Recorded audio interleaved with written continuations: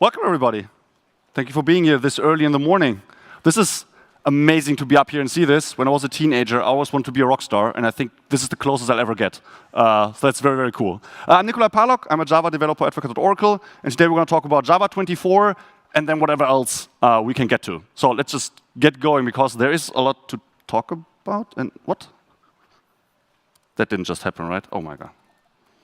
Imagine working with pros for once. I don't even... What? It'd be a great time to be reminded by macOS that I have to update the... We'll get there sooner or later. There we go. OK, whew, good. Thank you for sticking with me. OK, so we're going to focus on Java 22 to 24, but 24 already has a decent chunk, and then there are a few other things I need to tell you, and then we can see how far we can get. This is really just a showcase. If you want to use these features in production, you can either just go ahead and do that, or you could also look at the Java YouTube channel, at the documentation or anything. I cannot really give you a tutorial on all of these, because that would take even longer. The slides are already online if you want to follow along, and you can ask questions at any time. I know we're in Sweden, so that's not super common, but you can. And I will later ask you to yell loudly, so mentally prepare yourself for that. I'm going to go over these 4 things, definitely. AOT, class loading and linking, less virtual thread pinning, stream gatherers, and the class file API, since these are all features that became final in 24. Then we have a few more that became final in 23, and then 22 as well. And we can dig around and see in those what we'll find there. And then we have some preview features that we could talk about. 3, there are more actually, but these are the 3 that I prepared. And then the one at the bottom, which is no longer a preview feature, but sometimes people are curious why and what happened. So we could talk about that as well. But for now, I just want to get started. Let's talk about AOT class loading and linking. There we go. OK, so Java has great peak performance, but some of the downsides of Java performance characteristics are that it has a slow startup and a slow warm-up time. So what are the difference between those two? Startup is the time from the Java launcher launches all the way to the first statement in your main gets executed. So it's the first time it does anything useful. And then from there to peak performance, that's warm-up. And those things can take hundreds of milliseconds, maybe seconds, in rare cases even longer. So it can take a while to get all the way to this pretty good peak performance. And Project Leiden came up to change that. And so what it wants to do is to try to find this early work that the runtime has to do and try to put it somewhere else. So class loading, call side linkage, constant pool resolution interpretation. There's an N missing at the bottom. Can we do all of this ahead of time? So really the goal is basically just AOT all the things. Do everything ahead of time, so that in that perfect universe, the first thing that happens is your first statement at peak performance. Of course, that's far way off, but that's the goal. That's the thing where this is heading. The issue with this is that Java is very dynamic. That means while we think of Java as a static language because it's statically typed, a lot of things are happening at runtime. So what classes are loaded, classes can be redefined, how they are linked, access control, so which code can see which other code with modules in between, right? You can have command line arguments that say, well, this is internal, but I allow an exception for this time. All of that only happens at launch time. It's only visible at runtime. So this cannot really be done ahead of time. You'd think, how would you AOT all of these things? And ideally, we have a crystal ball, right? Ideally, we have something that tells us, for this code, this is what will happen during startup and warm-up. And so we're going to do all of that now at build time, so before we deploy the application. We don't have a crystal ball, unfortunately. What we do have is training runs. We have a way to observe something in practice and then draw conclusions from that. So this is where the AOT cache comes in. Project Leiden, which is one of the, I would say, the 6 biggest JDK projects that are currently going on, introduces this. And so the idea here is to observe the JVM while it's doing something, and then capture all of those decisions in an AOT cache. And if you have used CDS archives explicitly, you might know that name, and it's a continuation, an expansion of that. If you're on Java 17 or newer, you definitely have the CDS archive, at least implicitly, because it's already helping you boot faster. And then the idea is that we use that as the initial state for the future run. But, and this is crucial and really cool, that the JVM will still see whether this cache is valid, and if it doesn't, it will invalidate things, it can still de-optimize. So you then pay in the sense that you don't get the performance boost, and you might even get some longer time to warm up because of some de-optimizations. But you will always get correct behavior. right? So you will not be in a situation where the ART cache did something that now doesn't apply anymore, and then it radically misbehaves at runtime. Java doesn't do that. So the worst case is you don't get the extra performance boost. And this is what this looks like in practice. So this is at the moment the process. This process will probably be streamlined in the future. It's still very early days in this. So the idea is that you launch your application. So down here is the class path or the module path maybe. You launch your application here, and you set the ART mode to record and give it a configuration to create.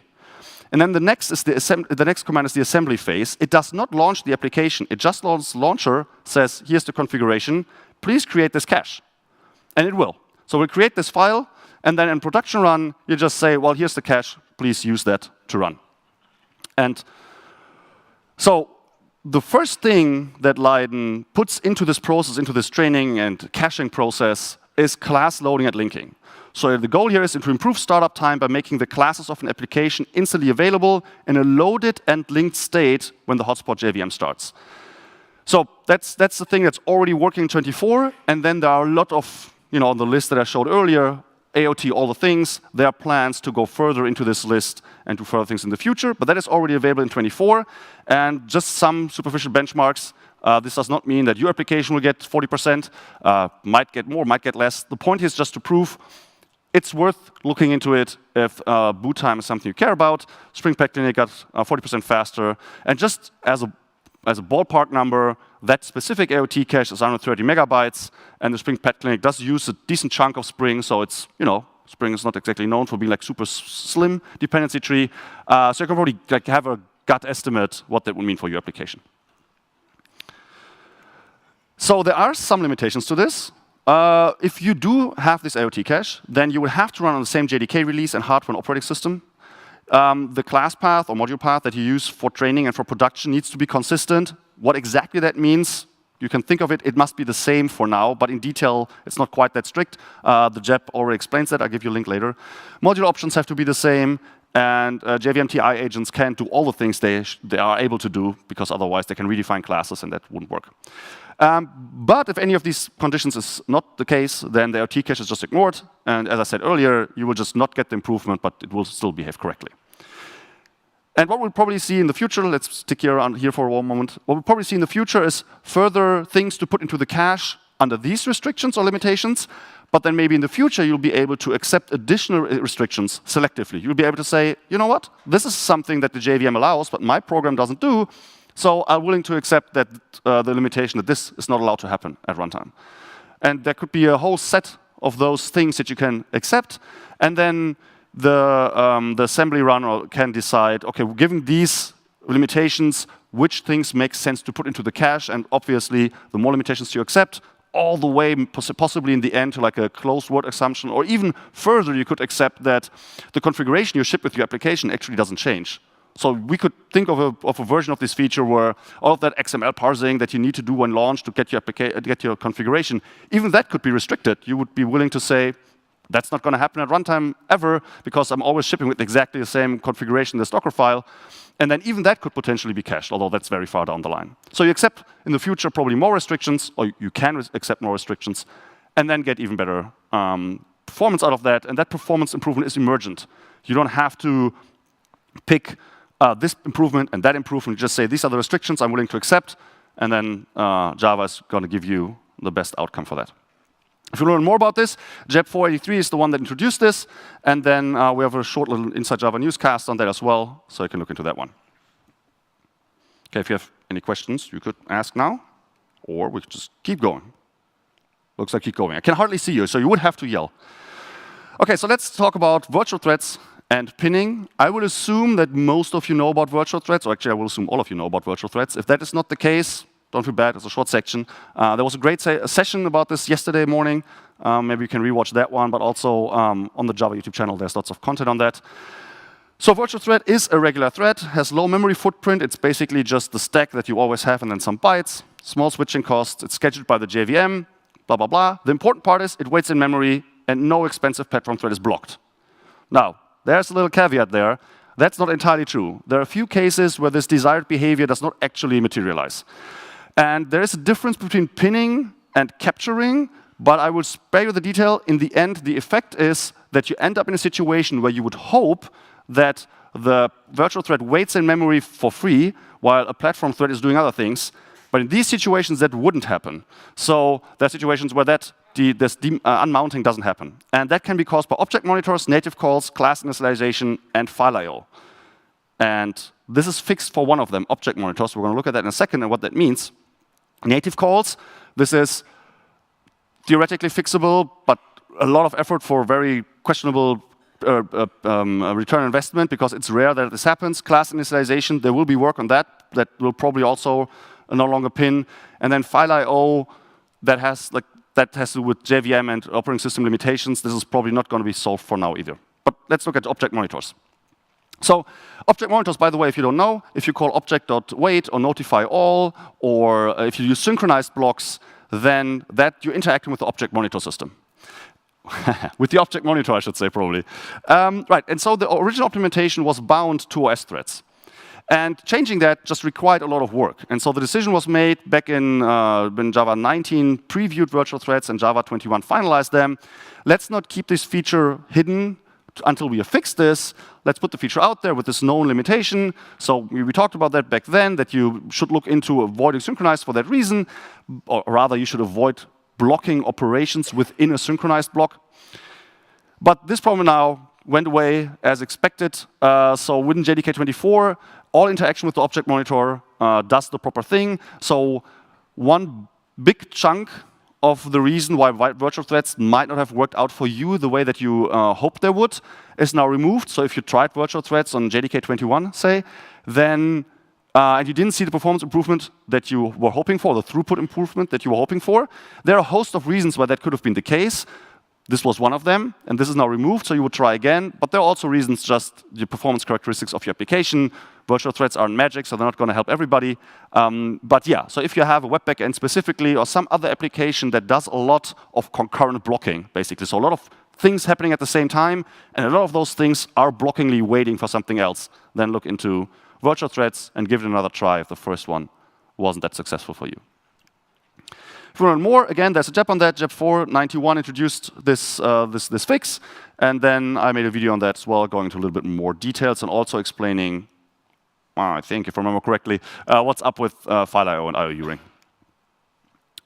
Okay, let's talk about something that you can actually actively interact with while writing code, because that's, for me at least, the most fun features. I have a clear hierarchy, language features most exciting, API changes, and everything in the runtime is pretty cool that Java does all that, but I'm more like a language and API kind of geek. So I'm really happy about stream gatherers. Let's talk about streams in general. Streams are pretty cool, but they're not like, they don't have like every possible intermediate operation under the sun, right? Remember, a stream starts with the source, then has a bunch of intermediate operations, map, filter, flat map, whatever, and then there's one final operation. And in this intermediate block, it has a lot, but it doesn't have literally everything. Sliding windows, fixed groups, you could do a take while that includes the one element that failed the predicate. That's actually pretty handy to have that one. Scanning, you can have increasing subsequences. There's so many things that you could think of that it would be ridiculous to put all of that into the stream API, because probably most people would then end up using just like 10%. Honestly, already I think most stream intermediate operations are barely used, because map and filter get you very, very far in real life.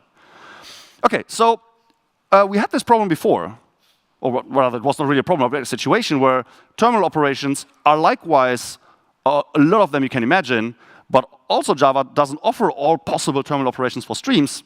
What it instead offers is a mechanism for us to plug into that. So we have this concept of a generalization of terminal operators, which is called a collector. Then we have a few implementations of those, like collectors to set, collectors to list, which you're probably not using anymore if you're in JDK 16 or Neo. You're just writing to list at the end of the stream. Not exactly the same behavior, but actually the better one because of immutability. Anyway, so collectors to list, not used that much anymore, but you probably know collectors to map as well. There are a few of those there. So you have this concept of a collector, you have some implementations, and then you can pick one of those implementations or create your own and put it into stream.collect. And now we're doing the same for intermediate operations. So the gatherers API consists of a new concept called gatherers, which basically are kind of like a collector in the sense that they take every element from the stream, but these ones push further elements out to the next operation because it's an intermediate operation. Then there are a few implementations that exist. For example, gatherers.scan is one of them. And then you have an extension point, stream.gather, where you can plug them in, and it will then look like this. So I have a stream of ABC and some AC, FBS, and then I call gather, and then this is a static import of the gatherers.scan method. So I can give scan. Doesn't really matter what scan exactly does. It's an operation that the original API didn't have. And then I say, OK, so this is an intermediate operation, so I then keep going, or in this case, I just put a terminal operation there. So let's look at how these gatherers work and how you can implement your own. So gatherers have 4 building blocks, but only one of them is required. And the one that's required, it's called the integrator. The integrator takes as input a state, so you can keep state from one operation to the next. It takes in the current element of the stream that's being processed, and it takes in a downstream. And you can think of downstream as the rest of the stream pipeline, the next operation below, like the next intermediate operation, or maybe it's a final operation. So what you want to do is you want to take an element, you want to look that up and see whether something with a state, maybe there's some interaction with a state, you could update the state, or maybe you don't even have state. That's actually quite common as well. And then you can decide to push this element or anything really down into the downstream. You don't have to emit anything. You can emit something entirely different. That's up to the operation you're implementing. So let's create a no-op gatherer. So there's a lot of generics. Just trust me that they work out and ignore everything in the angle brackets. It makes it easier to read. The really important part is this one here, where I say my integrator takes a state that I'm not using. So I'm using the underscore to say it's an unnamed variable. I don't need that. The element and the downstream, and then I just push the element downstream. That's all I'm doing here. I'm taking an element, pushing it downstream. So this is a no-op. Nothing really happens here. And then I return a gatherer of this integrator. That's basically like the hello world of gatherers. Super boring, though. So let's do something slightly more interesting. Now we're going to re-implement map. And if you do want to use the gatherers API to create your own gatherers, which is a lot of fun, I can highly recommend to just go through the list of intermediate operations and re-implement them as an exercise. Re-implement map, re-implement filter. It's a fun way to get used to the new API, and it's really easy to validate that this actually works. So what I'm doing here is I'm again taking the state that I'm not using, the element and the downstream, but then of course I have to apply the function, right? It's a map, so the function has an input. So this lambda captures that function, applies it to the element, I get out a new element, and then I push it downstream. Pretty straightforward. And if it would be a filter, then there would be an if that predicate tests is true, then push downstream. And you need to return something here, by the way, also previously as well, because the downstream might say, I'm already done. I want to have only the first element, for example. So the downstream can signal, I'm done, I don't want to continue, and then you should should return that information upstream, basically, so the stream pipeline stops early. But that's the implementation detail. You'll see that when you go through the documentation. OK, what are the other 3 building blocks? Now, let's say we want to do something with state. Now we need a way to get empty or initial state. That's one thing. And then the integrator, I said, interacts with that state, but we already talked about that a little bit. We'll see that in practice now. Then we have a finisher, which is maybe the most important part about gatherers, because you could hack your way through some of these things in the past, and you could do some of the operations that I presented. But the problem was that when the stream ends, you didn't get a signal that the stream is now over, because for some operations, you need to do something after the last element, and you couldn't get that signal. So that's why many operations weren't possible. So the finish is important. It tells you, we're done now. Here's the last state you have. Here's the downstream. Do you want to do anything else? Is there anything else you need to do? And then you can, and we'll see that in practice as well. And then we have the combiner, which you would need for parallel streams. So if you use parallel streams and your gatherer should be used in parallel, then streams they're split up, but then eventually they're combined. The results are combined. That's what you need the combiner for. We're not going to look into that one, so we're just going to have an initializer and a finisher. Because what we're going to do is something that's inherently sequential. And I personally discovered that most gatherers I'm writing are sequential. Like this one, I want to have groups of 2. I want to take my stream of 5 elements, and I want to have the first 2, the next 2, and then the last one, really, right? So this is something where it fell apart. If you didn't have a finisher before gatherers, if you hacked your way through all of this and tried to implement this yourself, you couldn't get the last element out. So now you can. So we're going to look at how this works. We're going to need an initializer that creates an empty list, so you can start collecting groups. And then we need the integrator to add something to that list, and then when the list is full, we emit that list, and then in the end a finisher that says, OK, we're done now, And let's emit the last group. So let's go through each of these 3 things we're building. Initializer, super easy. It's a supplier, and we want to collect elements in a list. So ArrayList new creates us is that function. All right, and it's a function. You don't create a new state, actually. You give a recipe of how to create the new state, because again, this could be used in parallel, theoretically, and then you need to create like a bunch of states for each thread first, and then later join them. Okay, so super easy, create a new array. This is how to create a new state. And now we're doing the integrator. So again, we're taking an element and the downstream, but this time we're also taking the list, right? This is the state that we kept ignoring before. And then you add the element to the list, you check whether it's the right size, and if it's too small, we just keep going, and if it's full now, we create a copy, we push the group downstream, and in between, we change our mutable state. So you can see that the state is mutable here. We add it to the list and then eventually clear it. And once it's full, we create an immutable copy and push that downstream. This is very important. Do not push the state downstream. If the state is mutable and you push it downstream, the downstream might change the mutable state, and this will go horribly wrong, right? So if you have something that is mutable, like a list here, you need to create an immutable copy of it. Well, you could create a mutable copy of it so it doesn't have this interaction, but better yet, create an immutable copy, push that downstream. Okay, and then the finisher is the thing that runs at the end, and it will just take the last list and just create a copy and push. This is actually kind of buggy, I realize right now. I didn't update the slides after I found that bug. Does anybody see the bug here? Yes, perfect. So here I'm saying, oh, I reached the right number of elements. Let's create a copy and push it downstream. Let's clear the list. And here I'm saying, push the list downstream. It might be empty, right? If I have 4 elements and I make groups of 2, I end up with an empty list downstream, which is not what I wanted. So there should be a check here that says, do I need to emit this? If it's empty, I don't. So yeah, but the overall structure holds. So this is how you create the finisher. And then, you would do this in a method like this. You would have a static helper method somewhere probably in your gatherers, util, or whatever you want to put it. There's already an open source project I saw the other day, which published a bunch of gatherers. I'm going to look at that, and I'm probably going to contribute mine if I get around to that. And this is what it would usually look like. So you put that static method somewhere, you give it a nice name. Think of it as something that, like terminal operations, you would probably, or like the collectors, I should say, you would probably make a static import of, right? So give the method name really something that speaks on its own, in this case groups, which gets a size, and then, you can see this, I create the initializer, the integrator, the finisher, and then I do a gatherer of sequential, put all of that in, and then this intermediate operation that I'm creating here will signal to the stream pipeline, I'm not parallelizable. So if the user says parallel, screw that. I know better.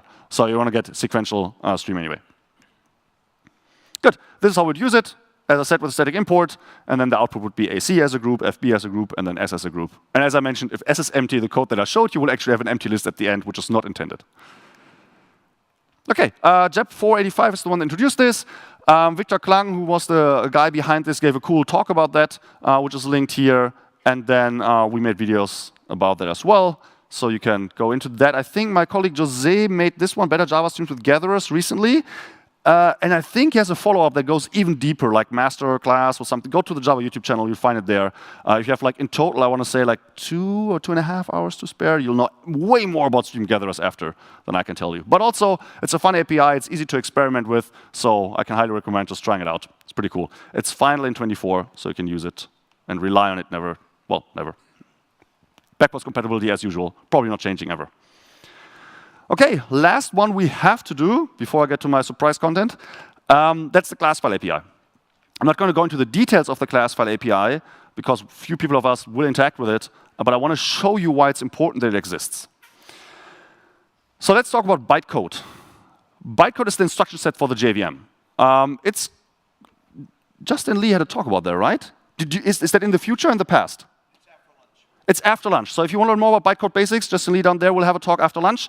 And then you will learn way more than I can show you on this slide. But basically, it is the instruction set for the JVM. Create objects, create an array, invoke a method. All of that is, in bytecode, enshrined in bytecode. And the basic lifecycle would be this. Java-C reads the source files, creates bytecode, dumps them into a class file, and then the class loads it, parses it, verifies it, right, so that I can manually write bytecode or class files And then I could maybe trick the JVM in doing something that it shouldn't, but I can't because the class loader makes sure of that. And then in the end, the JVM will execute it. Those are the basics. But Java's reality, once again, it's a very dynamic runtime system. It's much more complicated than that. Frameworks will generate bytecode at compile time, at build time. The just-in-time compiler or ground native image may turn it into machine code. The AOT cache we just saw might prefetch it and dump it. JDEPs, spotbugs, those are tools that work on bytecode. Agents, libraries can manipulate that. There's probably more that I didn't put on this list. So the simple life of bytecode is much more complicated in practice. And while few of us do this directly, we still often do this. So I made a little bit of a graphic here. So to introduce you to this is supposed to be the bytecode, basically. This is the class file. The class loader interacts with the class files, and then Java C, JDEPs, they all work on class files too. And this is a runtime representation of the bytecode, which is where agents and libraries can come in and interact with that. So there's a lot more going on than this simple example. And the way that these tools do that is usually not on their own. Most of them don't manipulate bytecode themselves. They use one of a few tools. And one of the biggest players is ASM or ASM in this game. Either it's used directly, or even tools like ByteBuddy or CGLib will work with ASM under the hood. So ASM is, as I said, like a big player in this game. And Remy, who's maintaining that, is doing an awesome job at keeping it up to date. But that still has some downsides, and I want to talk about that next. And that has to do with the bytecode level and migration in general. So this is all a topic that relates to migration. Let's talk about why. So the Java language evolves, the JVM evolves, and so it's entirely possible, and happens occasionally, that a new Java version introduces new features, and then an old JVM can, of course, not run that. You all know that, right? You've all tried maybe accidentally to compile with JDK 21 and then accidentally try to run on Java 17. This will not work. You will get a complaint about something bytecode level. That's what this is about. The compiler will embed its own version as a number in each class file. So for Java 21, that number is 65. And then the JVM, but also all of these tools, as I'm leading the pack here, will look for that bytecode number and will say, oh, well, that's a bytecode number I didn't know, actually. So all kinds of things might be happening in this bytecode that I don't know how to deal with, and so I won't work with this. Which makes sense, right? You don't want your tool to be just guess and hope that it will work. But the problem then is that this can block updates. So let's say you have a dependency tree and everything works with 21 and it's fine, and now you want to switch to 25. You compile with 25, you end up with bytecode level 69, and now ASM and all these other tools will say, I can't work with that. And that leads to like a chain upgrade.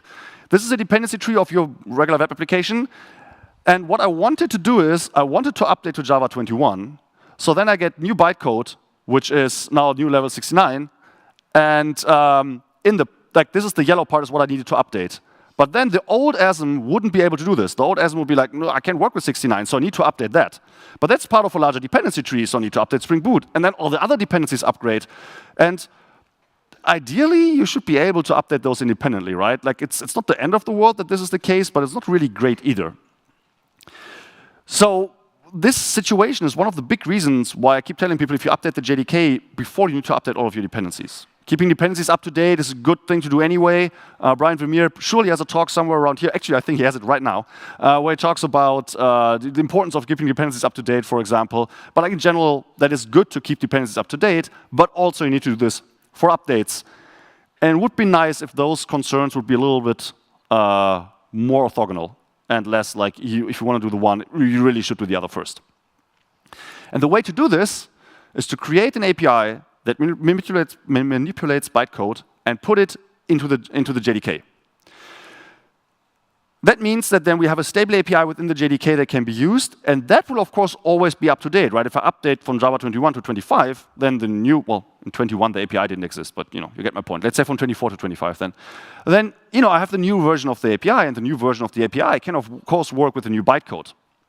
Now, depending on what the tool does, this might still cause problems, because it might still become a situation where it says, okay, I'm getting if you visit the bytecode, I might still encounter instructions that I don't know, or constant pull entries or whatever. But those cases are not that common. Like this, I don't know this bytecode level, I'm not going to do anything, is definitely the safest way, but it isn't the only way. The way that the Classfile API basically picks is, look, I'm going to give you everything that's in that file, and you pick what you care about. And if that part that you care about changed, then we're in a problem, probably going to see a runtime exception. Then you probably still have to fix it and make updates. But in many situations, that's not the case, right? Like a dependency analyzer doesn't need to read, all the entries of the full class file, for example. So for most use cases, it's actually okay that if the bytecode level updates, as long as the API can still deal with that, it will not see these changes because bytecode is not actually radically changed from one release to the next. And ideally, this would be the situation you're in. You update to Java 25, you get the new bytecode level, but the class file API is part of 25, so it can deal with that, and your application uses that, and then it's all good. So that's the long-term goal here. Java 24 introduced this and finalized this feature. It's now up to all the projects that do bytecode manipulation to look at that and hopefully find out that the API does what they need, and then slowly move over to that. I have a talk linked here from Brian Getz about the class file API for the JDK, and then I made a video, but that pretty much just says what I just said, so no need to watch it unless you forgot something.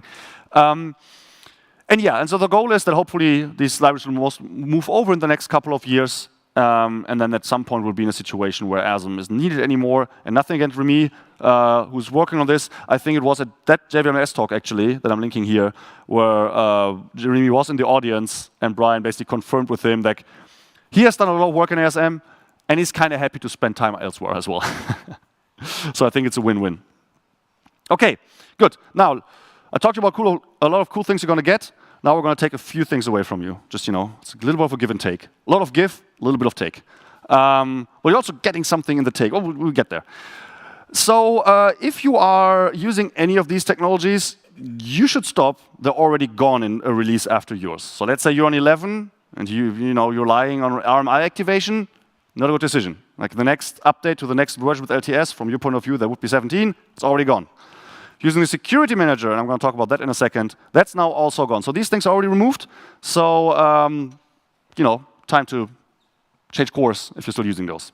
Let's talk about the security manager specifically. What is it? It's a system of checks and permissions. It's intended to safeguard security-relevant code sections.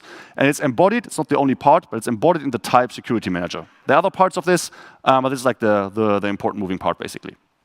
What you need to know is, right now, that it's barely used, but maintenance intensive. So the barely used, I just want to ask the audience, who of you has in their code base a call to security manager? Just let me, yes. OK, good. It might happen indirectly. It might happen on your behalf. But if you've never seen this, it's very unlikely that's the case. So that's good, right? So you're all not impacted. So I'm not taking anything from you. But what you're getting is less maintenance work being spent on this, which means OpenJDK can spend that time elsewhere and can work harder on other features. Maybe finally somebody pushes up Valhalla. Don't tell Brian I said this. So the security manager is already disallowed by default since JDK 18, and in 24 it's removed. So if you are going with each 6-month release, you will know this. You will have seen all the warnings that you will get if you still use the security manager in these past releases. And as you move to 24, nothing is going on anymore. If you're not going with every 6 months release, you might not have noticed this. You might not be aware of this. And as I said, this could technically happen on your behalf. So if you are, at this point, you shouldn't be on any release between 12 and 16. If you're on 17, then you have this option available to you, java.security.manager equals disallow. You should absolutely run your application with that. And then you should say, it works, good, I'm not impacted. And if it is impacted, then you should move away from it. So this is your way to prepare if you're not going to go to 24 anyway. OK, that was the one thing I want to tell you about in detail. They're going away. But then also we have a bunch of deprecations going on for removal. Deprecations in general just mean use is discouraged. There are many reasons why use of something could be discouraged. But deprecations for removal, it means it's discouraged because it's going to be gone soon. And most of these things, again, just like Security Manager, most of these things you're not relying on. There are a few things here like the allowed by default stuff, where JNI and dynamic agents, they're not going anywhere. They're all good technologies. You can keep using them. But you will have to add a command line flag to make sure that you accept the integrity, potential integrity hazards that come with that. If you go through those JEPs, they will tell you all the details about that. Finalization is going away. That is an old-style way to clean up resources after you, which again, you're probably not doing. You're probably using try with resources, but your dependencies might. There's flags that you can use to simulate a world without finalization. Finalization, I think, was estimated by the DGC team to cost like 1.5, 1% overhead for the GC because they need to keep track of all the objects that are going to be finalized at some point. So that's good that that goes away. Primitive wrapper constructors at the very bottom are probably going away. Not sure yet, due to Valhalla. So there's a lot of stuff going on here. You're probably not using, as I said, many or even any of those. But it's good to be aware. It's good to look through this and to check whether you're exposed and if you are to change that. OK, that was the part we had to get through. Now is the optional part. We have like 13 more minutes. I have slides on all of this. This is not everything I could technically talk about. There's even more in preview right now, like compact object headers, but I felt I have enough content for the remaining 13 minutes, so I didn't feel like adding even more. But now it's up to you. And we're going to do like a first come, first serve kind of thing. So whoever finds the courage to yell something so I can hear it gets to pick the topic. So what do you want to talk about? That was clear. String templates. OK, let's go. Let's go string templates. Right, so let's go a little bit towards string templates, and then I'm going to tell you where it's going right now. So the idea is that composing strings in Java is kind of cumbersome. If you do this, you have a property and a value string up there, and then you want to create this select query, and you have to put in like string concatenation, or you can use string formatting for that. That's all very cumbersome, and also it comes with free SQL injection tag, so that's not great. Wouldn't it be great to do something like this? This syntax is not entirely made up, because if you know about the string template proposal, you know that the / curly brace is something that we actually see. But basically what I'm saying here is I'm just embedding these property and value variables here. The code highlighter doesn't recognize this, but this is the reference to a variable. And then I just get a string that has these variables injected. Now it's so much easier to get your SQL injection tag. So that is decidedly not the path that Java wants to take, because this is making the wrong thing easier. So no, we're not going to go there. Instead, to fix this specific problem, the path was taken elsewhere. And it's not just SQL injection attacks. That's the most obvious thing to do wrong here. But in general, all of these formats, JSON, YAML, HTML, XML, whatever you want to generate, most strings we generate in an application are actually targeted at another system. So it's some kind of structured language. And all of these have rules: validation, sanitization. All this is format specific. And Java, the JDK, really doesn't need to know about all of them. It knows about XML. And that's all at the moment. So like, JDK doesn't need to know about all of these. But whoever does know about these should check them. So if you want to create a YAML string, then you should have a decent and eloquent way to say, this is a YAML string, please check it for being YAML-ish. So the way that this was proposed is this. This was the preview in Java 21 and 22, where you would have here, I'm using a text block. But that doesn't matter. The proposal did work for text blocks and for regular strings. I'm using the / curly brace to embed variables here. And then I put something that was called a template processor at the front here. This SQL dot is what's called a template processor. It takes the template, and then it processes it, and it spits out something. It could be a string, but it can also be a domain object, which I found really cool. So this would spit out a statement, a java.sql.statement that you can then run immediately. Because why first validate the string, which includes parsing, and then making it a dumb string again, and then later give it to an API, which then has to turn that dumb string by, again, parsing it into a proper statement. So instead, this can be done in one flow, which makes it, as I said, pretty eloquent and safe and straightforward to use. But it introduces a kind of special syntax that Java doesn't have so far, right? It does this SQL dot thing here, which is a shortcut for SQL, which is just, in this case, a static import of a variable. It's just an instance of template processor. And usually on something like that, on a function, for example, you call it .apply. I'm not sure, I think it was called .process. So instead of calling SQL .process, here's a template, which is longer, and then we're getting, the Python folks are going to make fun of us again. So this would be more elegant, right? Because, I mean, jokes aside, the goal here is to find a solution that is more elegant than regular concatenation, so you use it, and then when you use it, you pick the right template processor, and then you get the safer and more expressive outcome, right?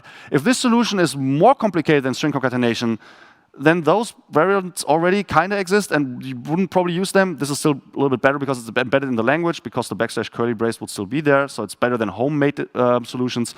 But still, right, you could see why it would be nice if this is very compact. And so this special syntax was introduced for that. Also, for performance reasons, because then, well, I'm not going to explain why, because it actually turned out not to be the case. So this just special syntax was a bit too much, right? So it didn't carry its own weight, so a decision was made, you know what, let's pull that back. So they were removed from JDK 23, and now the feature is going to be redesigned, and I don't know when that will happen, which makes me kind of sad because I really like them. But it's important to understand that if you ever heard like, oh, the backslash curly brace is so terrible, good thing they retracted that proposal, that part is likely going to stay. That's not the reason why it was retracted.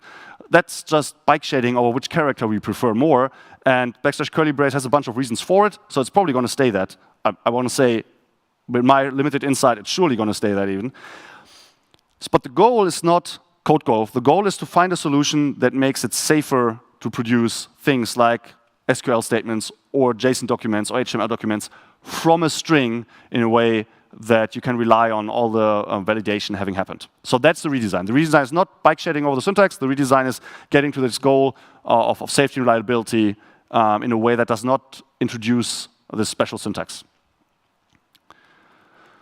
There's a mailing list discussion about this. So if you do feel like you want to, form or deepen your own opinion, or if you even think like JDK does these things, OpenJDK does these things off the cuff, I invite you to read that mailing list discussion.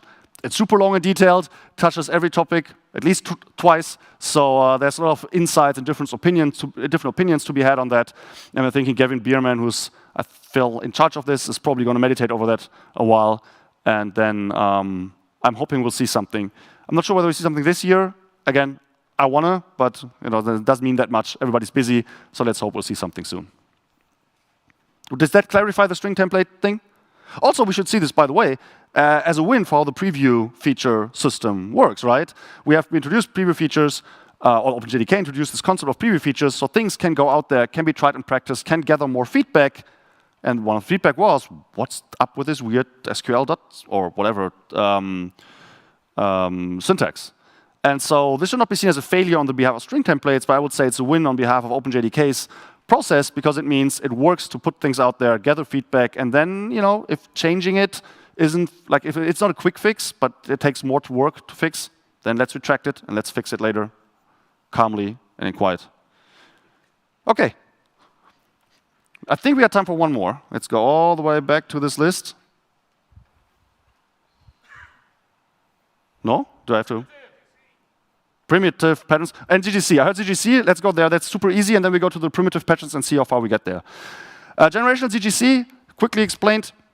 What is GGC? That's a garbage collector that optimizes for ultra-low pause times. Ideally, you have a collector that has no overhead, no pause times, and you can have that. That's 0GC, but that just crashes when you run out of memory. So that's going to do not good for your, what's it called? The one that doesn't do anything, it crashes? Epsilon, right, yes, the name is Epsilon. That's the garbage collector that doesn't do anything on purpose. It's for benchmarking reasons. So yes, so you can have no overhead, and you can have no pause times, but you also want to have throughput. So Epsilon is really terrible for your throughput since it crashes when you run out of memory. And ZGC says, okay, what we want to optimize for is pause times, because we cannot actually have a garbage collector that has like 0 in all of these categories. You need to make some kind of trade-off. ZGC says pause times is the thing that we're focusing on, and that means it can have a higher memory footprint or higher CPU usage than other garbage collectors. So for example, parallel GC is better than those last two, but it can inflict like seconds-long pause times on you, and if you have users on, on the front end waiting, that's not great. So GGC is something, if you care about the 99th percentile of your web app, you should totally look into this. In JDK 21, GGC became generational, which means it's leaning on the generational hypothesis that most objects die young and those who don't grow very old. So it makes sense to keep all the young things around, like in the kindergarten, and then kill it off, like not in the kindergarten, and then I have all the old ones in a retirement home where you kill it forever. And you do this by tracking young and old generations, or if you have a regional garbage collector which has regions, you say this region is an old one, this is a new one. You can go more into details on this. DGC didn't do this, but it can do it now, and this is some out-of-context numbers that I stole from a Netflix blog post. I highly recommend to follow up on that link if you care about this. I just want to give you an impression that this works, right? This is not a guarantee that you will see the same, but just an impression that it works. The gray block here is history, and the blue is current numbers, and then here they went to generation ZGC. So you can see here a 5% improvement, roughly 5% improvement in, I think, live set size. So memory reduction, right? So that's good. And then here, the recorded pause times. That's pretty impressive. The graph doesn't end here. The numbers just go so short to 0 that it doesn't show up in the graph anymore. So they are super happy with that. As I said, read that blog post. That means for you, if you care about these kinds of performance characteristics, you should definitely give it a try. The generational mode was introduced in, I forgot when, I think I want to say 21 right now. It became the default on 23, and on 24 and plus, it's the only mode that still exists. So on 24 and plus, you would say -XX colon plus use GGC, and then you would get generational mode. If you are on 21 and you want to experiment with it, you can look up the JEP and it will tell you how to activate it on that. Just to be sure, G1 is still the default garbage collector. So ZGC optimizes for ultra-low pause times. Parallel GC pretty much optimizes for throughput. And G1 is a little bit of both. It sits in the middle. That's why it's a good default. Depends if you have super limited hardware, you actually get a different garbage collector, but in most machines you will get this one. So G1 is a good default, and it will stay the default. ZGC is the one that just got its generational mode as a default now. And more content. The first step is the one that introduced generational ZGC, so you can take a look at that and how to activate it. JEP 474 is the one that made it the default in 24. Then more articles and blog posts, and videos about that. And then we're going to go to primitive patterns until they drag me off stage. Where is that though? Let me see. Oh, it's a preview feature, right? There we go. Okay, primitive patterns. That was the one that was requested, right? I heard that right? Yes. Okay, good. Let's talk about primitive patterns. Okay, so in instance of checks and in a switch, pattern matching can match against reference types. Right, so you can switch over something like a user now or something like that, right? Like a complex object, not just strings and numbers. So you can match against a reference type. You can deconstruct records. You can nest these patterns in one another. And with the underscore, you can ignore certain parts of a pattern. And in a switch, you on top of that get the selection with guarded patterns, which is the when this and that property holds. So this is what patterns offer so far.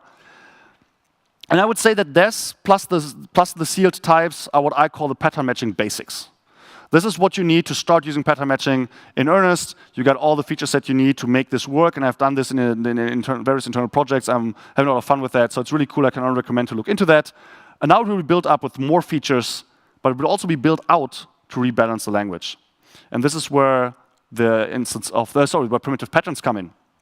So X instance of Y used to mean is X of the type Y.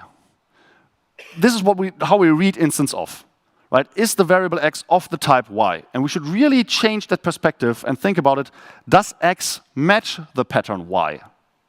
So does X match the pattern being of type string or being a record that can be deconstructed thusly? That's how we should think about it. And for the old semantics, asking is a long an instance of integer is stupid, because of course not, it's a long, right? So since there is no polymorphism involved, this question didn't make sense, so the compiler even forbade that statement, because it was a categorical no. But now the new semantics are, can this long match an int? And then the answer is, yeah, if it's in the right range, it probably can. So that's basically what's being introduced here. So let's use an example. I have a number 0 here.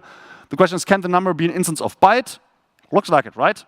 It's not an instance of byte because it's an int, but can it be a value of byte? Can its value be a byte? Yes, because it's 0, 0 fits into bytes. So this is what this will look like. I create an int, and then I say if an instance of byte, then claim it's a byte, and otherwise say, well, apparently it's not a byte. And there are more checks. I'm not going to talk you through this because I will be booed off stage. What's special about this number? The special about this number is it's the smallest positive int that float cannot represent. So this gets funkier because does it fit into a byte as a regular range check? But does it fit into a float precisely? It's no range check anymore. That's more complicated. You have to do like double casts and figure things out. Or you just do this. You just ask, is that number instance of float? If yes, you can use it. Otherwise, you can't. You can do stuff like this now. If you always use tri-state booleans because they're more fun than just regular, binary booleans, you can switch over a bool. And if it's null, you do something. If it's true, if it's false, you do something else.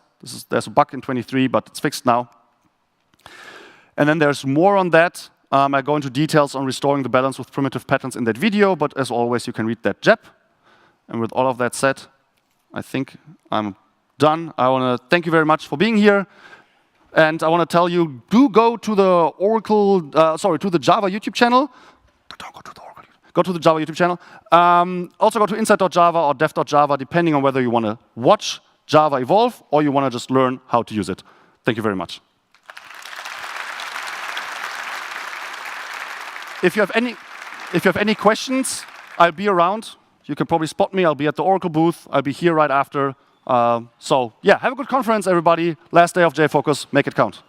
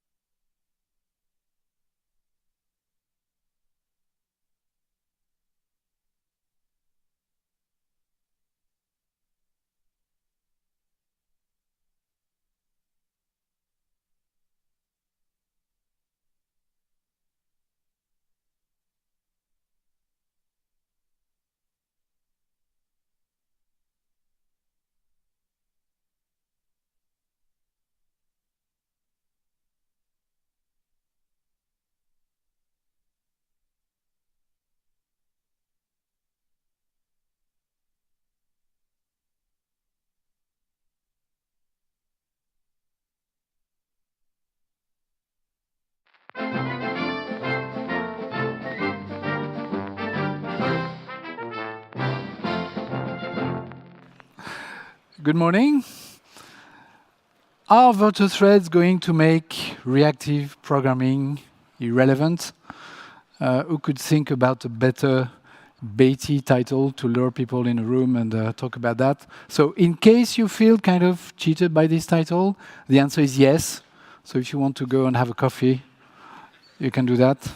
And if you want to understand why, well, this is what I'm trying to explain you over the next 50 minutes. So my name is Jose. I work at the Java Platform Group at Oracle as a Java developer advocate or something.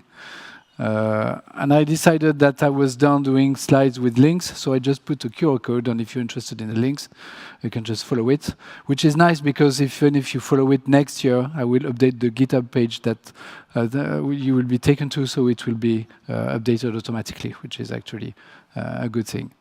We developed a website at the Java Platform Group called the dev.java website, which is this one. You can connect there if you have many elements of documentation on many aspects of the Java platform. There's a lot going on currently on the Java platform outside of the Loom project, which we are going to talk about now, that you can discover if you want to visit that. This is the written content we produce, but we also produce video content. We have a YouTube channel that is pretty active, where you can have lots of different formats of videos. Maybe some of you already know that. My friend Nikolai is doing the Inside Java newscast, which is about every 2 weeks. I'm doing the Jeb Cafe. Not enough. I would like to spend more time on it, but yeah, don't have. There are only 24 hours in a day, so you know. And I'm also doing shorts. My friend Billy is also doing the SIP of Java. And we're also doing a podcast called the Inside Java Podcast, if you're not in video. And if you don't like written content, if you don't like videos, and if you don't like audios, well, I think we are out of content for you, unfortunately. And probably out of ideas also. Right.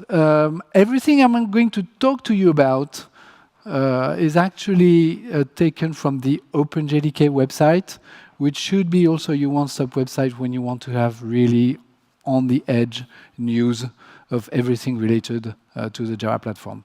The OpenJDK is actually an association of people working on the specification of Java. So you cannot download the OpenJDK. It would be like, I don't know, downloading the City Hall of Stockholm. Doesn't really make sense because it's a group of people. But you can definitely go there and check all the distribution there are. Distribution that you can find on the jdkjava.net page. And you can see that you already have early access version of the JDK 24, which is to be released in a few weeks, and also of the JDK 25, which is to be released since September. Maybe some of you are still on this old JDK 23 release? Yeah? Oh, nobody. Okay, so you're already on 24. That's great. And we're going to talk about the Loom project, which is the project that works on VirtualThread, that delivered VirtualThread a while ago. The first preview version delivered was in the JDK 19. That was already 3 years ago. Well, 3 years in May, so not exactly 3 years, but almost. That was a huge engineering effort. As you can see, that's the pull request, all right, for the Loom project, the first pull request on the main JDK branch. There's something like 100,000 lines changed, many files. Everybody knows about code reviews. Yeah, so there was a code review on this pull request. It took several days, as you can imagine. It was integrated as a final feature in the JDK 21. That was not 2 years ago, but I'd say 18 months ago. And so VirtualThread are now a final feature of the JDK, which is great. By the way, this is the JEP 444. JEPs are documents that are meant to be read by normal humans. That is, they are not the aliens, or the aliens are not there anymore. Not by people who have to implement the feature. These are not specification documents. They are really educational documents. They explain you the why, the how, they give you patterns of code, etc. So if you have never read any JEPs, you can definitely connect to the OpenJDK on the JEP page, where you have all the JEPs since the beginning. By the way, the first JEP was JEP 1, and the second JEP was JEP 0. probably because we were frustrated because there was no JF0. Okay, so now you have this virtual thread, you can definitely read it.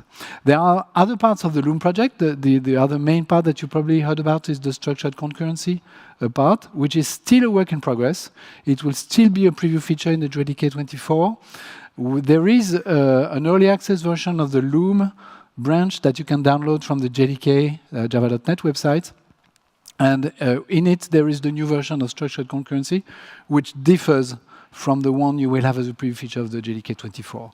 Right? Doesn't differ by much, but it's still different, meaning that in 25, structured concurrency will still probably, it's not done yet, but still probably a preview feature. And the same goes for scope values. Scope values are meant to be a replacement of thread local variables. And it's still a preview feature in 24, and will probably be still a preview feature in 25.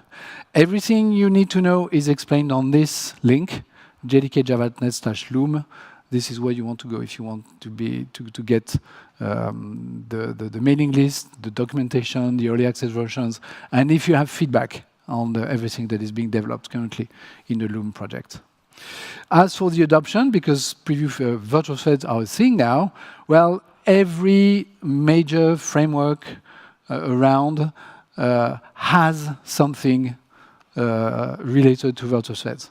Whether it's new patterns, whether it's a new framework, whether it's new anything, annotation stuff, literally all the major framework around are doing something with virtual threads.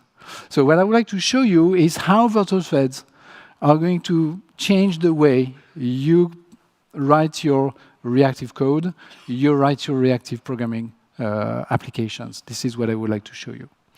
What does it mean to be irrelevant? Because this is the word I used. I didn't use the word useless, because it's not the same meaning, actually. Irrelevant means that you can still use reactive programming, of course, if you want, but you don't have to. And if you decide to embrace virtual threads, you will be able to do the same thing in a simpler way and with different things that are going to be in it for you. And this is what I would like to show you. Virtual threads and reactive programming are about to solve the same problem. Okay? They solve the same problem. Is there a tool better than the other? This will be to you to decide. Do you want to embrace virtual threads or stay with reactive programming? This is your decision. I'm not in your shoes, and I don't know your application, so it's really a decision you need to make. But you need to make an informed decision, and this is what I would like to give you today. Reactive programming has been there for more than 10 years now, 10 plus years. You know exactly how it's working. You know exactly how people are working with it, how you can debug it, how hard it could be to write reactive code or to maintain reactive code. You already know that, so that's great. Virtual thread and structured concurrency, on the other hand, is not exactly there yet. We have virtual thread, but we don't have structured concurrency yet. So we are on the edge of having it. We've never been so close, of course, but we are not there yet. Okay, so we are mostly relying on promises. Concurrency is hard. It's supposed to help you get the best performance out of the multi-core CPU you have. We are not going to talk about every aspect of concurrency. We're going to talk about one aspect of concurrency, which is achieving the best throughput for your application. So we are not going to talk about in-memory computations like virtual threads or this kind of, like parallel streams or this kind of thing. We're going to talk about really about throughput. And as of now, the paradigm we use in programming to achieve the best throughput possible is to use this callback-based reactive programming approach. It comes with its drawback, but as I just said, we know exactly how it works, which is probably for the best. And we could ask, the first question we could ask ourselves is, why do we need that? Why do we need reactive programming? Why did people came with this solution? Why did they build that, and why were using it? If it was not a good solution, nobody would be using it. And many people are using it, if not everybody is using it. So there must be good ideas for that, behind that anyway. So the first thing I would like to come with is a very simple example where you are trying to build a page. And to build this page, you need images and links. It's funny because there's only one image and several links. Maybe it should be several images. Never mind. All right, so you are calling a service that is reading images from the internet and reading links from the internet, and you merge them together, and you bring a page. And you know that if you write this code like that, in that way, because in read image, read links, you have internet requests, it will take in the order of the tens, if not hundreds of milliseconds. So this code is going to take forever to be executed. So this is not the code you want to run on your application. Running this code 25 years ago, in the early 2000s, at the beginning of the internet, was OK. Why? Because the internet was so slow that waiting for 200 milliseconds was just the norm, right? And because you only had like 5 clients a day to deal with, there was no problem with that. But it's not the case anymore, so we need to be smart. So the first solution to that was in 2004, a little more than 20 years ago, when the executor service pattern was introduced. And it's saying, OK, we are going to run every request in its own thread. So at least these requests are going to be executed in parallel. OK, so instead of waiting for 100 plus 100, we are going to wait for 100 and then merge the result because we'll have both results almost at the same time, right? Apart from the fact that I'm using the var keyword and the method reference, that is lambda expressions, this is a 2004 pattern. The executor service pattern is Java util concurrent. That was 21 years ago. All right. The problem is that this code comes with bugs. And there are a number of bugs in this code. There are obvious bugs, and there are sneaky bugs. And I'd like to talk to all of them. First, you are blocking threads. And blocking threads is bad. Why is it bad? Because I heard so. OK? Why is it bad? Maybe we'll talk a little more about that in a minute. OK? So how many threads am I blocking here? Well, actually, I'm blocking 3 threads if I have more than one thread in my executor service. Because the first line is blocking a thread from the executor service, and the second line is also blocking a thread from the executor service. But the main thread that is actually calling this is also blocking because I'm calling get, and this get call is blocked by the previous thread. So I'm literally blocking 3 threads. So if it's bad to block a thread, it's probably even worse to block 3 threads. Right? So I would say that that's the first bug. Blocking a platform thread is wrong because there's something that you can't do with platform threads. That is, once you've submitted a task to a platform thread, whether it is a runnable or a callable, there is no way you can detach this task from this platform thread. So if this task is just sitting there doing nothing, your platform thread is doing nothing until this task either produces a result or produces an exception. And you cannot stop a thread from the outside, and you cannot cancel a thread from the outside, even if you have the methods on the thread class. And if you don't know why, I invite you to read the Java doc. There is a very good explanation of that. OK, so you cannot stop a thread from the outside. And if your task is not stopping it from the inside, well, nothing is stopping this thread. All right. So that's one of the reasons why it's bad to block a platform thread. The second bug is a little more sneaky, is that it can lead to lose thread. All right? Because if you check carefully the first get that you're calling, and you suppose that this get crashes not because of timeout, but because of something else, then the second get is never called. So imagine a situation where read images throws an exception. This exception bubbles up to the thread and to the get method that you call on this future object. But then, because the same thread is executing the first get and the second get, this second thread is also going in the catch block. And so the second f2.get is never called. Now, if something is also going wrong in read links, like read links runs forever, never stops, then you end up in your executor service with a thread that is not doing anything, that is blocked forever, and you cannot use for anything else. And this is really bad because you spend hours fine-tuning your executor service, and you know that the best number of threads is 12, 13 is too much, 11 is not enough, 12 is the perfect number. And after 3 days, you realize that actually your application is running only on 11 threads. There's one thread that is kind of lost, and you can't know what it's doing. You don't have any tools for that. And after 3 more days, you go from 11 to 10, and then to 10, from 10 to 9.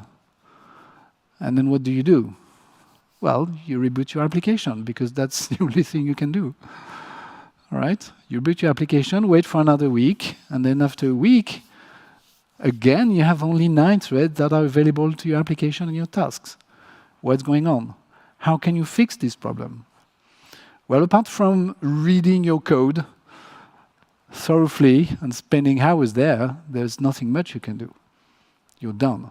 You have loose threads, and the bug is there. You're calling 2 gets in the same thread, and you shouldn't be doing that. That's annoying, and that needs to be fixed. And the third problem is that it's hard to debug. You know this problem you have in read images, this exception that is thrown sometimes, and that causes this problem? Well, if you examine the stack trace, and I'm going to show you these stack traces, if you examine the stack trace of this, it does not take you in your application where you would like to go. That is where the bug is actually happening. It takes you in a stack trace of this thread that is launched in this executor service, because this executor service is actually launched along with your application, when you start your application, it takes you in a process that is starting your application, not in the application where you actually submitted this read image lambda. Okay, so that doesn't help you. So that's 3 problems, and 3 problems that basically you need to fix. You want to fix these problems. All right? We've been living with this problem for years, like for 25 years, since Java was there, 30 years. But there is a time where you need to sit and say, OK, enough is enough. Now we need to fix that. So we have 3 problems to fix. Blocking a platform thread is bad. Excuse me. Having a non-relevant stack trace is bad, because it doesn't help you in debugging your application. And having loose threads is bad also, because it's a bug, and you want to get rid of this. So let us go back a little one step and ask ourselves, what is a platform thread? The thread class has been there since the beginning of Java, about 30 years ago. Okay, you have this Java long thread class, which is a wrapper on what is called a kernel thread or a platform thread, that's the same actually, that is given to you by your operating system. It's a operating system resource. Creating a platform thread takes about a millisecond and will allocate upfront in the order of the megabytes of memory. 2 megabytes is a good assumption, right? And if you know what context switching is in the order of 100 microseconds, so it's a lot. So these limitations, and especially the memory limitation, make it so that having more than several thousands of platform threads alive on your machine is actually a hard limit that is imposed on you by your operating system. You can certainly not have 100,000 platform threads on your machine. You can only have several thousands of them. And actually, if on Linux or on macOS, you just try to create new thread in loop, you will hit a limit very soon, before 5,000. Why is it wrong to block such a platform thread? We're going to talk about that also. The first paradigm 20 years ago, maybe there are still some J2EE architects in the room. Yeah, good. I can see some how to tell your age without telling your age. So back in the days, in these days, the paradigm was one thread should take care of one client on a web server, and everything was executed in the same thread. One network request, one thread. But if you live with this model, it means that you can only manage 4,000 concurrent requests on your machine, which was not a limitation 25 years ago, but which is a limitation, and a very strong limitation today. But on the other hand, you could say, all right, managing a network request, you see, creating the request, decoding the response and marshalling the JSON I get and everything, this takes in the order of the microsecond of CPU time. So if I just take a look at the CPU and not at the thread I can have, my CPU should be able, each core, of my CPU, should be able to handle on an average of 1 million requests per second. So on the one hand, I have a thread model that limits to 1,000 requests, and on the other hand, I have a CPU that can manage 1 million requests. So I have a factor 1,000 between both. All right? And 1,000 is a lot. That's a lot.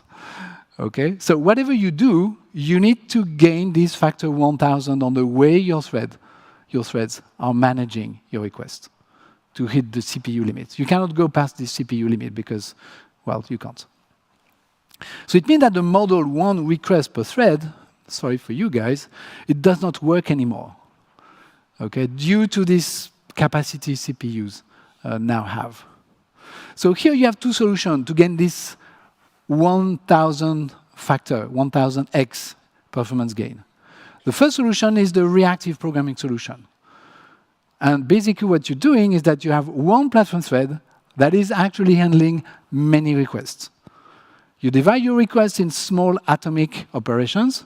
You wire them using your reactive framework. You encode them in lambda expressions or function calls, which is basically the same. You send everything to the reactive framework, and it takes care of the rest. And it works well, and it has been working for more than 10 years. And you can achieve amazing performance with that. If you take a look at the patterns of code you have, you go from this pattern, which is not great, which doesn't work, it has bugs, we saw them, but which is simple to understand, simple to write, and simple to maintain, to this pattern of code, which is the completable future way of writing it. So you may be using other reactive framework, but basically this is kind of the same, right? So you create, as I said, you just divide all your processes small lambdas. Each of these lambdas should not be blocking, and we're going to see why. All right, and you wire them together with a programming model which has nothing to do with the classical programming model you know. No for loops, no while loops, no try-catch, no nothing of the. You cannot use any of the language constructs that you have and that you know how to use. Okay. How is your platform thread being used when you're using such a code? Well, this is a platform thread. Nice green arrow. You didn't know it was a. Actually, it's that simple. No, I'm kidding. It's much more complex than that. But never mind. All right. So you send your first lambda to it, and this lambda will execute in a matter of microseconds. Then this lambda is doing a network request, and what you're saying is that once this request is done, I'm done executing this lambda, and you should call the next lambda in the chain when the data is there. How does your reactive framework know that? Well, it registers a handler on an operating system signal that will tell the framework, hey, the data is there, so now you can call the next lambda in the chain. All right? And this will be done probably in a matter of milliseconds after that. Okay? So between these two little boxes, you have about 1 millisecond, during which your thread is doing nothing, but it's not blocked executing a lambda. It's doing nothing, but it's available to do something else. So that's the biggest difference with the previous pattern with the executor service. Well, this thread was actually blocked by a task that was not responding. Okay?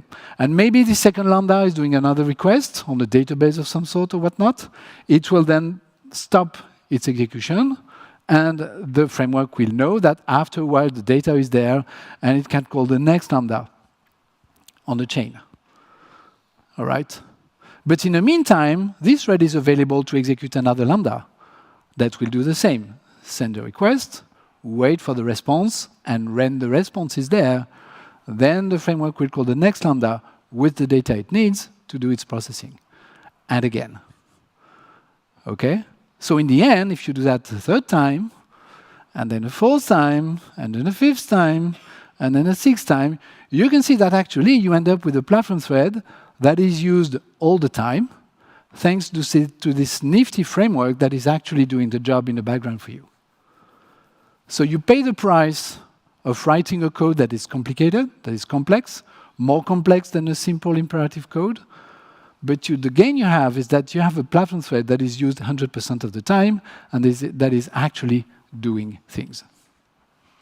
There is one thing that you should absolutely avoid, and I'm sure that you already know that, by the way, is that if one of these lambda expressions is actually blocking because the code you wrote in it is faulty, then it actually blocks all your process and has an impact. It has actually an impact on all your application.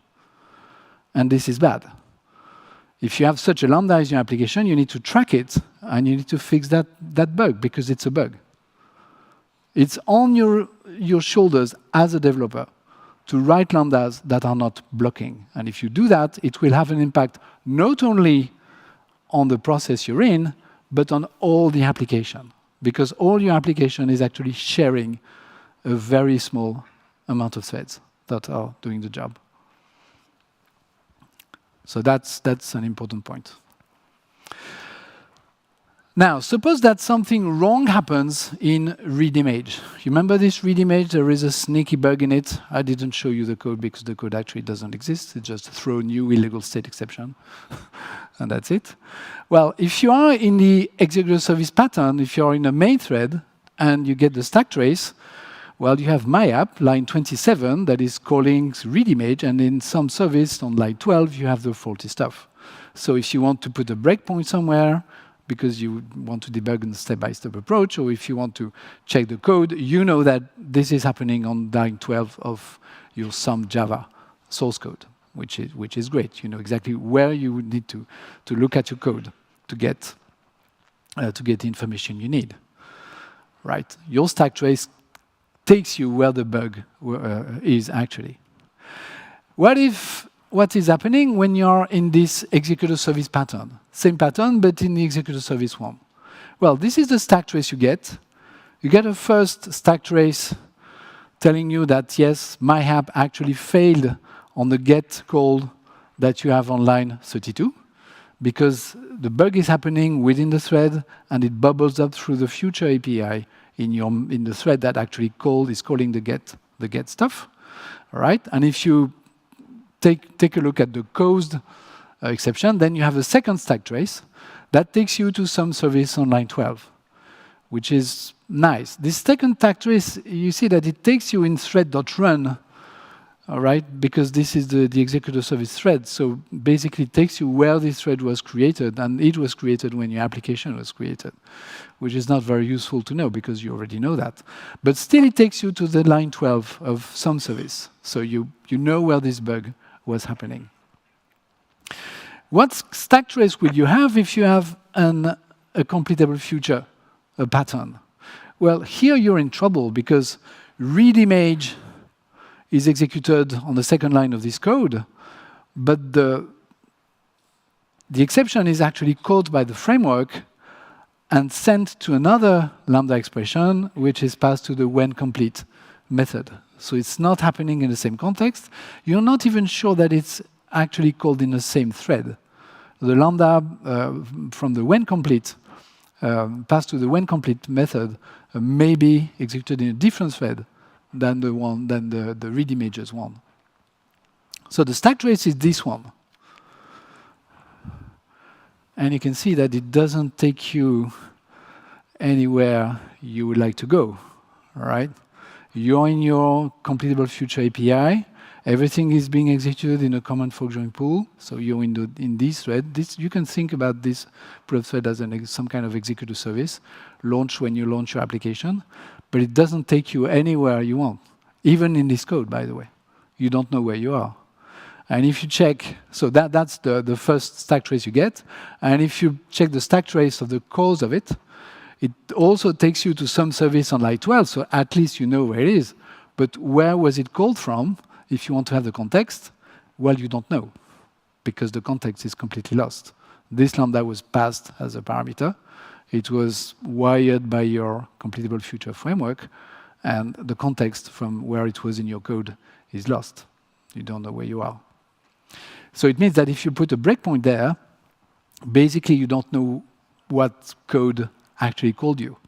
And that's a problem when you're trying to debug that in a real application, knowing that actually this process was called this Lambda, then this Lambda, then this Lambda. Following a single process is actually very hard because everything is happening in different threads. So on the overall, excuse me, Asynchronous programming is efficient.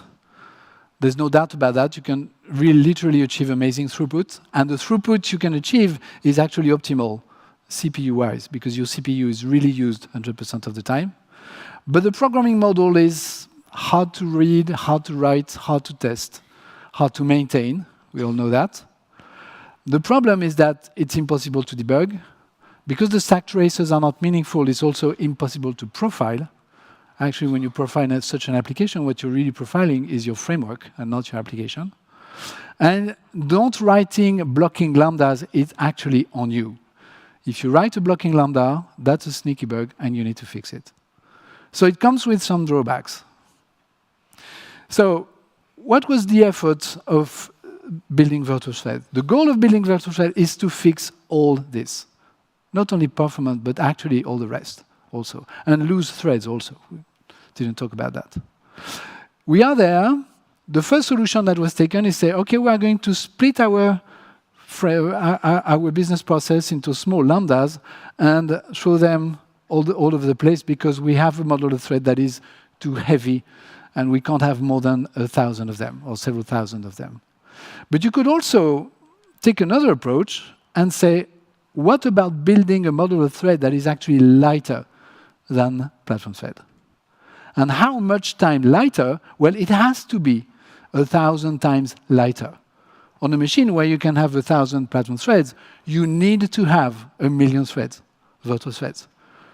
You could be thinking, oh, this is marketing bullshit, this million thread. No, it's not marketing bullshit. It's actually a constraint. Because if you can only have 5,000 of them, then you will still need to rely on a reactive programming style where you split your business process in small lambdas to achieve 100% CPU usage. Right? So this factor 1,000, this million thread is actually a constraint. It's the minimum you need to do. If you do less than that, it's not good. But it's not all about that. It needs to be as efficient, same throughput. Can it have a better throughput? Well, no, because you're already using your threads and your CPU cores 100% of the time. So you cannot achieve better throughput. If you can, it means that your reactive framework is actually not optimal. And you can think that, yes, it is. Second, to provide a simple programming model, making debugging possible and making profiling possible, and getting rid of loose threads. All right? And this is what has been done. I'm going to go a little faster above this because you probably already know that. A virtual thread is actually a wrapper. It's a regular Java object. Creating a virtual thread is as expensive as creating a string of characters. It's a regular Java object. It's a wrapper on a task, and this wrapper on a task can be moved from a platform thread that is executing it to the heap memory when it's blocked. Okay? And when the virtual thread scheduler knows that the data is there because it blocked on some internet request, knows that the data is there. How does it know it? Well, it registered on the same signal as your reactive framework did, right? Then it can take this virtual thread stack and bring it back on a platform thread. And because all this is happening on a forejoin pool, well, if this worker is actually busy currently, it will be put in a wait list. There is this work stealing stuff that is being implemented, and it will be able to move on another worker. Okay, this is how virtual threads are working. And this is all built on continuations and stuff, but these are technical details. All right. The main thing that you need to take away from this is that blocking a virtual thread does not block the underlying platform thread. So writing a blocking code in a task that is submitted to a virtual thread is actually what you should do. If you don't write blocking code, don't use virtual threads. The threads of the garbage collector are not virtual threads. The thread of the JIT compiler are not virtual threads. Okay? Don't do that. If you are running parallel streams, don't use virtual thread. You will not get any better performance. Actually, you will decrease your performance because you will have the overhead of creating the virtual thread. Even if it's not big, it's still there, and you can measure it. How is your platform thread being used? Same question as reactive programming. Well, you have a virtual thread that is executing a code with a network request in it, And at some point, this network request will block waiting for the data. The virtual thread scheduler will take this virtual thread out in a heap, free the platform thread, and when the data is there, it will mount it back to carry on with its execution, right? And then another request will come, the platform thread will be unmounted, sorry, the virtual thread will be unmounted for the platform thread, and then brought back when the data is there, all right? And it will happen once more. Another virtual thread will be executed by the same platform thread from the fork join pool. It's not the common fork join pool, by the way, it's another fork join pool, but never mind.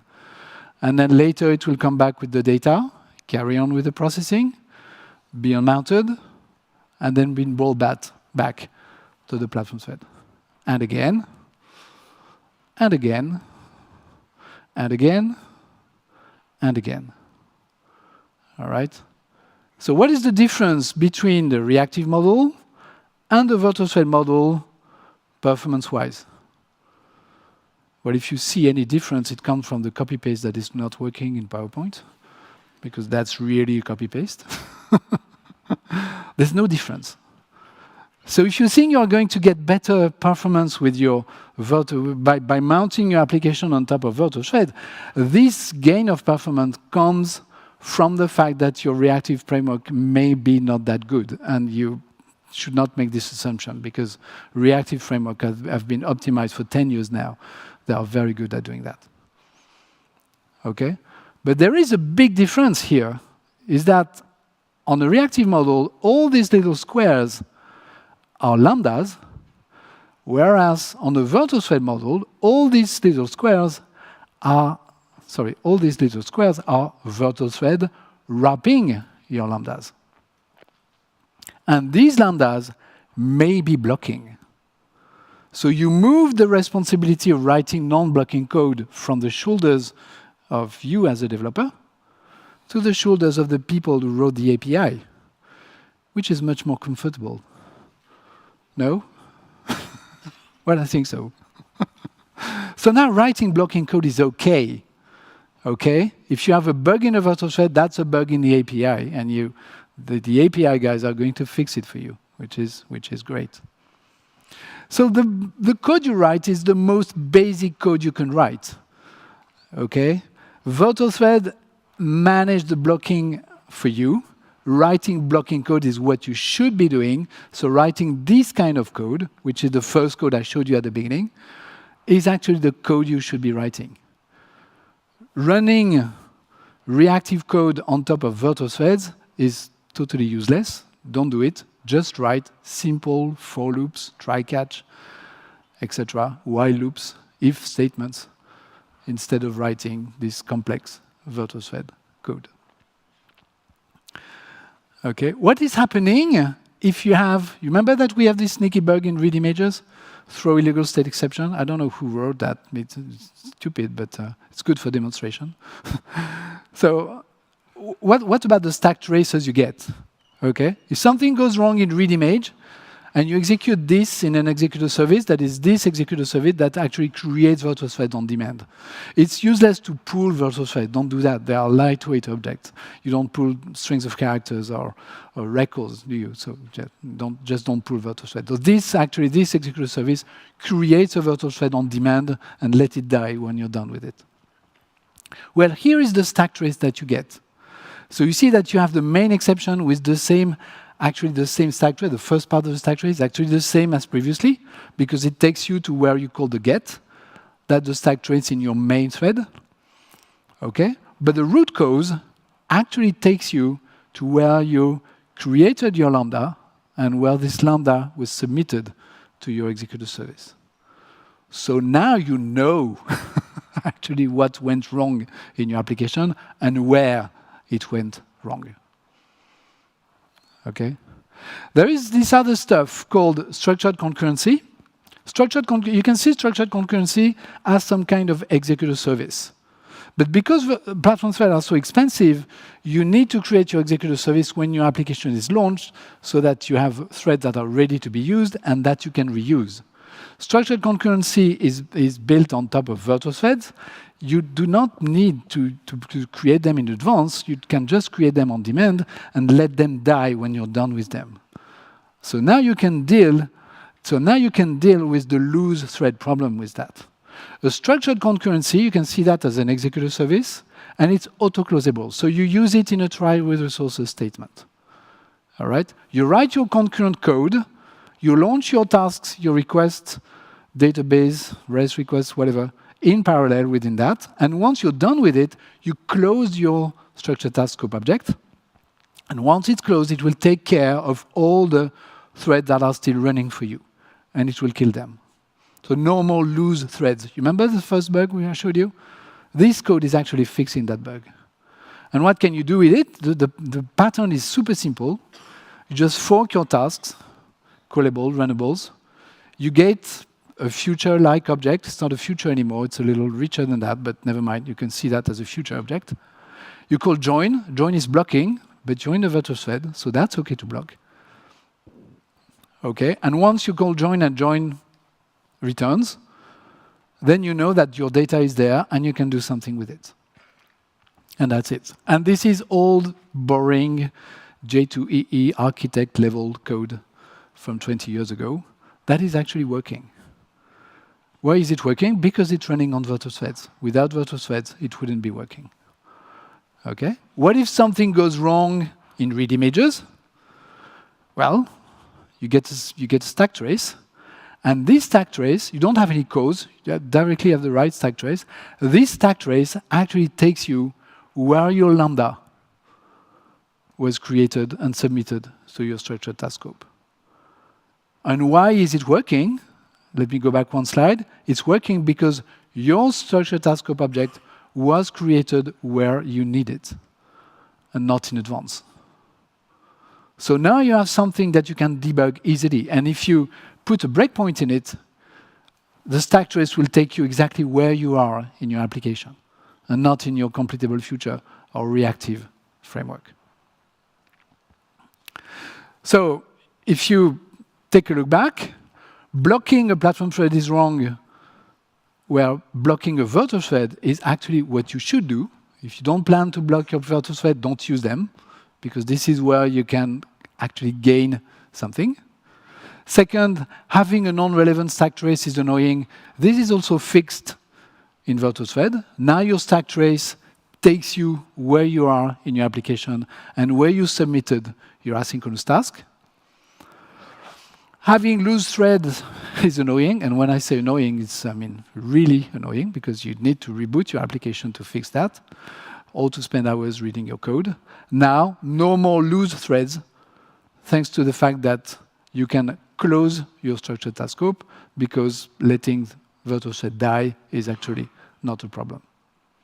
So it means that using that is as efficient as your reactive framework.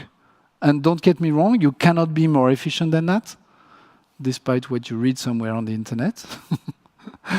It gives you a simple programming model, which is the good old imperative programming model. You have for loops, if statement, try, catch, everything. No problem with that. It makes debugging and profiling just easy. So it fixes actually all the problems you had with the classical thread model and reactive programming. I don't have much time to talk to you about scope values. Scope values are meant to replace, well, not to replace, but to provide another programming model that is simpler than thread local variables. Thread local variables are all over the place. If you're using Spring Boot, you're actually using thread local variables very heavily. There are many flaws in their design. When I say flaw, it's a flaw in 2025, right? But the thread local class actually is from Java 2. That was more than 25 years ago. They are mutable. The VM can optimize them because they are attached to a thread that lives forever. Actually, thread local variables were made before the executor service pattern, at a time where people were creating platform threads on demand and would let them die after that. So they didn't bother removing them because the thread was to die anyway. But in 2004, when the executor service pattern arrived, then putting thread local variables on threads would actually give the possibility to keep them forever. So if you're using thread local variables, remember that you have a remove method on them, right? And if you don't know that, that's probably the source of many bugs, including security bugs in your application. So the first thing to say is that VirtualThread support thread local variables. So if you want to move your application to VirtualThread, you can do that, and your thread local variable will still be working. But you can do much better than that. You can use scope value, and the programming model is super simple. You just create a scope value, like that. You bind it to a value. You bind a value to this scope value variable, okay? And then when you run a runnable within this context, you can read the value of this scope value. You can check if it's bound, and if it's bound, you can call get. And if it's not bound, then you cannot read it, obviously. Scope values are not transmitted from a thread to another thread because you want to get rid of loose scope values. And the virtual thread can live forever, as well as the platform thread. So if your callable is actually creating a thread, whether it's virtual or platform, the scope values will not be transmitted to that thread. But structured task scope, on the other hand, are bound. Create threads that are bound because they are auto-closable. So you know that when you leave your method, your callable, the structured task scope will be closed automatically. So if your runnable is creating structured task scope objects, the scope value will be transmitted to all the virtual threads created by this structured task scope object. And the key to understand that is that you don't want to have loose scope values in your application. So all this is fixed with thread local variables. Scope values fixes the problem of thread local variable. There are also implementation details which make them immutable and much more efficient to access than thread local variables. So structured concurrency and scope values are still preview feature in 24 and should also be preview features in 25. So if you want to check that, you need to follow what's happening on the Loom project for that. What's the plan for the JDK 23 and 24, by the way? Virtual threads are final, so they will remain final. This is not going to change, right? Structured concurrency is still in preview in 23 and in 24. If you want to check structured concurrency, I encourage you to download actually the early access version of Loom that you can find on the Loom webpage, because you have the new version of the structured concurrency API, which differs from the version you have in 23 and 24, and the same for scope values. That being said, Loom is great. Don't forget to put 5 stars on this presentation. Thank you.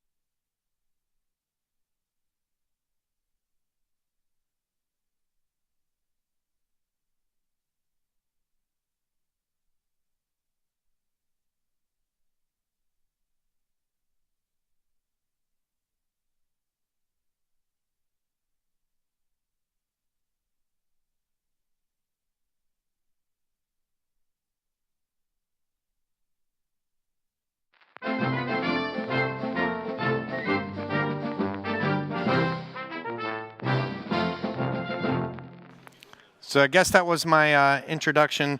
So before I get started, so I can actually claim that I was here, I wish we could turn the lights on, but I guess not. Everyone in the background say hi. There we go. Now I have evidence, and maybe I can get paid. No, just kidding. So I'm David Perry, and yeah, I can't really see well, but I am with Kodo. I've been there 6 months now as a developer advocate. Before that, I've done, when we were talking about ages yesterday or time, I went back to look at it, and I don't want to start when I started coding, but I actually was in coding for almost about 30 years now. So I look young, but I am a little bit older, or I like to say that. If you want to give input on the top QR code, that is to do the survey for me. This is different ways to get a hold of me. You can actually do the QR code too. And this is my talk. So if you go to kodo.ai/getting started too, if you want to use a free assistant, coding assistant, you can use that. There's other ones out there too, and I'm going to be touching on all of them, or not all of them, but a lot of them. So this isn't a sales pitch. I'm here to show or talk to you a little bit about my story.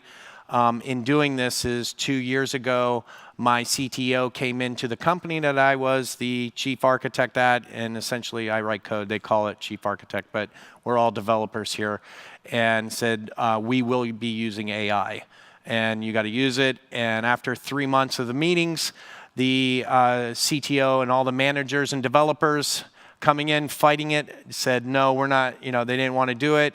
And I looked on the writing on the wall and said, ooh, we better get something. So I found Kodo. Back then it was Codium. I found Kodo, and why I liked them was it was very focused on unit testing and quality. And our company is very based on quality. So that's why the Q now, we changed our name to not be confused with another company. So I got to put in the Q. So we changed the C to Q for Kodo. That's my little claim to fame on that. This is the first spot here, and I know everyone's talking about AI and doing development, and your managers or your head, this is why I'm the developer advocate and not like a sales engineer, is that you still are in the driver's seat. You're not getting replaced. But even my company, what I love about it is we even believe that you're not going to be replaced anytime soon. Maybe 5-6 years from now, we can tell different, and this will not age well. But right now, you're not. So don't be George Jetson. Anyone know George Jetson or the reference? Let's at least put the image up there. Don't sit there and keep on pushing the button and just accepting everything. And this is coming from, this is the tooling, and this is what my company does. So we will even tell you, please be cautious and do that. And yes, I generated that AI image. So you can see Java is kind of spelled right. You'll see, I think she has 3 fingers, if you see that only on the keyboard, and then a little mouse like yesterday's. So some key points now. LLMs are becoming a new utility. They're actually, I kind of consider it kind of like JDBC or databases now, where they're not a commodity. You pick your database, you pick your NoSQL, and to store your data. But if you want to start up a database, H2 real quick, and you're like, hey, great, I'm using SQL. I can get connected to it. I can use my JDBC driver, get connected to that database, or I can go get connected to another one. That's my feeling how LLMs are, and I will show this in IntelliJ and using the AI agent in IntelliJ, which I am pushing my company to follow suit that I have running locally, Olama, and you can do that. So again, that's where I'm saying it's great for us because now we can use it better.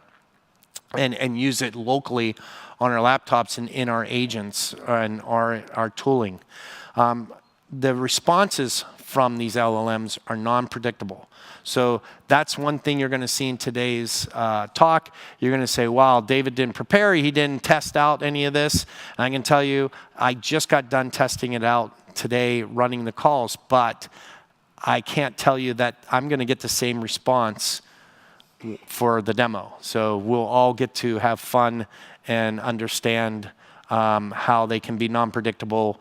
And if you hear me kind of go, oh, or we might get some bad code or something like that, we never know. That's where I say we want to quickly iterate over the responses, and don't be satisfied with your first model's response. Now, I used to say this because we had a lot of different models you could pick from. Now, other companies have them too. So this is kind of like the race to everyone's doing essentially the same thing or close to it or catching up to that part. So again, it doesn't matter what tool you use. The big piece is you need to use a tool now. And now you can say, well, you can't tell me what to do. I'm just telling you, like, I was ordered that 2 years ago in Developer Stop. Now, more and more is you're not going to Google or going to Stack Overflow. Who uses Stack Overflow still, goes to Stack Overflow all the time? Okay. So some of my, one of the sales engineers who got laid off from Stack Overflow would be like, yeah, and he's come on board with us. So again, I believe that this is, we've written a paper on this too out of Cornell University called Flow Engineering. And so this is the new way of doing engineering, like the keynote yesterday. But again, the final decision is yours. So we take pride in it. It's not just push the button, accept it, and then you say, well, the AI had it. No, you're still responsible for your code. And that's some of the things. So here are some of the plugins that I'm going to be trying to use today, or not trying, be using today, and we'll see if the demo gods work for us and to do that. So before I go into the hands-on and using the IDE, who uses, let's see, VS Code? Who uses JetBrains? IntelliJ. Okay, great. I've been using JetBrains for years. I pay for it myself. I don't even make my company pay for it. I love JetBrains, but VS Code, we're plugging in for both of them. Copilot does it. Everyone knows Cursor is in the text editor, which is VS Code. They extended it. And then the AI assistant for JetBrains, which has a little warm heart for me on that.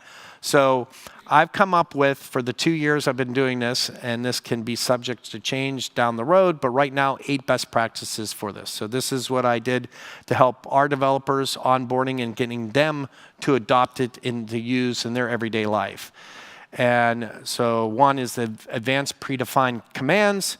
The other one is ask for explanations when needed. So some of your tooling will give you an explanation in all the code, and you say, oh, that's very chatty. And like we do that. I think Copilot will do that. And it depends on the model too. But if you do that, you'll see it's thinking on its own. It's kind of iterating over that. You'll call this a chain of thought. It'll kind of reason with itself. We talk about the new models that are being used now, and O3 now, and how it's supposed to talk to itself. Be clear and specific, and for smaller sets of units, know exactly what you're asking it. This is your developer buddy, or your pair programmer, I would call it. And I think if you see it even says pair programmer on one of the tools that we use. And be very focused on it too. So if you see demos or you see this, you can know the indication of, okay, they have like a really well set out demo that's like perfect. And that's the sales, and don't kill me, the sales engineers or someone will do that. Say, hey, create this whole big application for me.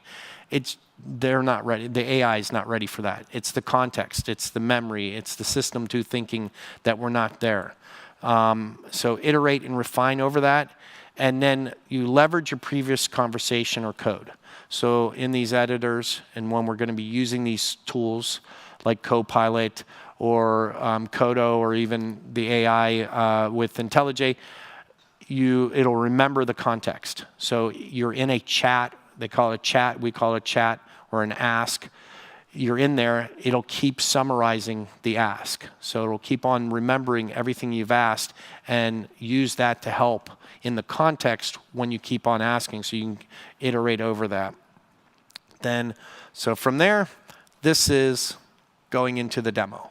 And our demo is really, this is check if the input for the joke contains any words matching the swear word set, and replace them with a redacted word. The input will not be null per our contract.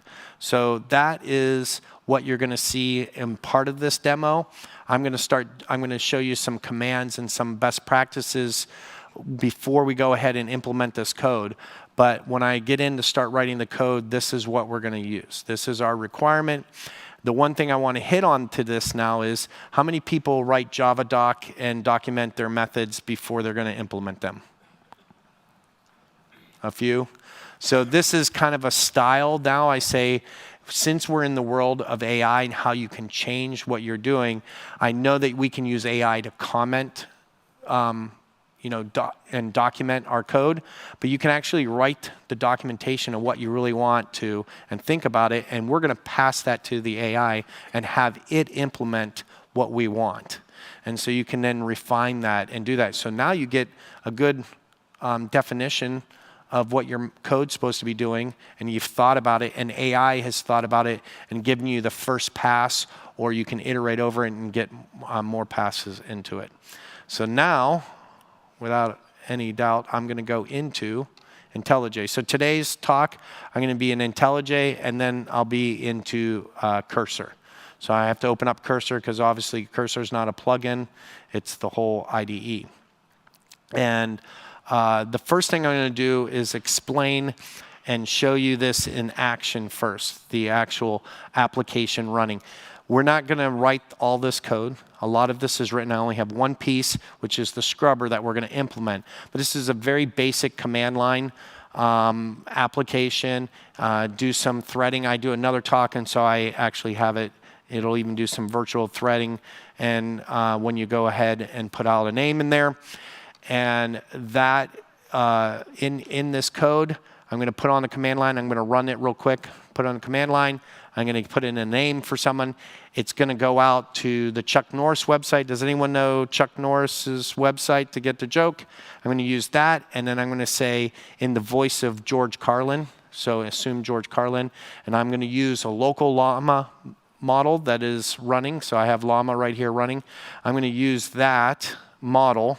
So you can see here, I have two models here, DeepSeek and Phi 4. I'm going to use the Pi 4 and go ahead and pass it to it locally and have it create a story for me, or a joke kind of thing. So we can go ahead and do that now.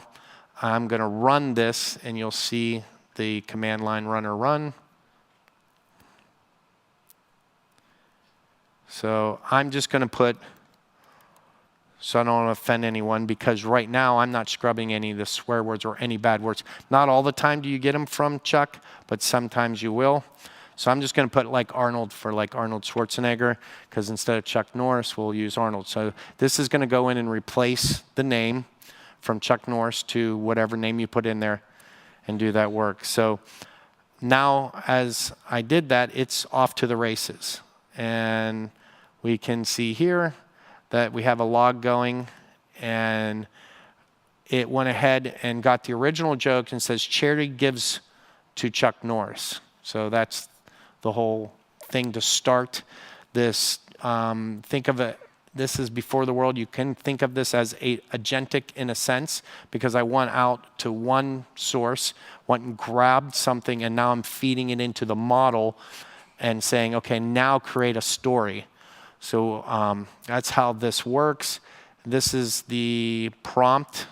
Or no, that's not the prompt. Where is there? Here's the prompt. You will channel, can everyone see that? You will channel the essence of, there it is, of George Carlin, and turn the joke into a funny story that is at least 2 paragraphs. And then I say no longer than a page. So I should be done, yes. So that's pretty much it. So we've done two things here. We went and changed and grabbed it from a website, and then we went and passed it in to the local model.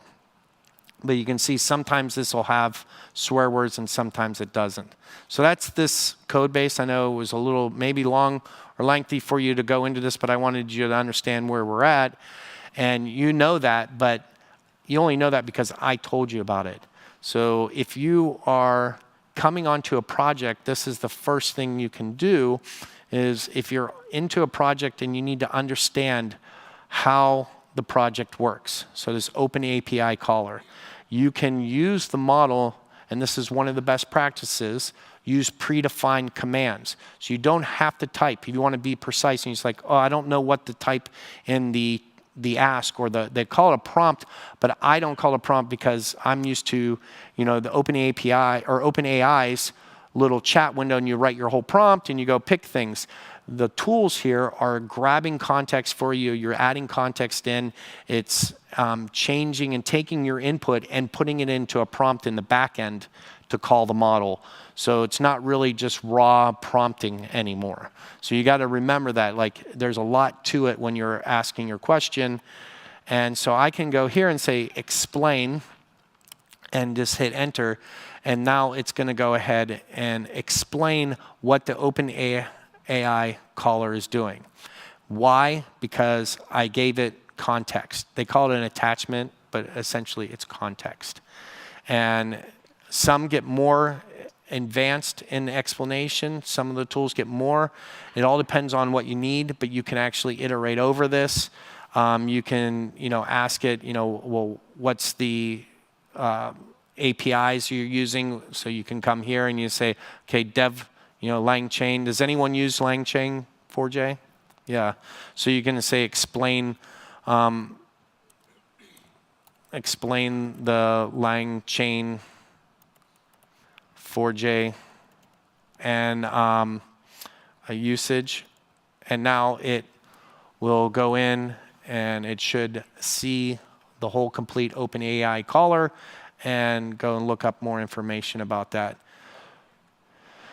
So it's a little bit terse for AI assistant, but it's enough to get you started depending on it. And whatever tool you pick, know that, keep on at it, keep on asking questions to get your kind of understanding of the project and doing a deep dive to understand before you go ahead and implement it. How many people do greenfield development usually all the time?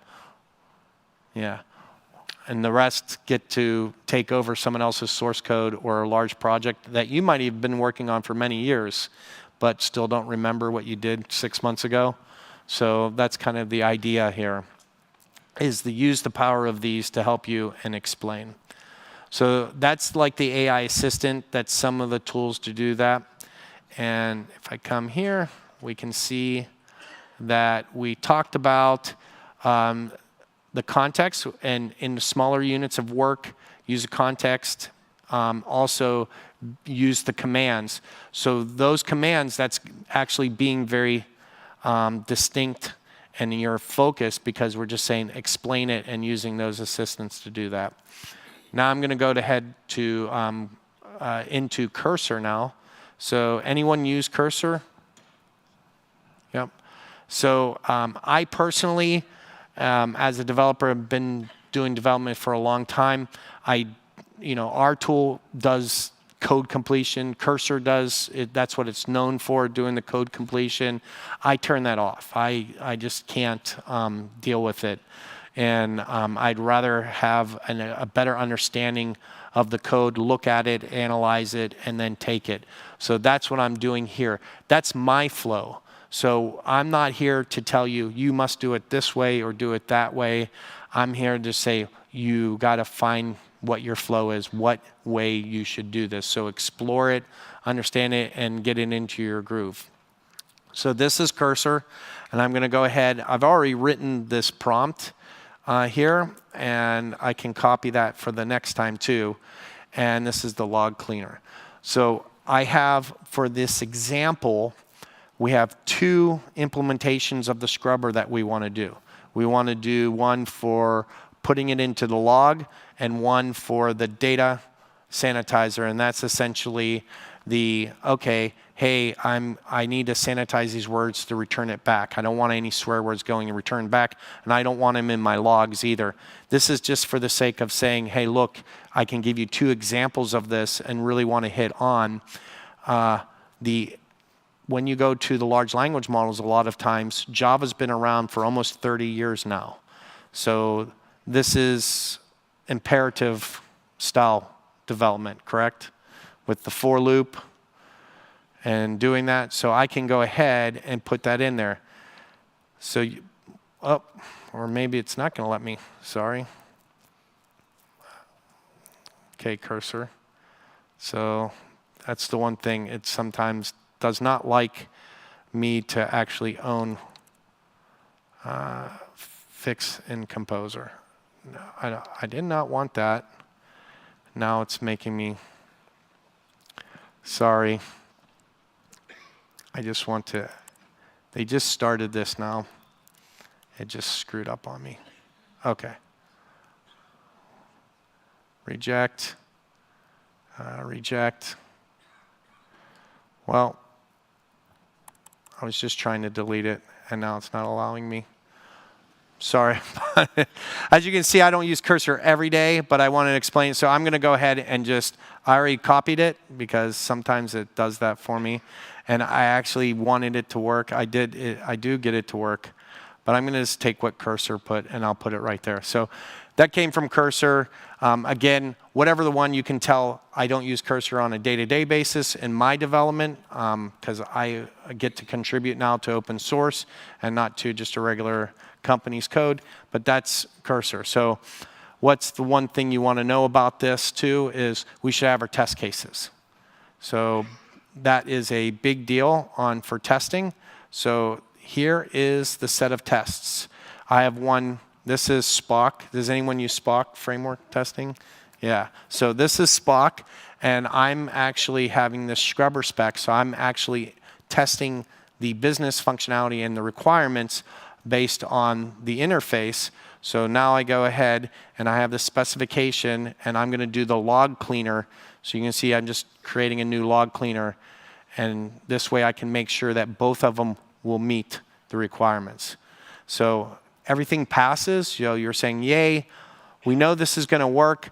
You can run it. It's going to scrub the code, and it'll be great. But is it what I want? Is it the most performant? So this is imperative and not your functional style, your everyday functional style. So I can come here to the data sanitizer, and I can do the same thing. So I can come here, pick the data sanitizer, and then I can also pick the actual scrubber interface and add that to my context. So again, one of the things, the best practices, make sure you have your context. Make sure you add to your context. You have to let your pair programmer know what's going on. That doesn't actually know what you're thinking. So you have that context. If you have someone, your buddy working behind you or person developer working behind you, they'll know that, but you might not tell them that, so they might not know what you're thinking too. So in the pair programming you're talking, that's the same thing with the interface. So I'm going to go really quickly to see if I can't get the AI assistant to get my request in the first place. No, it did not allow me to do that. So no problem. I'll just retype it in, or I can copy it. I want to make sure that you guys see that I'm not writing a different prompt. So I'm trying to keep the consistency. So I can copy this one here. And the only difference is for this prompt, and I'll go back to my data sanitizer here. And I'm going to say implement the scrub method requirements. And you guys can see that from the Java doc and then what one is it? Is in the data sanitizer. So I had that already written for cursor, and now I'm going to run it. So it's going to go out and run that and go to the large language model. And you'll see that you say, wait a minute, this is a different style. And I'm using Claude, and I use Claude in also Cursor. So we went to toolings, went to the same model, and got back 2 different responses. One, like I was saying, you're not going to get the same response every time you ask it, even in the same tool too. But also there's other things taking place here. I have a best practices file. We take that into account with instructions. Every tool does this. Cursor does it too. You can give it different instructions. So know that you need to know your tool, just like before, and keyboard shortcuts like you do, and make yourself proficient. That's what you need to do here with your tooling here, is know that. And so you'll see that we got a more declarative style. And you're going to say, that's no fair. This one's probably going to be faster for you. So that is correct. It is going to be faster, and I can copy this. Now you're saying, Dave, why are you doing this way? I show this that there's other faster ways, and you can insert and copy it over or open up a new file. We have new stuff coming out too. You have Cursor you saw Cursor took it over, and that was new. I just updated Cursor, unfortunately, I'm sorry, and it started taking over my screen. But I used to be able to just paste it in, and that's just how I work. But because I've been doing this for 2 years, and they weren't that well, and I've got my kind of groove going. Now, in doing this, again, you're in the driver's seat. So that's why I'm not too concerned or worried about it. And is that as long as you're using these tools to help aid you to write better code and quality code, not in the opposite of you're not sitting there in the passenger side and kind of letting it go and you just kind of hitting the button. No, you are in charge and then do that. So now again, you see this is saying required non-null. It brought in the streams, and we can make the argument, well, is this the best way of doing this? So we can go and run the data sanitizer unit tests and see if it's going to meet all the requirements. And it does. On that point, though, if you were like, okay, we need to write more code or more tests, what sold me and why I like, depending on the products, you can do /test on a lot of them, but I can click on this and get tests. So if you can't tell, I'm very big on test and test-driven, and you'll see here you get a whole bunch of behaviors, and with these behaviors, you're actually going to create unit tests for you. So I'm not going to copy these over right now. I'm just showing that you have different frameworks you can use. I have Spock going, JUnit, TestNG, and it'll use it depending on what language you're on. It'll use the different languages, frameworks, and mocks. And now, as a pair programmer, I have at my fingertips all of these behaviors, and I can drill down into them too. So this is one of the things where who does unit testing? Yep, almost everyone. Anyone that does not do it, probably not a good point not to do it. Well, you're sitting there saying, did I meet all the requirements? Did I hit all the edge cases and all the other cases? This is one of that pair programmer now. You can look at these and say, oh, I wasn't thinking about the empty string input returns an empty string. Maybe I need to do that. And you can actually go to the test, or you can generate it and validate that. Now, the tests are still, you're in the driver's seat. So don't just copy it and blindly say, okay, well, that's a good test, and I'll let it go. You have to make sure it's meeting the requirements. It's going to look at your method and say, okay, and your requirements, and says, okay, yeah, that's a good test, but you're still, again, in the driver's seat to do that. And now that we have that, I'm going to go ahead, and I have one more, is the integration test. This is a big thing, like saying you're in a driver's seat. So this is where AI, and I wrote the data sanitizer, and I'll go back to the Gen chat. Nowhere here did it explain to me or tell me, one, which I think this is something we need to get better at and have the AIs telling you is like, here's your test. Here's some code, here's your test. So we're working on that in this agentic way of saying, okay, I've written the code for you, but you also, this should be accompanied with a test. And here's how we know what we wrote you or giving you as an example is going to actually work, but it also doesn't know anything about benchmarking. So has anyone done and run, if we go here to the benchmarking and used the JMH? Do you use that in your code? So I write code that I want a lot of people to use and to do it. And I know most of us do it, but you might not be thinking about it. So JMH is out there. This is not a talk on that, but this is a talk on using the tools and doing them the correct way and being, as I'm running this, is being in the driver's seat. So this is warming up, and in this benchmark, it's simply going to come down here. It's going to test the log cleaner and the data sanitizer.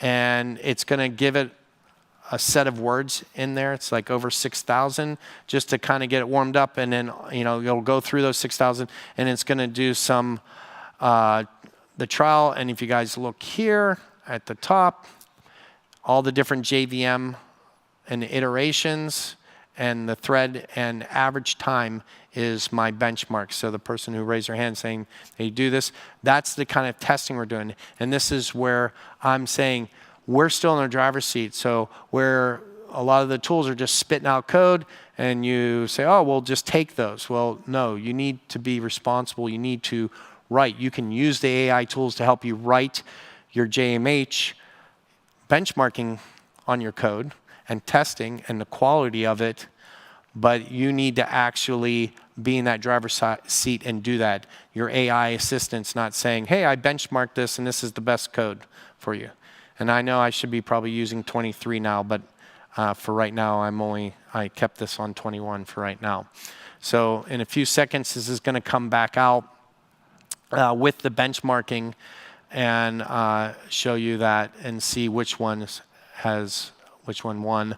So it's either the data sanitizer or the actual log cleaner.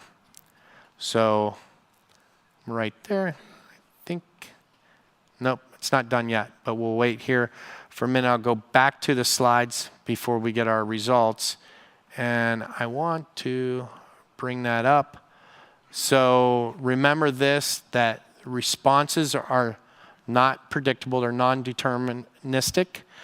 We saw that in even using the two different, same model, but two different prompting and two different toolings.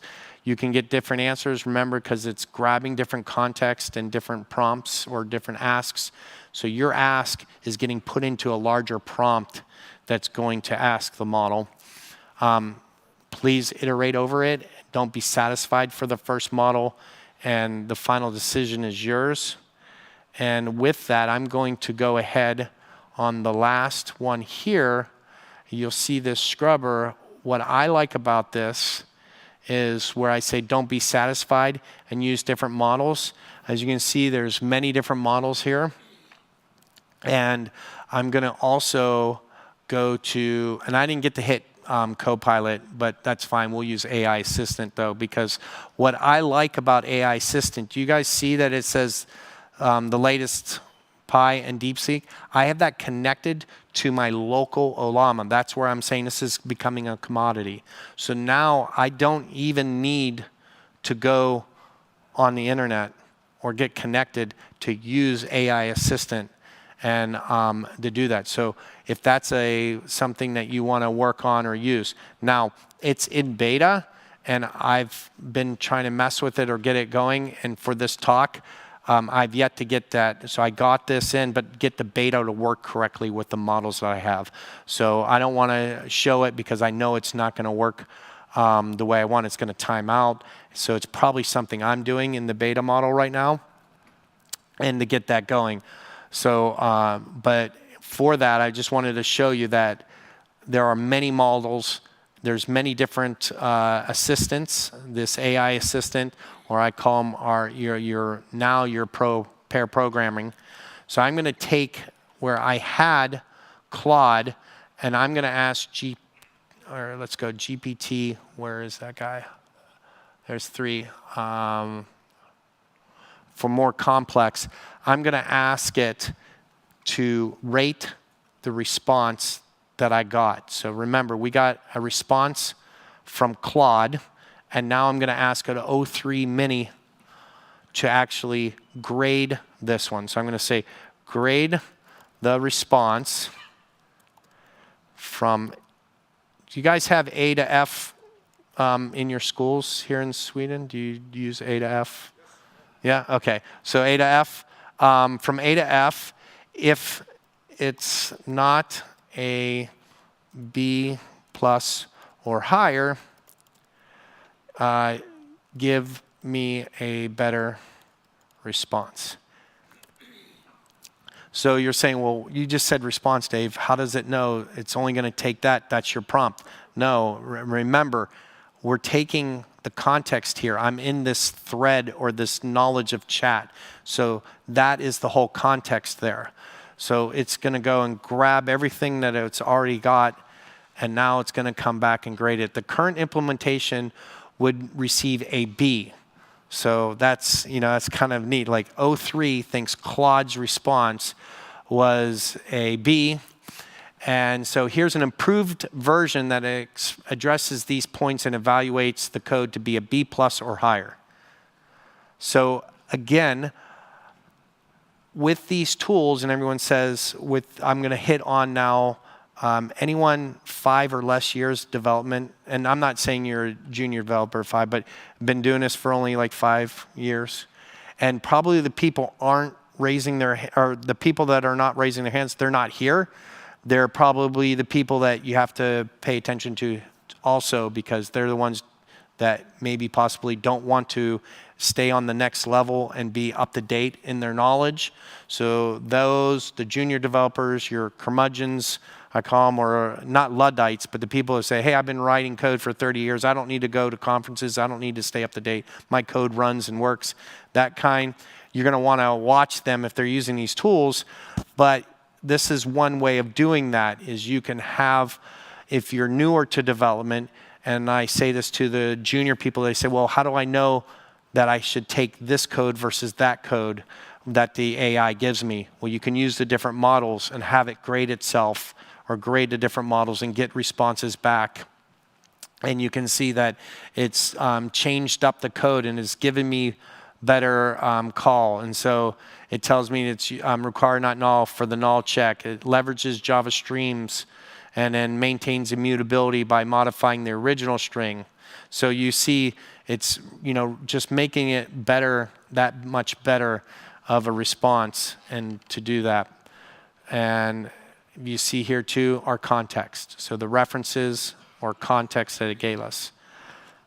So I think I've touched on every point, and we're going to go to our end results because everyone wants to know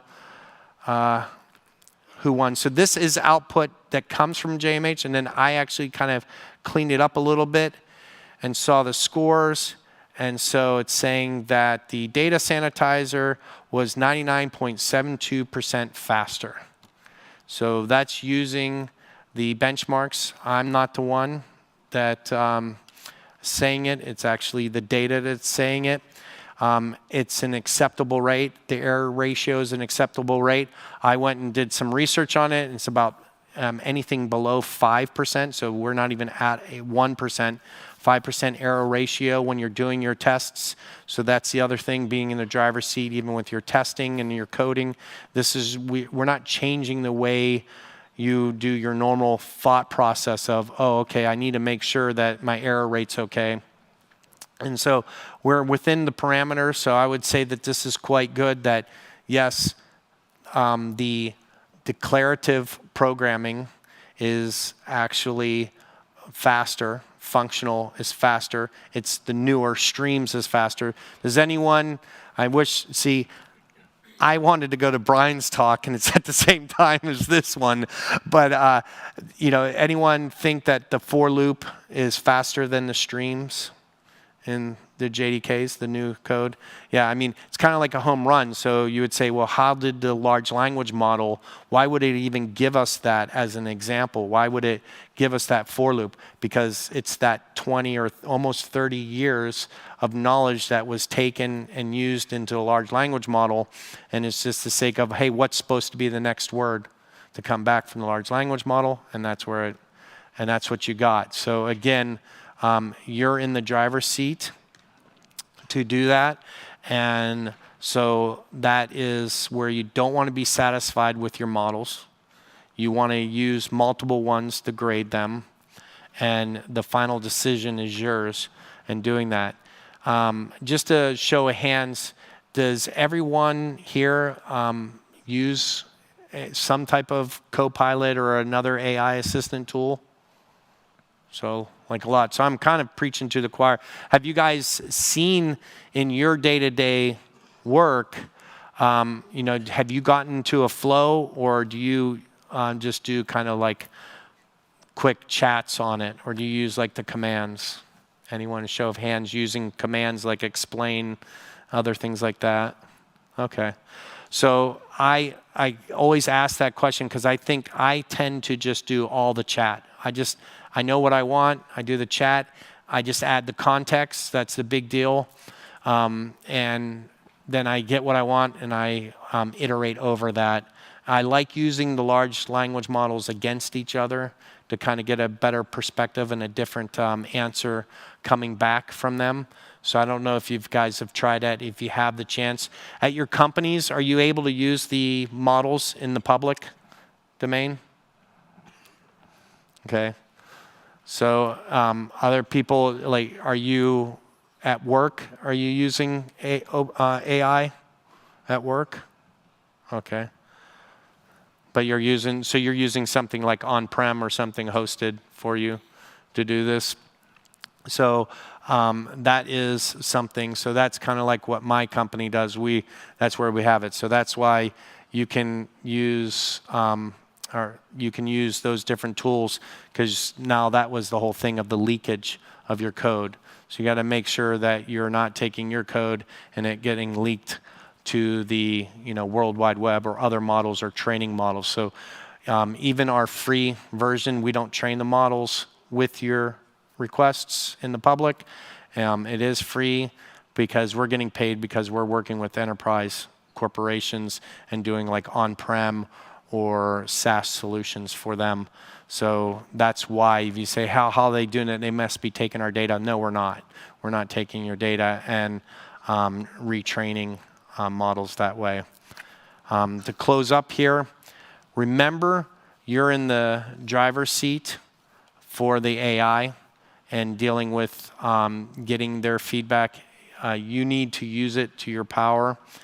And then I'm going to go into right there. You can get started if you want to try out one. If you haven't, a lot of people raise their hands and are using one.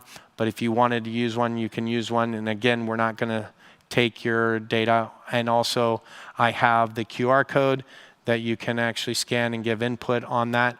And I kind of like to leave like 5 minutes to, if you want to say something or share or ask a question, by all means. I'll take any questions for the last 5 minutes. Did anyone? I didn't see. Just yell out. All quiet. No one wants to ask any questions. Then I will ask you guys some more questions. Who uses Copilot? Okay, great. Who uses AI Assistant? Some? Okay. Does anyone use Codo here? No? Okay. How about Codium with the E? Okay. And then how about Cursor? Yep, and Cursor.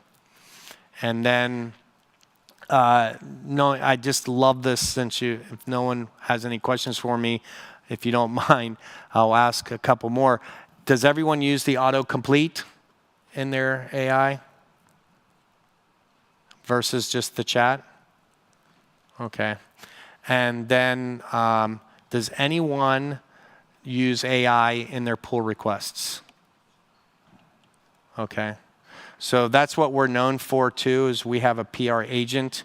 It's open source and in a Kodo. And since no one has any questions, I'm going to hit on one other item with the different tools, is you can actually go into this. I'm not going to hit our PR agent, but I'm using a command within our tools because it's not a sales, but if you look, I have different commands here like doing the commit messages. Does anyone ever write their own commit messages? Yep, obviously, but you know, coming up with a good commit message.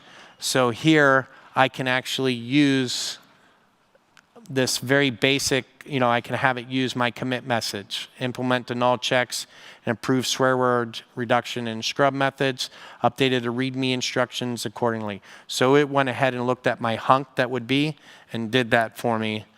That happens also. We have a tool that will run in GitHub, GitLab, and do that. But another thing you can, you know, have it do, you can have it describe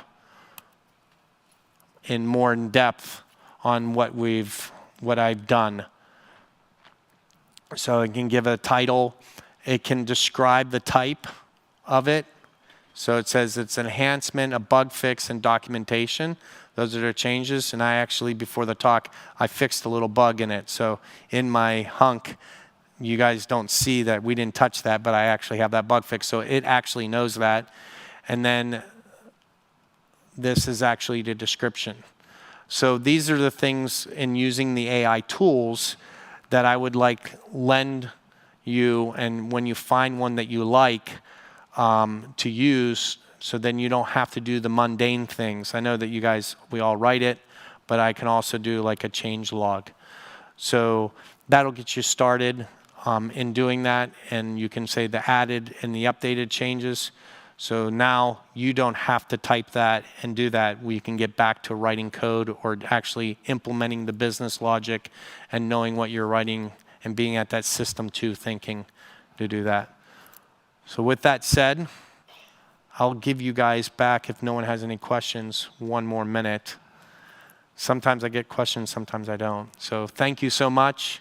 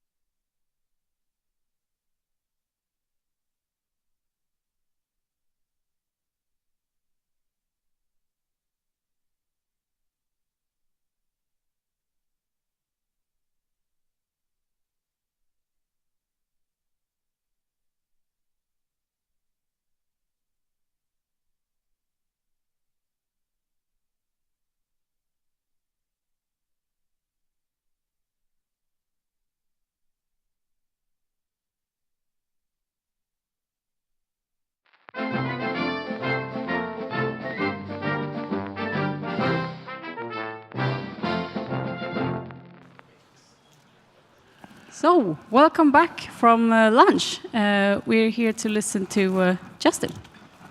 Please welcome him.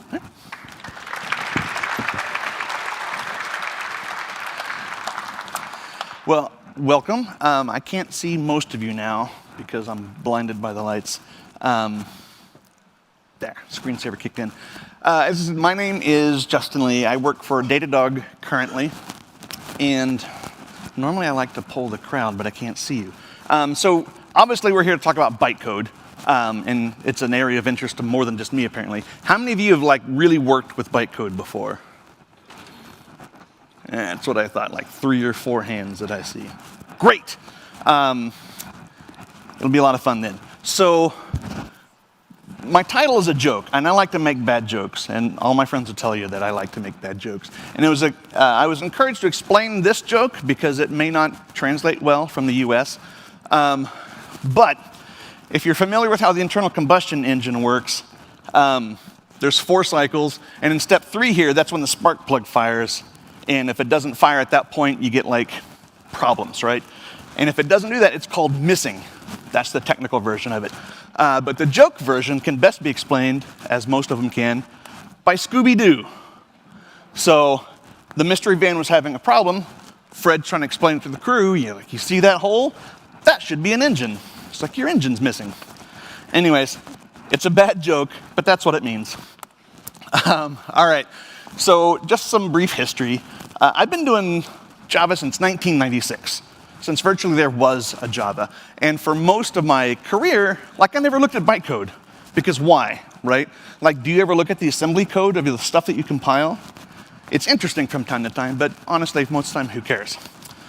But I worked for Red Hat for a long time, and I was on the Quarkus team from early on, which does, if you've ever used Quarkus, it does a lot of bytecode generation at build time to optimize startup times and yada, yada, yada. And so that's when I really started playing with bytecode. In particular, I was responsible for making initially Kotlin work with Quarkus. If you've ever tried to use the 2 of them, early on it didn't work well, but I was a Kotlin guy and I wanted to use Quarkus and Kotlin, so I started that. And that's a whole other ball of wax. But now I'm at Datadog. We do tracing and monitoring and observability, and I work on a product to enable live debugging of your production system, which happy to talk to you about, but this is not a Datadog sales pitch. But it basically involves dynamic bytecode modifications at runtime of a running system. So there's some very cool stuff that we do there, but it's all like bytecode stuff. Now the reason I tell you this is, even though I know a fair bit about bytecode, I'm not an expert. There'll be some questions, I'm sure, that I may not know the answers to. But there's a whole lot of terrain in there. And we're just talking the bytecode, not getting into the memory model or, all the other stuff that JVM does. But this is the list of all the bytecodes as of Java 24. There's 150, 60, I lost count. Hey, Is the mic going weird? Your beard. Oh, it's my beard. I wondered. I'll just trim it.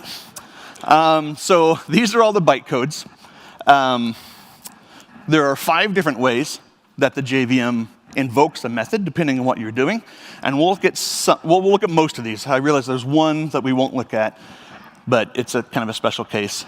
This one was famously added in Java 7, which enabled lambdas more or less in Java 8, which is really nice, and also dynamic languages, Python, Ruby, Groovy on the JVM. But just looking at the operations for an int, you have all these bad boys, and then you add the longs, and then the doubles, and the floats, and then it starts to get weird.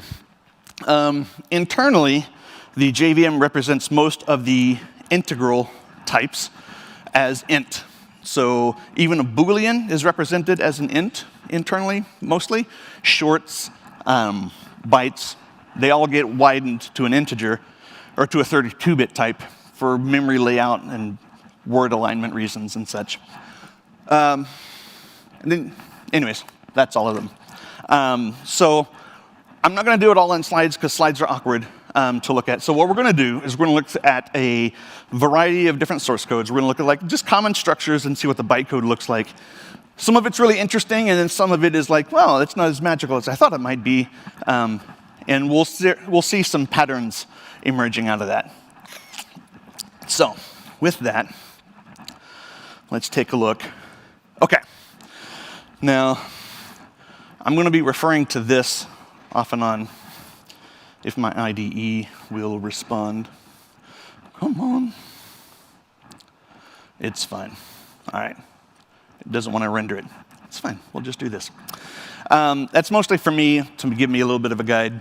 You can read ahead if you want. All right. So a basic class. This is, it's a class, 2 fields, getters and setters, nothing really there. Now, there are 2 ways that we're going to look at the bytecode here. How many of you know of the tool JavaP?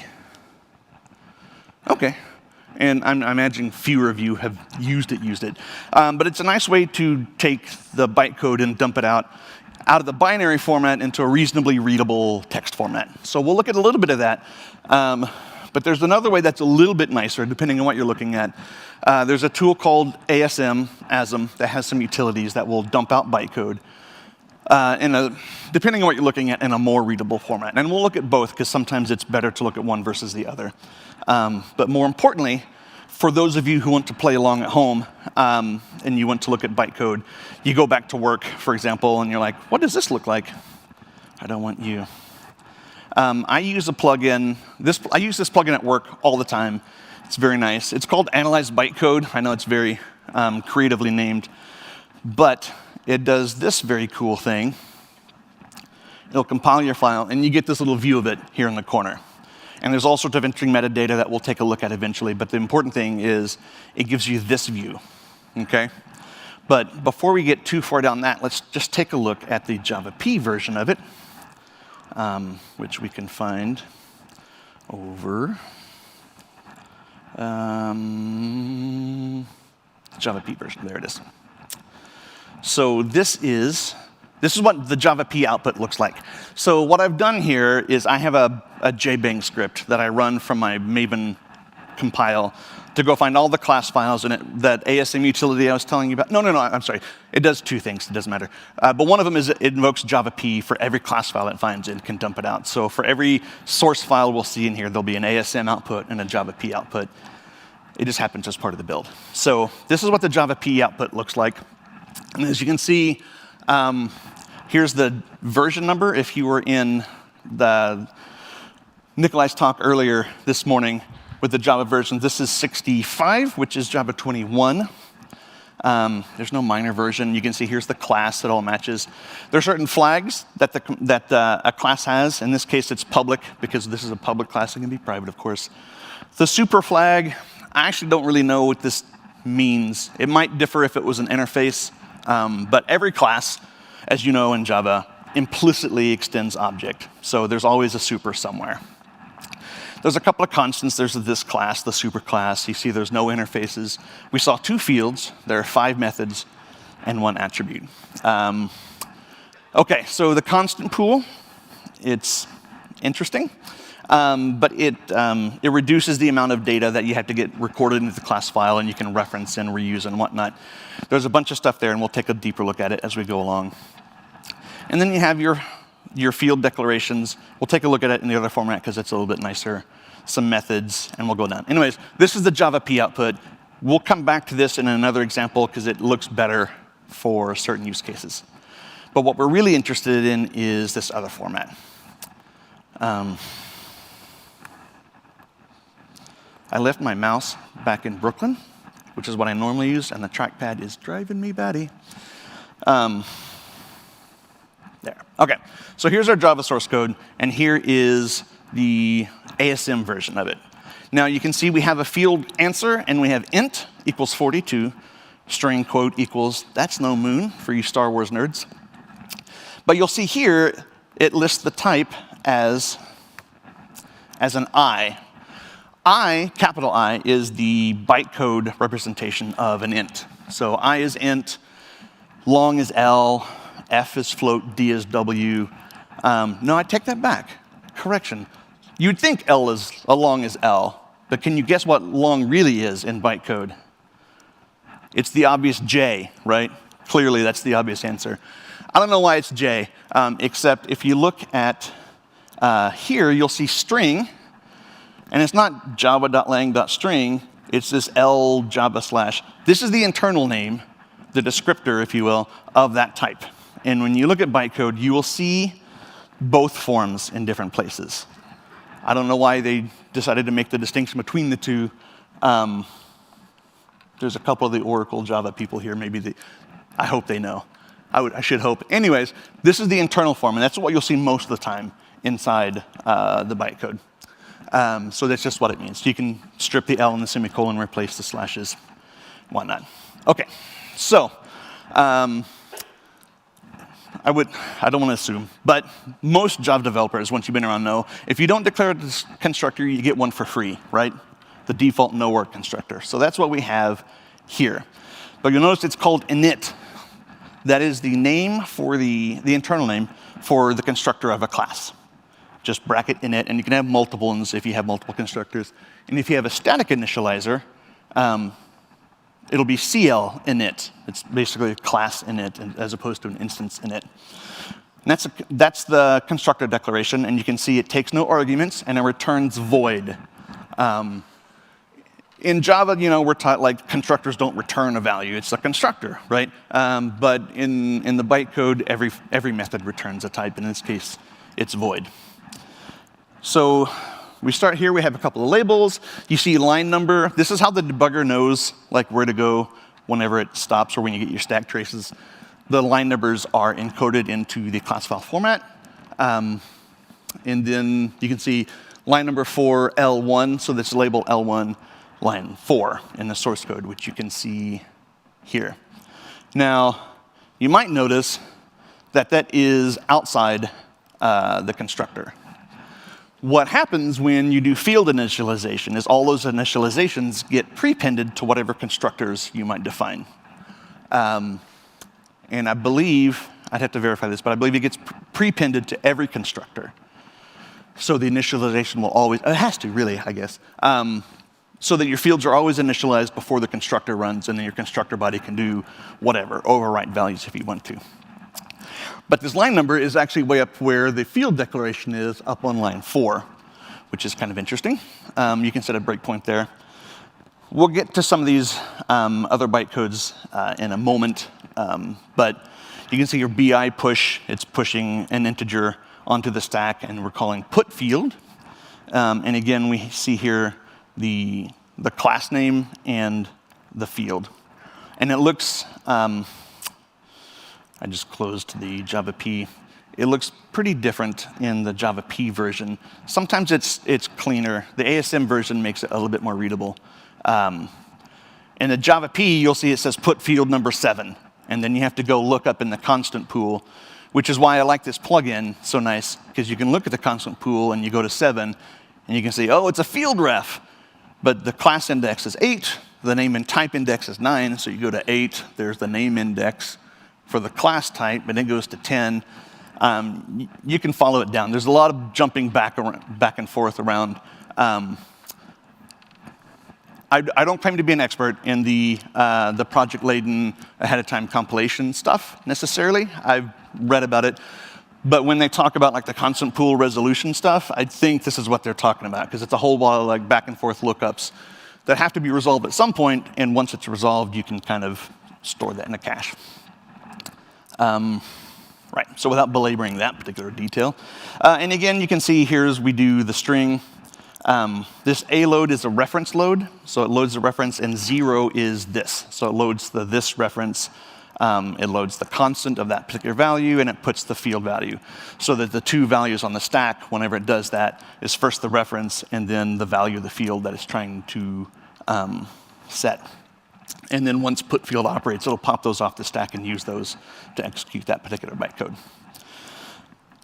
Since there's nothing else in the constructor, there's a return, so we're done. Okay? There's some local variable stuff, but it'll get a little bit clearer here. So, all right, back to the source code. So in a getter, the standard getter. It's about as simple as a function can be, and we'll build on it. But you can see here, it's public. This will list you the access flags. So 0, 1, in this case means public.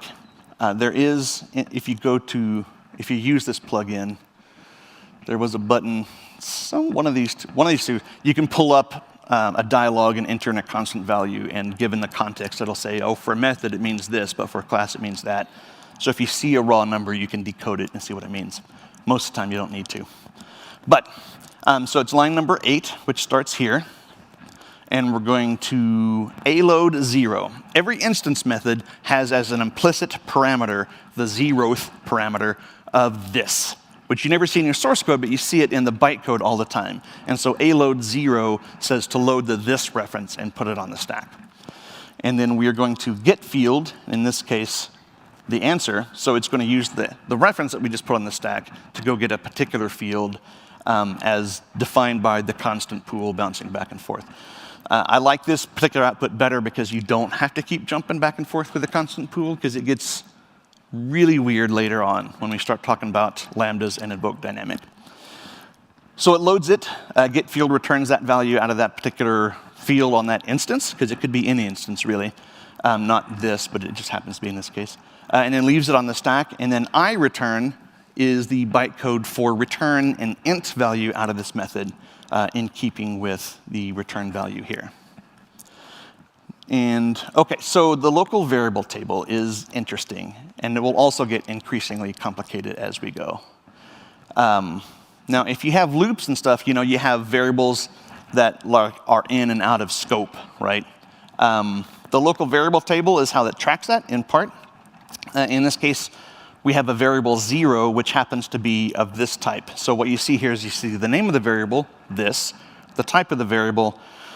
The best way that I read this, and I'm sure I'm missing some nuances, is these are the two labels between which this particular variable is in scope and visible. And if you try to reference it outside of those two variables, that's when you get unknown variable or field type or whatever the error is.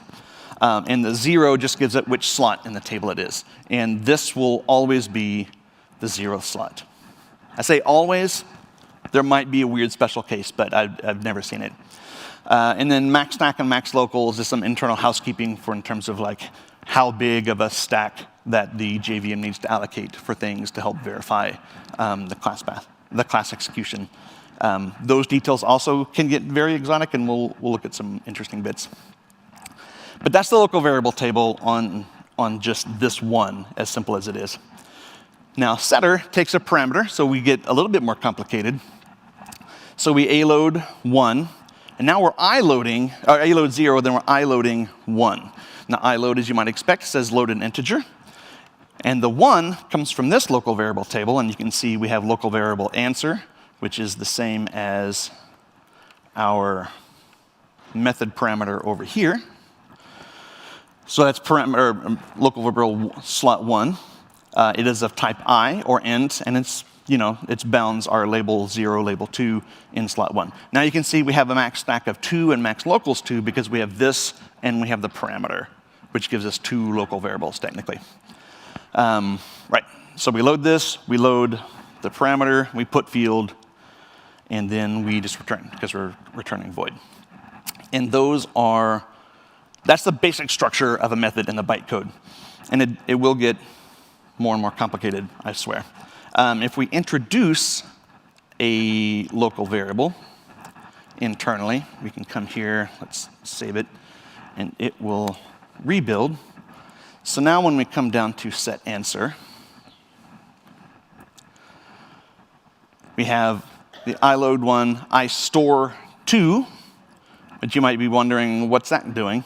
So what happens here is we're loading the first parameter, and we're storing it in the local variable slot 2, which correlates to this line. And if you look down at the local variable table, you see we have a new entry called temp of type I between L1 and L4 slot 2. Now you can see local variable, or max locals is now 3, because we have 3 variables. And where this gets really interesting is, let me shift things around, if it'll let me. if you want to see what happens when you put things into a different scope, okay, before this happens, you can see local variable says L1 and L4, which is essentially the beginning of the method and end of method. If you put it in a block, like a for loop or whatever, in this case it's just a raw block, we can come in, really missing my mouse today. Go. Come down here, I load 2, put field.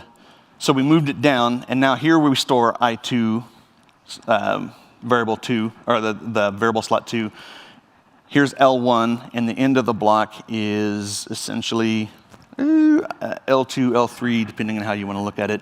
But if you look down here, you can see temp now is visible between labels 2 and label 3. And that's the only place that temp is resolvable. And if you go outside this scope and try to do anything with that variable, that's when you get the ugly red squiggles and red lines and stuff, because it's outside of the scope. So that's how that works. Now, this is a pretty basic class. Nothing terribly exotic yet. But in the keynote yesterday, how many of you were in the keynote? That was one of the coolest opening keynotes. I'm a metal fan anyways. But I like examples that are relevant and have, I think it's easier to understand when you have some connection to the example you're seeing.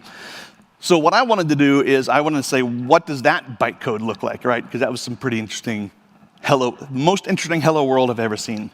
So I ran the bytecode, ran JavaP to see what the bytecode looked like, and that bytecode looked like that. Anyways, I've been giggling about that joke for a day now, and I know it's terrible. I'm not ashamed. Okay, so that's a basic field. Let's take a look at, if I can use my keyboards. Let's take a look at some flow control, right? There are a few different ways, come on.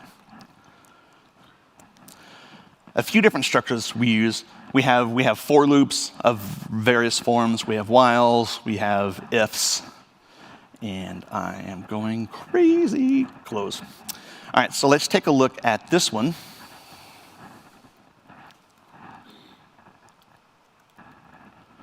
Flow control. All right, it just did it for me. All right, so we're going to ignore the constructor because we've been there. Oh, I did want to say, because I didn't mention it earlier, when we invoke a method, this is one of the 5 ways that we invoke methods. This is invoke special, which is used only for constructors as far as I know. There might be a corner case I'm not aware of, but this is the special call that the JVM uses to invoke constructors as it goes up the chain, all the way up to object. That's invoke special. We'll see the others in a bit. Okay, so to see a for loop. So we have a basic nested loop. I from 0 to 100, j from 0 to 100. So let's just briefly, we'll take a look at the local variable table. You can see we have I, we can see j. Now you might be wondering why does that order look the way that it does, right? As I asked people who know more than I do about this, why?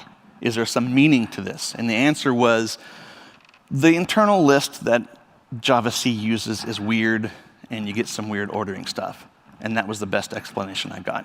So the order doesn't mean anything, it's just how ASM reads the stuff and it gives you what it knows. I thought it meant something, but it does not. So that one's for free.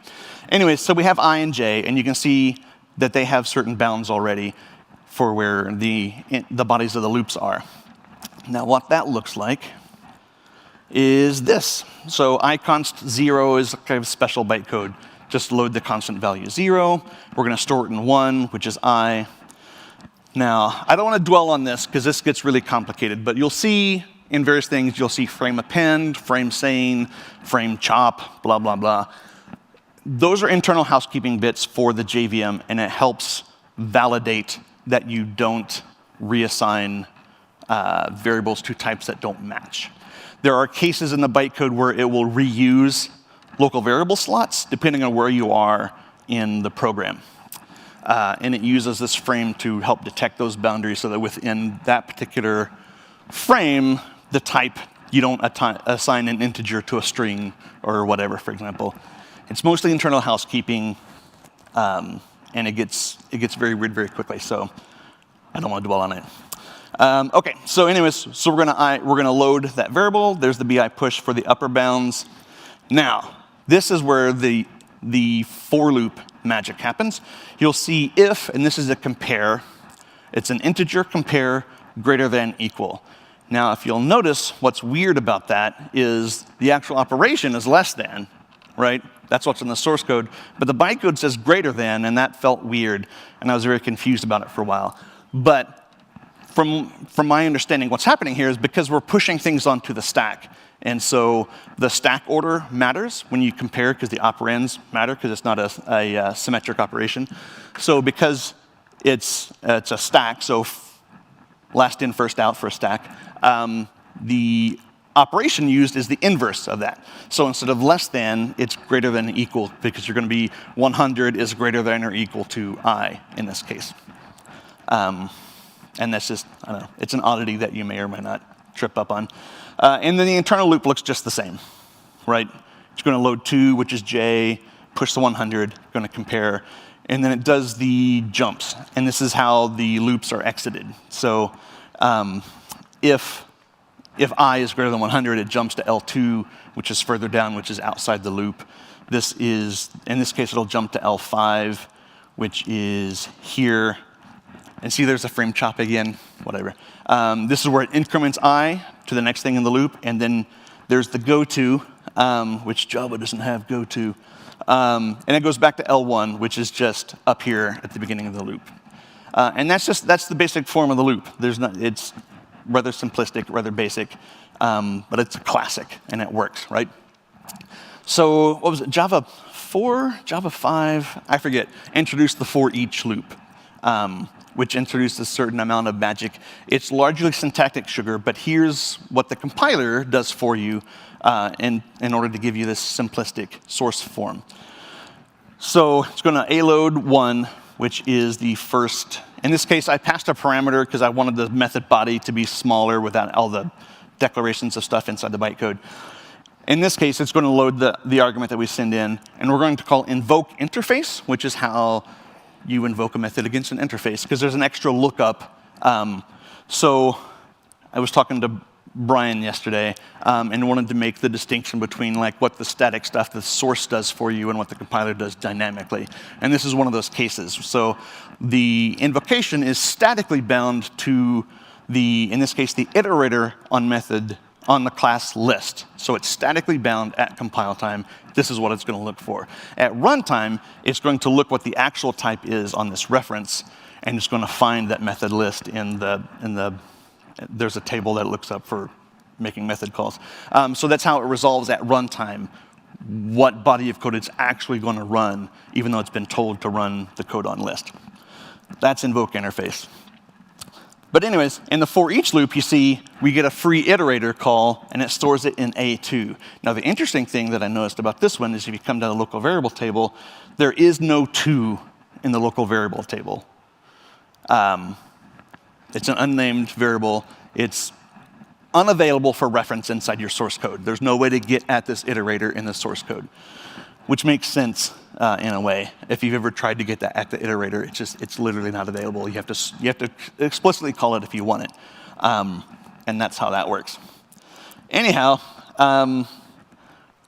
so we're going to load 2, which is the unnamed variable, the iterator we just got. We're going to invoke has next.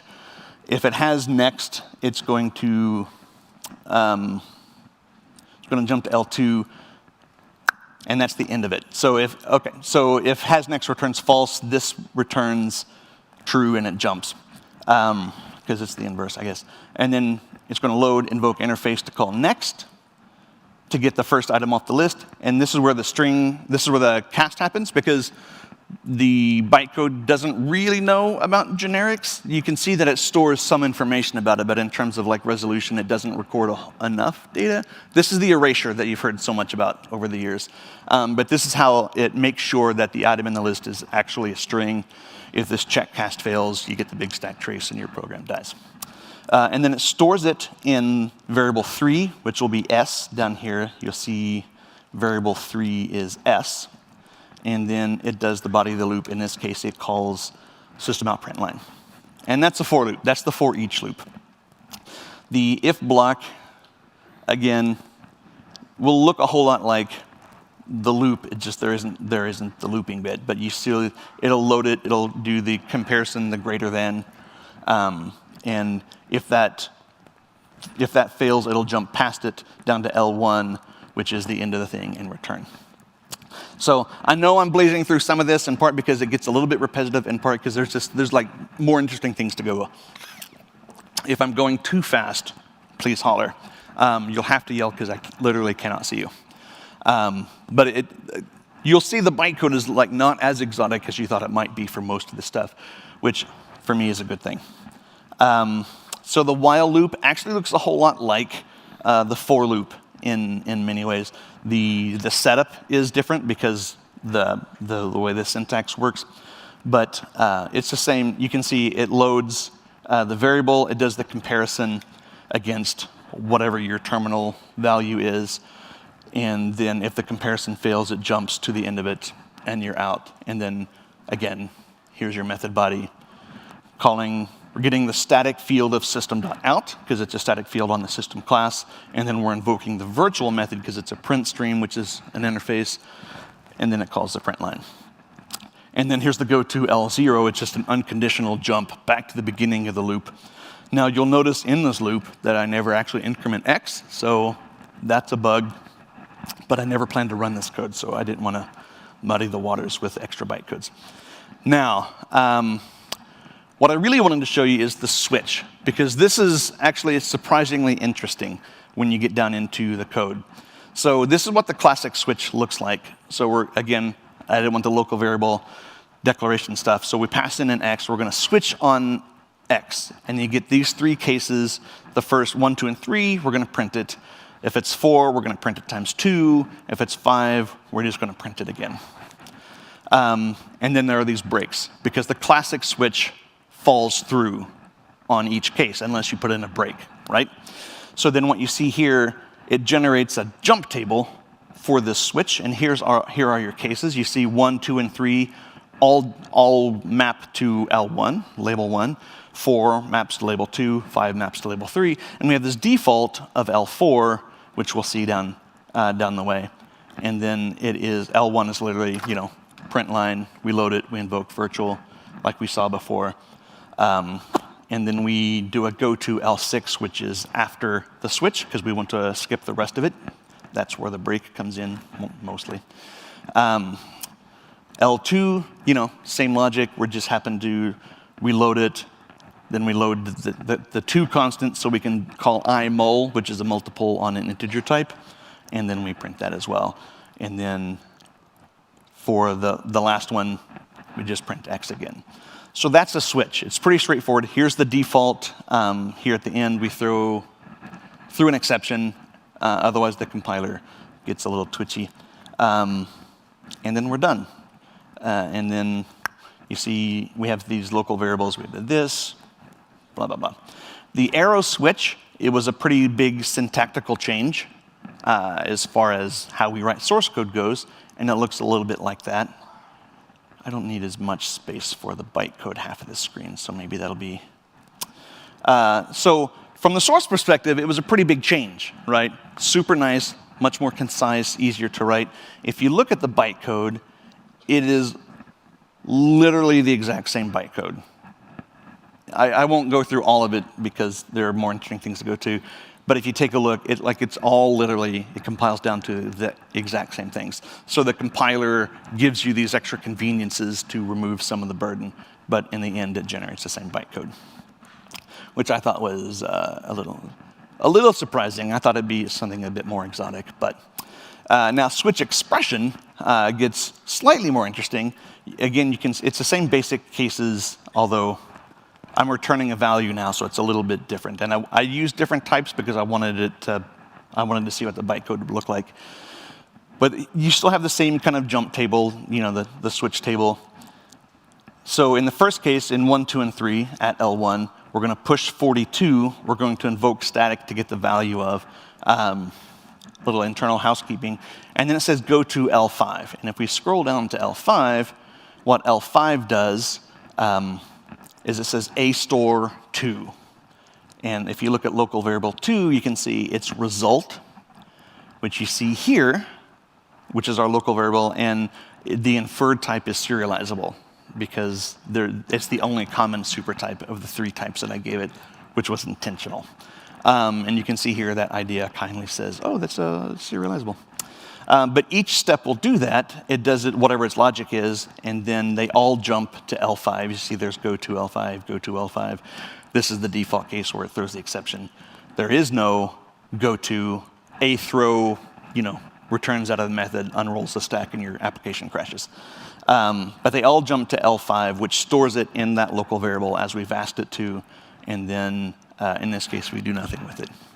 But it adds that one extra step so that when you use the yield keyword, you can pop that version back out of that particular case and assign it to a local variable.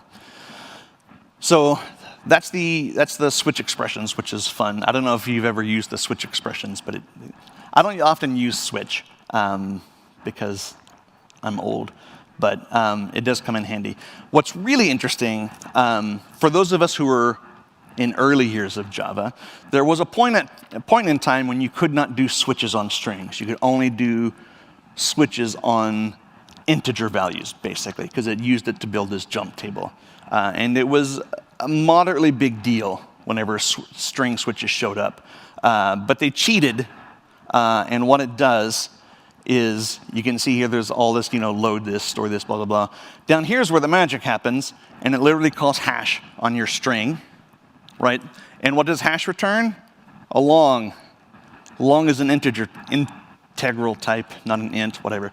And then you're just back at your lookup switch table again, and then you have these hash values that it uses to jump around. And that was the compiler magic that got us string switches, because they cheated, but it's helpful. And then there's just a whole bunch of stuff. These are all the branches. So those are how the basic flow control stuff works. Now, to get more interesting, if we look at generics, generics are surprisingly boring, which is not what I expected to see. So if we have this class, generics, you can see we have an unbound type T, and what that looks like, we'll see it here in better. You get a couple of things that we haven't necessarily seen before. I think they were there, we just kind of ignored them because there was nothing to see. So there are 2 parts to whether it's a class declaration and also a method declaration, because you can have generic methods. There is the descriptor, which is like the standard, it's been around forever. The signature, as I understand it, was added to aid in generic resolution. So method dispatch is technically used on the descriptor. This is fixed, typeless, all your generic types are just objects. But the signature helps hold what extra generic information it can. So even though the JVM operates under typically type erasure, there's a little bit of type information that is stored that can be referenced in certain scenarios. But you can't overload like list string and list foo, because the descriptor would just say Java util list, and then you'd have 2 methods with the same descriptor, and that's an ambiguous resolution. And we've all seen that error before. I had it just last week because I forgot that I had 2 generic lists as parameters. But that's really all it stores in terms of generics information. You have this signature. It gets more interesting with the subclass. I don't think it has it in this. We'll take a look at that one. And in the subclass, you can see the signature again, except this time we have, when we are extending it, you can see here we extend, this is the signature for the generics class, but you see we have the T bound this time to the string. So instead of just the unbound T, which is essentially Java-lang object, now we have the string bound in the signature definition. And you can see it comes over here, and then there's that. So it stores that type in the signature, which helps in resolution down the line, so that if you were to implement a method, which I don't think we're doing on this one, if you had a method that took whatever the type T was in generics, it could bind that to whatever your type is that you bound on the subclasses. And that's essentially how the generics work at the broadest strokes. All right, yeah, I don't want to get too in the deep weeds. Generics can get fun, but let's look at generic methods more specifically, because there's some interesting bits there. So, right-click. When you look at this, all right, so we implement the consumer interface, which is like a standard interface on the JDK, and it takes consumer string. I have this here just to kind of show you the thing at work, and then the implementation of it. And then this is, you guys have written like a generic method where the generic definition type is like on the method itself and not on the class type. So we're going to take a look at how both of those look. And then I don't want to do a whole lot because, again, there's other stuff to get to. You can see the signature consumer, it's bound to a string. And then here's the constructor. Nothing terribly special with that, even with the generics in the mix. But then when it generates the method here, you can see here's the accepts string, like we see in our source code here, right? So that's the function that we wrote. But where it gets interesting is this. You get another method also called, oh wait, it's down here because I have the other method, called accept. And you'll notice that this one takes a Java-lang object. But there's a few things that are interesting to note here. You see this synthetic bridge. These are two flags that the JVM uses to signify a few different things. If you see a synthetic method, those are there so that the JVM can bind to it at the bytecode level, but they are not visible at the source level. So I can never call accept and pass in object because object is not a string. But the JVM can bind to it and resolve to that method in various scenarios where perhaps the type resolution hasn't been quite refined yet. But what it does internally is it does a cast to a string to make sure that whatever parameter gets passed into it actually is a string. And if that check does not fail, it will call invoke virtual on the actual accept method that takes the string. So this is a bridge method that can take a potentially untyped value. If you get it out of another list or whatever and you don't know the type of it at runtime, it can resolve this method at runtime and then do the check for you that it's a string and then call the actual implementation method. And this method gets generated by the compiler. You never see it from source code, and it's impossible to call because of the synthetic flag. I have a project that tries to play with that synthetics tag, but it breaks in weird ways because, again, it gets odd. All right, what do we got? It's 1:40. We have like 10 minutes. Again, I tried to combine all of this so we can get to some interesting things, but there's so much to look at. I don't want to look at autoboxing. There's interesting stuff there, but it's not that interesting. What I want to look at, I'm going to look at two things briefly. I'm going to look at nested classes, because there's some fun stuff there. But what I really want to look at is lambdas, because that's the weirdest stuff out of all that I looked at. But in terms of nested classes, so here we have a top-level class. Now, there are two ways to do nested classes in Java. You can have an inner class and nested class, and I know I'm using the same term. A nested class is just a class scoped within another class, but it's static. And an inner class is scoped to a particular instance, right? And the difference between those two is that an inner class has an implicit reference to the enclosing instance. And this is where you get a lot of memory leaks if you instantiate an inner class and you return that back out, and it goes off and does its thing, and your top-level class, you're done with it, and you let it go. It can never get garbage collected because your nested class, your inner class that you just returned out of your method still has a reference to it. So it will stick around as long as this inner instance hangs around. Something to be aware of if you weren't already. But in the early days of Java, the compiler would build these synthetic methods internally so that in an inner class, you can access the private members or the non-public members of the enclosing type, right? It's a syntactical thing. Not everyone is aware that that's possible, but it's doable. And the way that used to happen is the compiler would generate these synthetic methods internally that would then basically bounce a request into the actual instance to return that value because the visibility rules interfered. And And that was fine. It worked, but it was inefficient in a number of ways. And within recent versions, they started introducing. Has anyone heard of the whole concept of nestmates? If you follow any of that.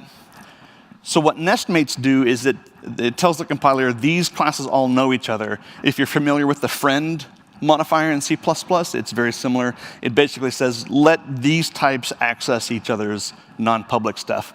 And you can see those entries as nest members here. And then down here in these other class, you'll have a reference for a nest host, which would show the top level type. Okay. And then with that bookkeeping information in place, the JVM no longer has to worry about accessibility rules when these types try to interact with non-public members of each other. Makes it a little bit more efficient. Certainly shrinks the size of the bytecode. And that's just your standard class. Now, we're almost, that's not what I wanted. This is what I wanted. We have like 5 minutes left. So let's do, I have some examples for lambdas, which are interesting, records, pattern matching, and sealed classes. I want to show you lambdas because it's like exotic and weird and interesting, but something else might be more interesting. Would you rather see any of the others or lambdas? I'm happy to go either way. Which one? Lambdas, that's what I want to hear. Sealed classes turned out to be rather boring, honestly. It's a bunch of entries like nestmates, except for like allowed members or something like that. I was hoping for something like really weird, but anyways. But lambdas are the interesting thing, and there's a whole lot happening here. Now, this is a dumb method. If you want to say that method is why did you write that? It's because I needed bytecode to look at. It doesn't really do anything useful. So what lambdas use is invoke dynamic to get at what you're doing. Now, normally what happens when you call a method, you see that invoke virtual, which binds it to a particular type, right? But with invoke dynamic, you don't always have a type. Certainly if you have, in fact, we can see the type here where we have the variable r, and it's just the lambda. There's no actual type. I give it a type runnable just for illustrative purposes, but you could do this. I think, is the language level? Oh yeah, cannot infer. But it's a lambda, and by giving it the runnable type, that's where you get like the single abstract method, the SAM thing that was a big discussion when this came out. This is how this gets resolved. But this is just, it's like a bare function technically without a type. So what invoke dynamic does is it basically defers that particular binding down the line. So it dynamically decides where to do it. And how that happens is already you can see there's an inner class method handles lookup, which we'll see. We'll ignore the body because the body, we've already seen what the body does. But this is the interesting bit.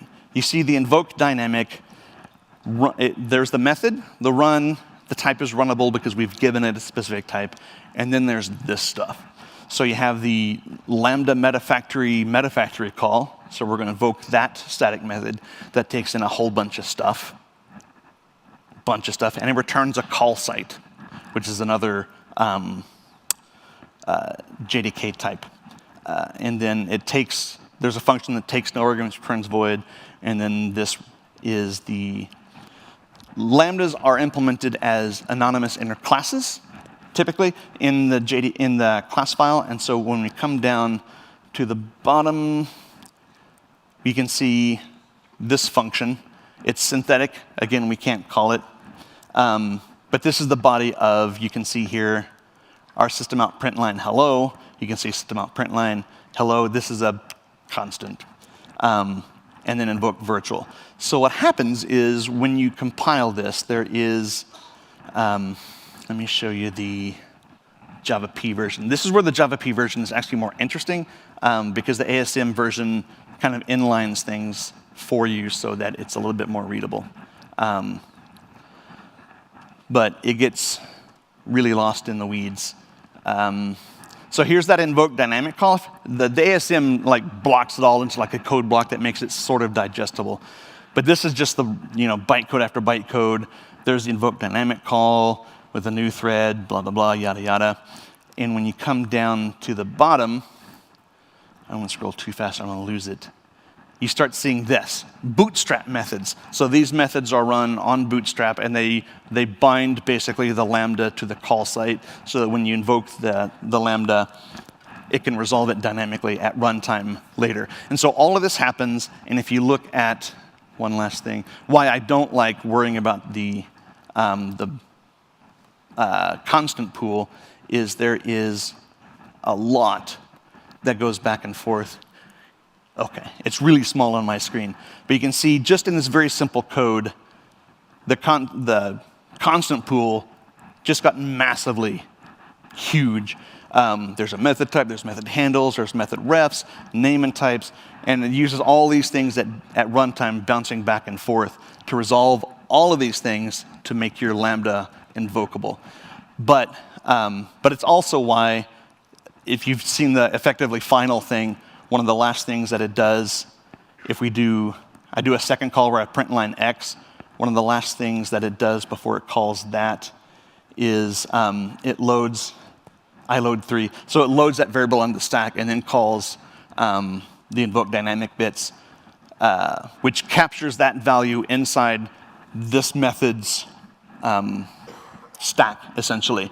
So technically, I think the bytecode will allow you to mutate that value after the invoke dynamic call, but because the method body of that Lambda could be called anywhere on a different thread, whatever, it's almost always going to be a bug, because you might see different state inside the Lambda than you expected, or you might expect the two to not affect each other. Anyways, the safe way was to say you can't do that.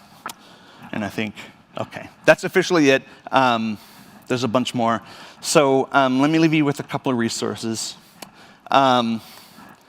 So the presentation, if you want to see this, what there is to see is on my GitHub. The JBang script is probably the most interesting thing that dumps the ASM if you want to use that. So this is the first time I've given this session, and so obviously there's like some rough edges and some pruning and tuning and whatever do. So if you loved it and you want some feedback, like focus more on this or skip that because that was not as interesting as that, I'd love to have your feedback. If you hated the session, that's the link you can use.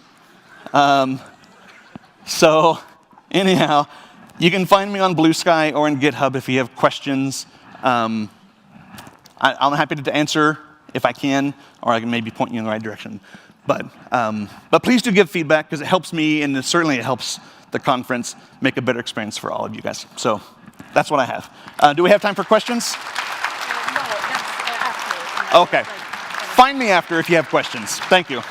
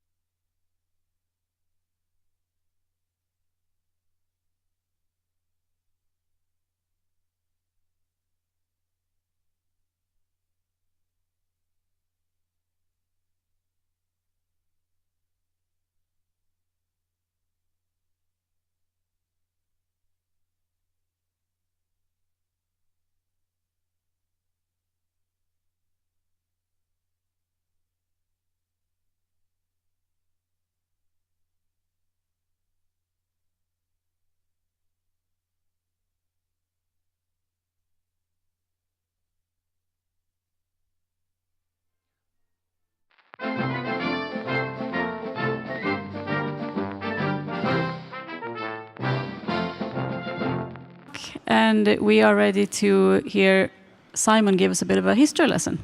Welcome.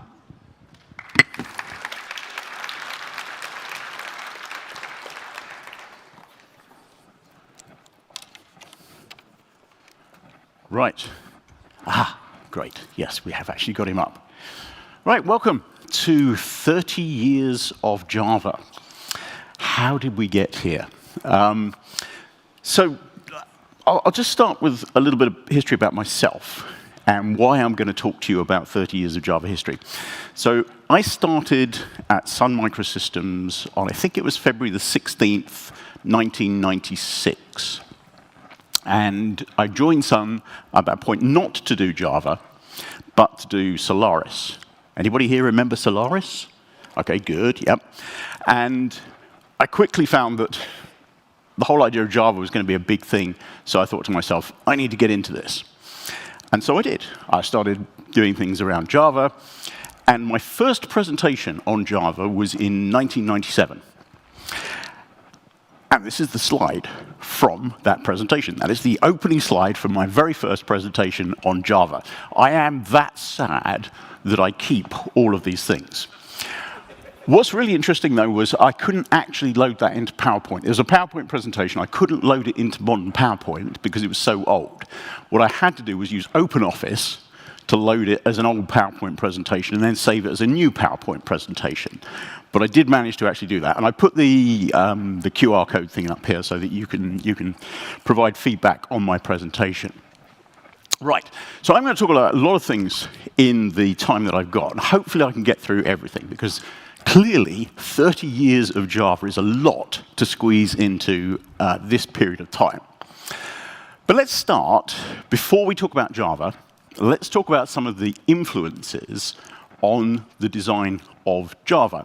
Because when Java was released, the important thing about it was it wasn't revolutionary. It wasn't something that suddenly delivered on all sorts of new features that had never been seen before. What it really did was take a set of things from different places, bring those together in a way that hadn't been put together before. So it was a sort of holistic kind of approach to programming. And that's something that's really kind of stuck with Java all the way through its development and its history, is this idea of pulling things in from other places and using the best of different languages, different platforms, to build something that is suitable for developers. And if you read some of the history, and if you talk to James Gosling, if you're lucky enough to do that, one of the things he said about Java was he described it as a blue-collar programming language. It wasn't about being an academic language. It wasn't about being an intellectual experiment.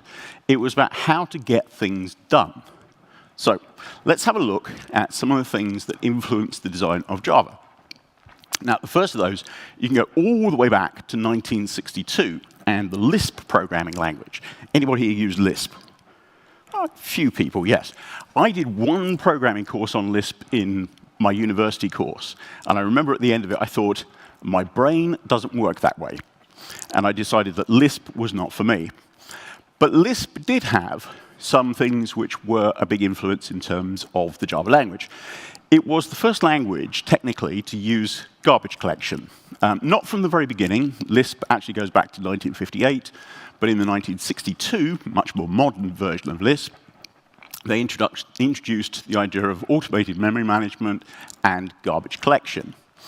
It was also the first language to sort of use just-in-time compilation. It wasn't really proper JIT compilation.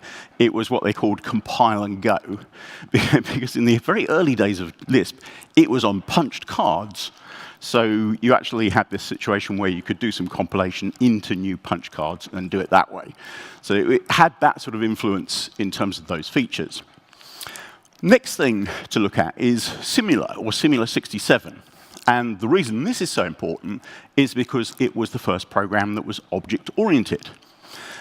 Java, as a language, is obviously object-oriented, so it has all of the things that we would expect, like inheritance, encapsulation, polymorphism, and so on.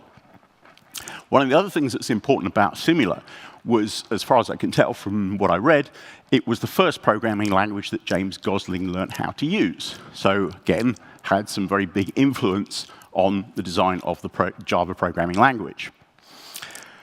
Then we move forward to 1973, and we see the introduction of the C programming language. Brian Kernighan, Dennis Ritchie, working on the Unix operating system, developed this programming language that was targeted at systems-type applications. Now, C was derived from B, which is kind of logical. You have B, then C, and that came from BCPL. The reason this is important is because if you look at the syntax of Java, it's heavily based on C. Things like the while loop, things like the for loop are straight out of C. The switch statement is straight out of C. The reasoning for that was because James Gosling wanted people to be able to move from a familiar language to Java without having to learn a whole lot of new syntax. So it had that familiar feel straight away in terms of the basic fundamentals of the language. Then we move to 1978, and we have Pascal. Anybody here use Pascal? Ooh, lots of Pascal people. So Pascal, in 1978, introduced the idea of P-code executed directly by an interpreter, which implemented a virtual machine. So it was not technically the first virtual machine, but it was the sort of first virtual machine in its true kind of sense. There was another language that was O-code that came out in, I think, 1960-something. And that had a sort of basic ideas of a virtual machine. But if you want to really kind of be picky about it, Pascal P-code was the first true virtual machine. And obviously, we've seen that as a big influence because Java runs on the JVM. Then, in 1991, we had the introduction of the World Wide Web. This is where suddenly the internet was going to be something very big, because now we had accessible information through a web browser. Tim Berners-Lee opened it to the public in 1991. Development of browsers happened. We had Mosaic browser in 1993. Again, anybody use Mosaic? Ooh, lots of people. I'm impressed. And then 1994, what was really the first public browser was Netscape Navigator. That was the one that everybody was familiar with. Right, so with all those pieces in place, where did Java actually come from? How did it actually come about? And again, let's look at 1991. In 1991, Sun Microsystems was quite a successful company. They sold a lot of workstations for high-end sort of graphical type applications. And they were a very technical company. They did all sorts of interesting technical stuff. But there were several of their engineers who were reaching a point where they thought Sun has become a little bit too bogged down in product development and not really looking at what's the next big thing.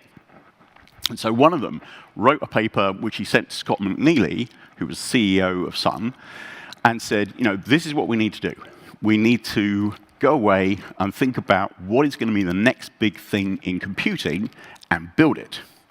And Scott's response was, maybe you guys are onto something. Why don't you go hide away somewhere and think about what it is? And that's what they did. So in 1991, a group of people, the 4 people you saw there, they went off and they decided they were going to move away from the Sun campus completely. They were going to go and find another office, which was in Menlo Park. I believe it was above the Bank of America. And the Project Green was born. The reason it was called Project Green was because the door to the office was green. So very imaginatively, they named it Project Green. Now, they started working on that, and they came up with some ideas. And one of the things that they did was James Gosling decided to develop a new programming language. Initially, he looked at C++ for the thing that they were working on, and he decided that he needed to make a few changes to it, but eventually the number of changes he wanted to make to it meant that he came up with a completely new programming language. He decided to call that Oak. The reason he called it Oak was because there was a oak tree outside his window. So you can see with the naming, it's kind of like, what are we going to call it? Oh, green door. Oh, oak. Let's just, right, okay, just use whatever's there. And he described this in terms of the programming language as a simple, object-oriented, distributed, interpreted, robust, secure, architectural neutral, high-performance, multi-threaded, dynamic language. He could have been in marketing. But it does represent what Java is. And the key things there are obviously it's object-oriented. It is distributed. That was a big thing. They wanted to be able to move code around the network and not just have an application execute on a single machine, but load code remotely. And so it had to be interpreted because you didn't necessarily know what platform you were going to run that code on. It had to be secure, architectural neutral, and so on. So a lot of different things went into this, and we ended up with Oak. The reason that he built this was because of this device. So the green team set about developing the next big thing. The next big thing they thought was going to be some kind of remote control on steroids. Something that you could interact with, something that would give you much more intelligence, if you like, that you could then program to do things, you could have much more control over, and so on. And this was what became the Star 7. Now, first piece of really useless information for you is why was it called Star 7? And the reason it was called Star 7 was because that's what you would type on the phone in the green office to answer your extension from any phone. Again, we can see this kind of naming thing is like, look around and what's on the table sort of thing. But that's why they decided to call it the Star 7. And it's incredible when you look at this. This was 1992, so it's over 30 years ago. And it looks quite a lot like an iPad today. But of course, the technology they had back then was much, much more primitive. So it ran on a microspark chipset, which was the Sun chips at the time, 4 megabytes of RAM. Ooh, wow, that's like big. 200 kilobits per second as a RF link. A TV screen, a touch screen, which again, in those days, very, very new kind of thing, and some kind of IL link as well. One of the other things that the Star 7 had was somebody to help you. And this is where what you see here and what you see here came from. So initially, the idea of this sort of helper was to be the agent. The agent was going to help you with your tasks and sort of lead you through different aspects of what you were doing. So the agent morphed into Fang. The reason he was called Fang was because some people said he looks a bit like a tooth. I think that's rather, sort of nasty to say he looks like a tooth. And of course, we all know that he became Duke. And so Duke has become the mascot of Java. He even had his own comic for one episode or one magazine. And then, of course, you've got the tumbling Duke there, which was one of the sort of famous things in terms of when you ran Java on a web browser, you could have a tumbling Duke. Before Duke came about, even as Fang or the agent, they had another idea for somebody to help you. And this was called Greenbot. Personally, I prefer Duke. Right, so then in 1992, the Green team were being quite successful, and they got incorporated into a separate company under the Sun Microsystems umbrella called First Person Inc. And then they created a specification for Oak as the programming language, and everything was going great. And it's interesting if you look at the specification for Oak, which you can find it online and download it, because it is a lot like Java, but there are some significant differences. So there are some keywords that you wouldn't expect because they're not in Java, but they were in Oak. So there's things like protect and unprotect and enum, which we'll come back to. Now, unfortunately, they put in a bid to provide software for a set-top box, and they lost this bid for Time Warner. And that sort of led to a bit of a hiatus in the project because several people thought, right, we're not really going anywhere, not making much progress. Let's move back to Sun and find some other things to do. But then, 1994 happened. And this was when there was a kind of pivotal moment when it came to Java. John Gage, who was the chief computer scientist at Sun Microsystems, he was invited to do a TED Talk. And TED Talks back in those days were much less visible than you have today. He wanted to demonstrate some of the technology that the green team had been working on. And specifically, one of the things they'd also created was a new form of web browser. And they called that WebRunner.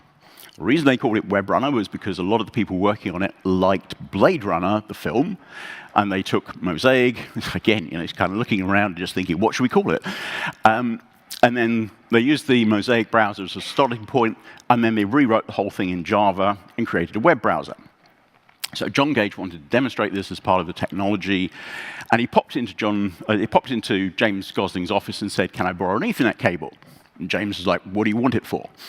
And he told him that he was going to this TED conference. So James said, "Right, I'm coming with you because if you're demonstrating my software, I need to make sure it works." So off they went, set it all up, got it working, and then they did this demonstration. And they showed this web browser, and of course, back in 1994, web browsers were entirely static. You had text, you had maybe images, and that was it. So suddenly, what they showed was a molecule in an image. Fine, everybody looked at that and went, okay, a molecule. But then John clicked on it and used a mouse to drag it around. Suddenly he can manipulate this molecule on the screen. And everybody went, oh, now that's really different. Suddenly we're including functionality into a web page. We can do things on a web page, not just static information. That's going to be really interesting if it becomes big. And that led to 1995, when we had the release of Java, but also HotJava. HotJava, the browser, version 1.0. And we got the first sort of marketing slogan, which is write once, run anywhere. When they released this, really the emphasis on the whole idea was around HotJava rather than Java. It was more, let's push the browser as the new technology, and Java is just sort of adds to that to make it useful. But of course, as we all know, that's not quite the direction things went in. The other very big and significant part of that announcement, which was only agreed just before it was announced, was that Netscape Navigator, the most popular browser at the time, agreed to integrate Java into their browser. So suddenly everybody using Netscape would have access to that, as well as anybody who downloaded the HotJava browser. So this is kind of where the initial launch of Java came from. Now, there's a whole set of other words down here. Silk, DNA, Lyric, Pepper, NetProse, Neon, Ruby, WebRunner, WebDancer, and WebSpinner. All of those were potentially the name of Java, because they couldn't call it Oak, somebody else had trademarked that, and these were all names that they came up with that they could potentially call it. So we could have had Pepper, and we could be talking about 30 years of Pepper.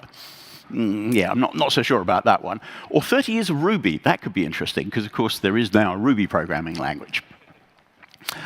Right, moving on to 1996. So Sun released Java, and they wanted to make it popular, they wanted to drive adoption of it. One of the things they did was they formed a separate division called JavaSoft within Sun. What JavaSoft was all about was the idea of trying to license Java to companies so that they could embed it into their products through web browsers and things like that. They also wrote an entire operating system in Java called, imaginatively, Java OS. It was based on a microkernel. Anybody remembers microkernels? And initially they wrote their own, but then they based it on a microkernel from a company called Chorus in France. Anybody ever heard of Chorus from France? Well, a few people. Oh, yeah, well, you're from Sun, so yeah. Yes, so I remember working with them when I was at Sun as well. And this led to what was called the Java Station. Now, this is kind of interesting, because there were two versions of the Java Station. The first was called Mr. Coffee, and it was basically just a rectangular box, which was a Sun workstation kind of rebadged sort of thing. And then they had this much more stylish Krups machine. And the problem with this, because what it was really designed to do was to replace dumb terminals with something that was a sort of smarter terminal. It was designed to be cheap, it was designed to be easy to deploy and so on, and you could just have a smart card and log in and all sorts of things like that. But it really did suffer because the technology in the day just wasn't up to it. So I remember I had one of the first Java stations, just the sort of rectangular box, and it only had 8 megabytes of memory in it. And that really wasn't enough to run the Java virtual machine and applications, certainly at any kind of realistic speed. So it just never really took off. There were plans for a third version called the Super Java Station. That was going to use Java chips, which I'll come back to later. But that one never saw the light of day. The project really kind of morphed into, now what was it called? We had one at the Sun. It was like a Sun workstation thing with a smart card on it. But that's kind of where it ended up. And then in 1996, the other thing that was really significant in terms of helping to drive adoption of Java was that Microsoft said, aha, right, so Netscape's got Java in it. We need to have that in our browser called Internet Explorer. So Internet Explorer in 1996, version 3, shipped with Java. Great. Right, now I want to take a little aside here because I want to talk about version numbering in Java. And I find this really entertaining. I hope you will too. So we'll just take a little sort of side trip into Java versioning. So in 1995, Java, the very first early access was released, and it was called Java 1.0 Alpha. Now, I didn't manage to get access to a copy of this. I didn't have one. So I don't know what the version string that came out of that was. But in 1996, just before I joined Sun Microsystems, Java 1.0 was released. Now, this is good. You see, this is logical, because we have 1.0, version 1.0. Very good. And if you look at the version string, because I did find one of the JDKs from there, it says Java version 1.0. Again, very logical. Two things to note about this. One is they put quotes around the 1.0. Not really sure why they did that other than maybe for some parsing. And the other thing I noticed was that the Java has a lowercase j. But I think that's probably because we're talking about the Java executable, which has a lowercase j. So we'll forgive them for that. So then we had some updates to that. And we called those 1.0.1 and 1.0.2. And if you look at the description, it says that what we now have is a major number, a minor number, and a micro number. Right. I'm happy with that. Very logical. The other thing was the class file version. So class file version was 45.0. Where did the other 44 go? Not really sure about that. Then we move on to February 1997, and we have Java 1.1. So that introduced a fair number of new features. So you could have argued that it could have been called Java 2. But OK, we'll buy into the fact that we're doing major, minor, micro. So we'll use the minor number to indicate that we've got some new features, but it's not really a big version shift. So we get Java 1.1. And the Java version is logically 1.1. OK, all good so far. But then we get into some updates. So we've got 1.1.1, 2, 3, 4, 5, 6, 7. I'm happy with that. All logical. Except for 1.1.1 is actually a CPU or critical patch update with only security changes, and the rest are micro versions. So at this point, I'm still very happy with the logic until we get 1.1.7a and 1.1.7b. Why do we get 1.1.7a? Because there's an emergency patch that needs to be issued, and then it turns out that emergency patch is not done correctly, so we need to have an emergency patch to an emergency patch, and we get 1.1.7b. Now, that came out before 1.1.6_004. So why did it go from letters to underscore numbers? But OK, I think that probably makes more sense because it's numeric. We'll use an underscore rather than a dot now. OK. And then, OK, we get class file version 45.3. Why 0.3? OK. Yes, and this was also the basis for personal Java, for devices based on 1.1.8, just for completeness there. Then we get Java 1.2. This is where things really start getting interesting in terms of the numbering. Because, OK, so we've got 1.2, so the minor version has been revised again, that's fine. And we get Java version 1.2.0. We get 2 micro versions of that, 1.2.1 and 1.2.2. And we get updates to those, so that's all right. And finally, we get the class file version of 46. And from then on, the class file version just increments once for each major version of Java.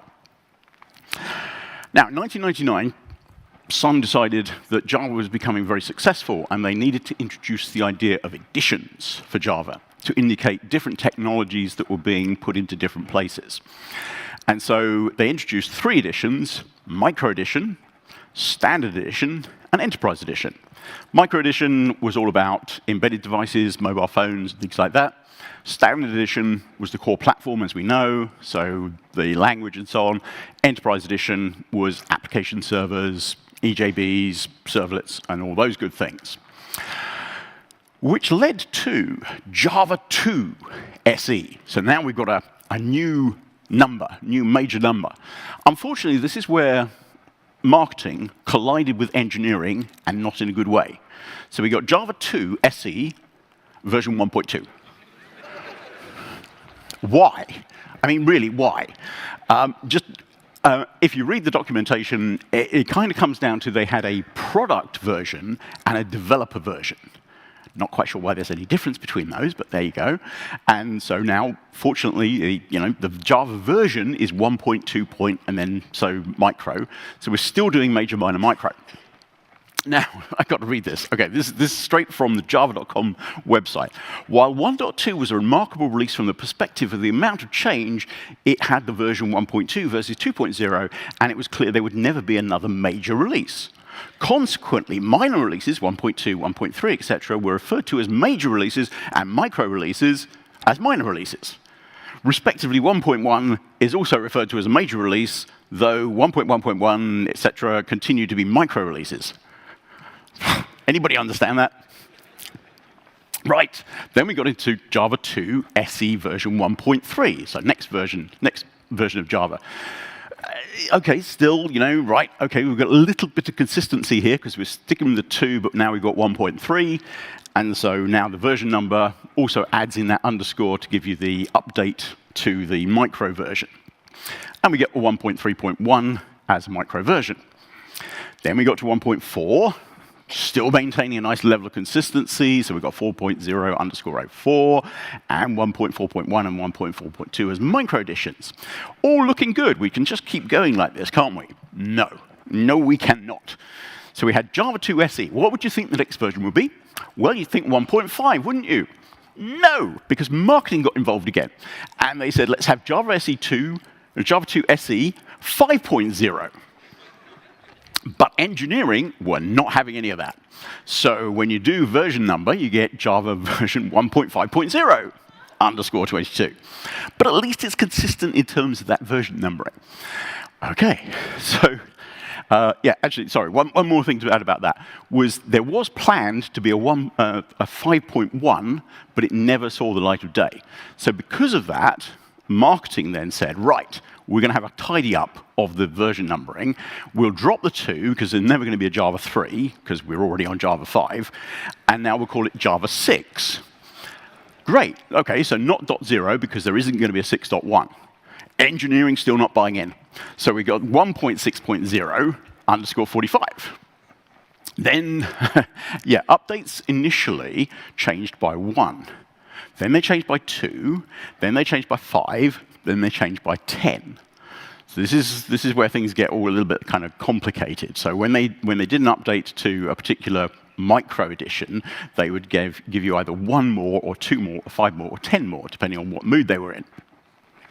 Oh yes, and then we have this special update, 1.6.0 underscore 21p. Anyone guess what that one was? Well, apparently this was because the installer for the Brazilian Portuguese version of Java had a problem. So they issued a very special patch just for the Brazilian Portuguese installer, which was 1.6.0 underscore 21p.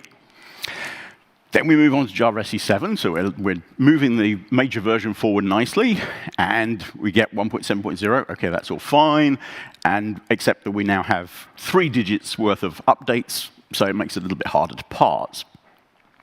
CPUs have to have odd numbers. PSUs have to have even numbers, which is why you've got 331, because that's a CPU, and if you had 332, that will be the PSU. And then we get to Java SE 8, okay, still moving the major version number forward, and we got the same thing, that's all good. Now we get to Java SE 9, okay? So we've had a bit too much consistency, we need to change things again. So engineering finally looked at this and went, you know what, having a 1 point doesn't make any sense. Let's call it 9. Yay! So finally we've got Java version that actually is 9 in accordance with Java SE 9. But of course, when you have an update, rather than calling it 9.1, you'll call it 9.0.1. And the reason for that is that if you look at JEP 223, they introduced the idea of major, minor security. So rather than it being major, minor, micro, it's now major, minor security. Right. Then in September 2017, things kind of went a bit Kafkaesque. And they said, right, moving Java forward faster. We're going to have a release every 6 months. Now, this is good. We've seen this work very well. You'd expect it to be JDK 10. Except no, it's not going to be JDK 10. No. We will now call it JDK 18.3.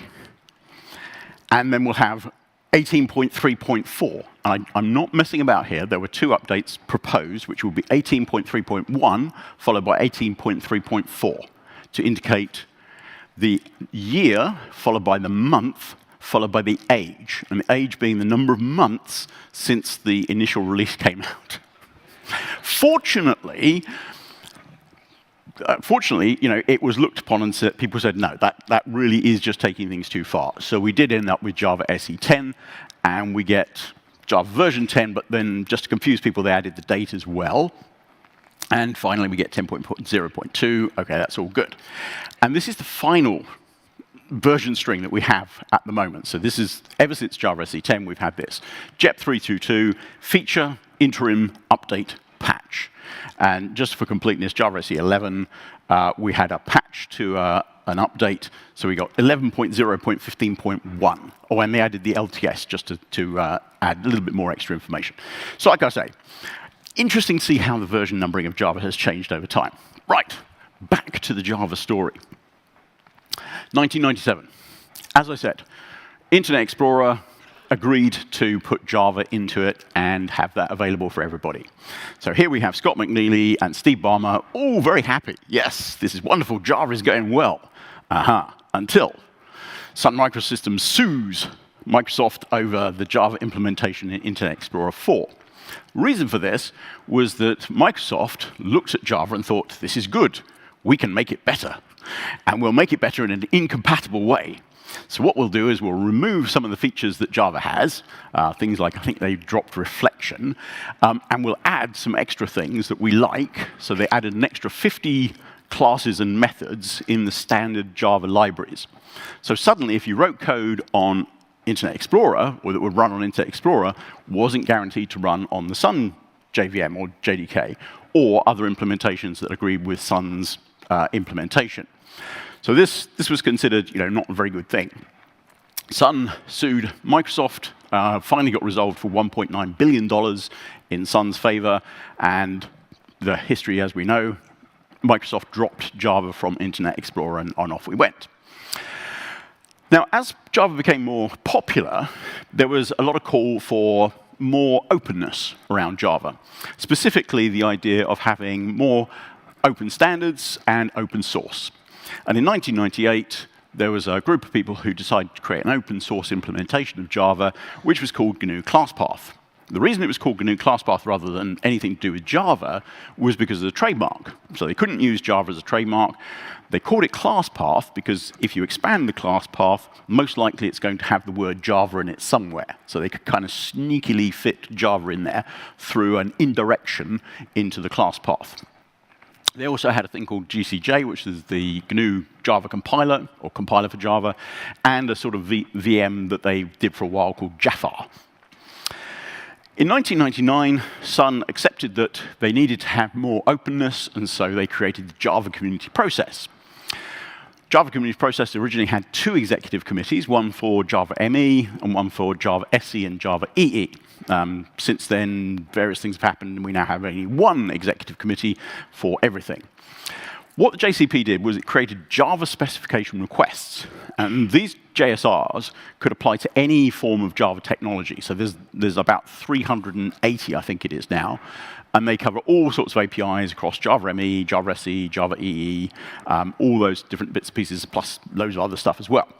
And the important thing about a JSR is it consists of 3 parts. So you have the specification itself, which in the case of Java core is the Java virtual machine specification, the Java language specification, and a list of all the class libraries. Then you have a reference implementation. The idea behind that is it proves that you can actually implement the specification. So if you can write the code to do it, then you've got proof that the specification can be implemented. And then the third part is what's called the TCK, or Technology Compatibility Kit. And that's a set of tests which you can use to verify that if somebody creates an implementation of your specification, that it actually matches the specification. And this is very important for Java, as we know more recently, because it allows us to verify that we have compatible implementations. And that's been going on for about 26 years now. So the other thing that happened in 2005 was more people wanted open source Java. And we had the Apache Harmony project, which started creating an open source version of Java. So they wrote it basically from the specification, didn't use any source code from Sun, and they were trying to create a specification or try to create an implementation for that. Now, the problem they had was in order to verify that their specification matched the, in order to verify that their implementation matched the specification, they needed the TCK. And Sun were very reluctant to give them the TCK because they didn't like the terms of the Apache license. What that resulted in was in 2006, Sun open sourced Java. The decision was made, let's make Java open source, and we got the OpenJDK. Now, initially in 2006, we got the hotspot VM code and we got the Java C, but there was still a lot that hadn't been released. Reason for that was we needed to do due diligence to make sure that the code that was being released, Sun actually had the rights to, because of course, there are lots of people who contributed code like IBM and Apple and so on. So we went through the due diligence to make all of that available. And so in 2007, almost all the remaining code was released. It wasn't until build 53 of JDK 7 that you could build the complete thing from open source, but they got there eventually. And then, of course, in 2010, Sun Microsystems had been suffering from the fact that giving Java away meant they weren't making any money from it. The dot-com bust had caused problems for them in terms of selling hardware, and so it became clear that Sun wasn't going to be able to continue on its own, and it got acquired by Oracle. That was a bit of a shock, because I remember in 2009 being sent an email saying, we have just been bought by Oracle. It's like, oh, flip. And then we ended up with Sun Oracle. And just for completeness, this is the diagram. This is the picture that James Gosling created at the time. Coming back to Apache Harmony, it's worth kind of saying just a thing about that, which is that in 2010 and 2011, because Oracle had taken over, one of the problems that we'd seen in terms of moving Java forward was that Apache had been blocking the specifications for the next version of Java, which is why there's 4 and a bit years between JDK 6 and JDK 7, or one of the reasons, one of the primary reasons. So in 2010, when Oracle acquired Sun, they basically went to Apache and said, yeah, this is what's going to happen. We're not going to give you the TCK under the license you want. And Apache said, OK, if that's the case, we will withdraw from the Java community process, and things were then able to move forward again. And eventually in 2011, IBM, who were the primary contributor to Apache Harmony, they joined the OpenJDK project, and everything's moved forward through OpenJDK. Apache Harmony has now been discontinued. Right, how am I doing for time? Oh, badly, but OK. So let's talk about where we've seen Java used, because this is also kind of interesting. So this is a brochure that was created by Sun, as you can see, Sun Microsystems, Java Everywhere in Action. And I've tried to find various places where we've seen Java that you might not think about. So first was Java Card. This is even smaller than Java Micro Edition, and it's literally designed to run Java applications, or applets, I suppose you could say, in something which is 64 kilobytes or less. Some devices have like a megabyte, but some of them have 64 kilobytes or less. So you can't run a full JVM in 64 kilobytes. To get around that, the way that the system works is that you take your Java code, you compile it into what's called a cap file, and then you install that on what you call a secure element, which is your smart card chip. Not a full implementation of a JVM, obviously, so there's no dynamic class loading, no multi-threading, there's no char, there's no double, there's no float, there's no long. You're basically just using ints. And the libraries are very much a subset, so there's no AWT or swing, funnily enough, and there's also very little in the way of java.lang even. But there are some notable uses of this. So the Oyster card, anybody here from London, like me? Nobody. Okay. Well, Oyster is the travel card that we use in London, and you can go in and out of the public transport system and use that, and that uses Java. SIM cards, if you're not using an eSIM, you're using a physical SIM card, that has Java card on it, still being used. And there's several examples of health cards and identity cards that are being used by people in different situations. Java chips. I briefly mentioned this when I talked about the Java station. This was an idea that came about because in the very early days of Java, it was fully interpreted rather than using JIT compilation, and it just didn't perform as well as native code. So they said, right, let's just move the virtual machine into silicon and make a virtual machine that's a physical machine. And this was what they called Pico Java. Execute the machine instructions directly on a real machine, get up to 20 times improvement in execution speed. Two flavors of this were created. One was called Micro Java, and the other was called Ultra Java. Or the other code name it had was MAJC, or Magic, as we called it. JIT compilation definitely took over from that. There was really no need to do it, and it wasn't a particularly simple solution in the end, so they abandoned that idea. The Java ring. I have a Java ring.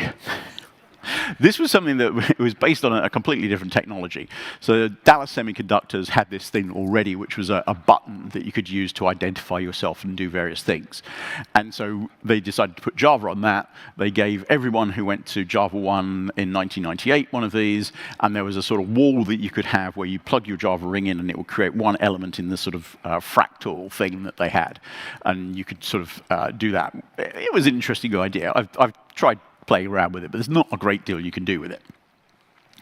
The Palm Pilot. Anybody here have a Palm Pilot?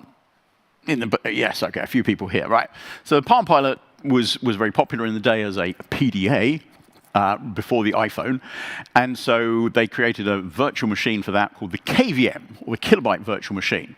And it was designed again to run in a very constrained environment down to a minimum of 273 kilobytes. It had various APIs that were specific to the Palm, like the screen, the stylus, address book, calendar, and so on. And you can see there this little sort of Duke who's juggling, and so you can run Java applications on there. The Kindle, Amazon Kindle, actually ran Java, or at least this particular version did. It used Java for the UI. It was based on Java 1.4 personal basis profile, which is part of Java ME. It had AWT with lightweight components only. And then Amazon released a developer kit called KDK, and it used the APIs and ran kindlets. Everything in Java has to be a lut. So you have applets, kindlets, xlets, all sorts of different things, servlets. But there, OK, so that was running Java. Then we had the Java Pen. This was another one that was introduced as a sort of thing at Java 1, 2008. That had penlets. So we still got to have luts. So we have penlet for that one. Based on Java ME, used Java SE5. Not really much you could do with that. Sunspots. Oh, yeah, these was just so much fun, right? So I've got a couple of sunspots here, and I'm just going to power one of those up there. So you can see maybe there. Oh, yeah, there we go. So we've got little sort of flashing lights. We like flashing lights, but the fun thing is, if you turn the second one on, we get some flashing lights, hopefully. Yeah, that one's supposed to change color. All right. Right. But sunspots were the idea of looking at small programmable object technology. And they were, again, a little bit too far ahead of their time. So they were way too expensive for what they were. Lots of interesting things that people did with them. It was really sort of a research project. It had a thing called the Squawk VM. That was probably the most interesting thing, which was the fact that it was a VM A lot of it was written in Java. It was Java ME, CLDC, and so on. Mobile phones clearly was a big thing for Java in the early days. And so Java 2 Micro Edition, when we introduced editions, was all about things like this.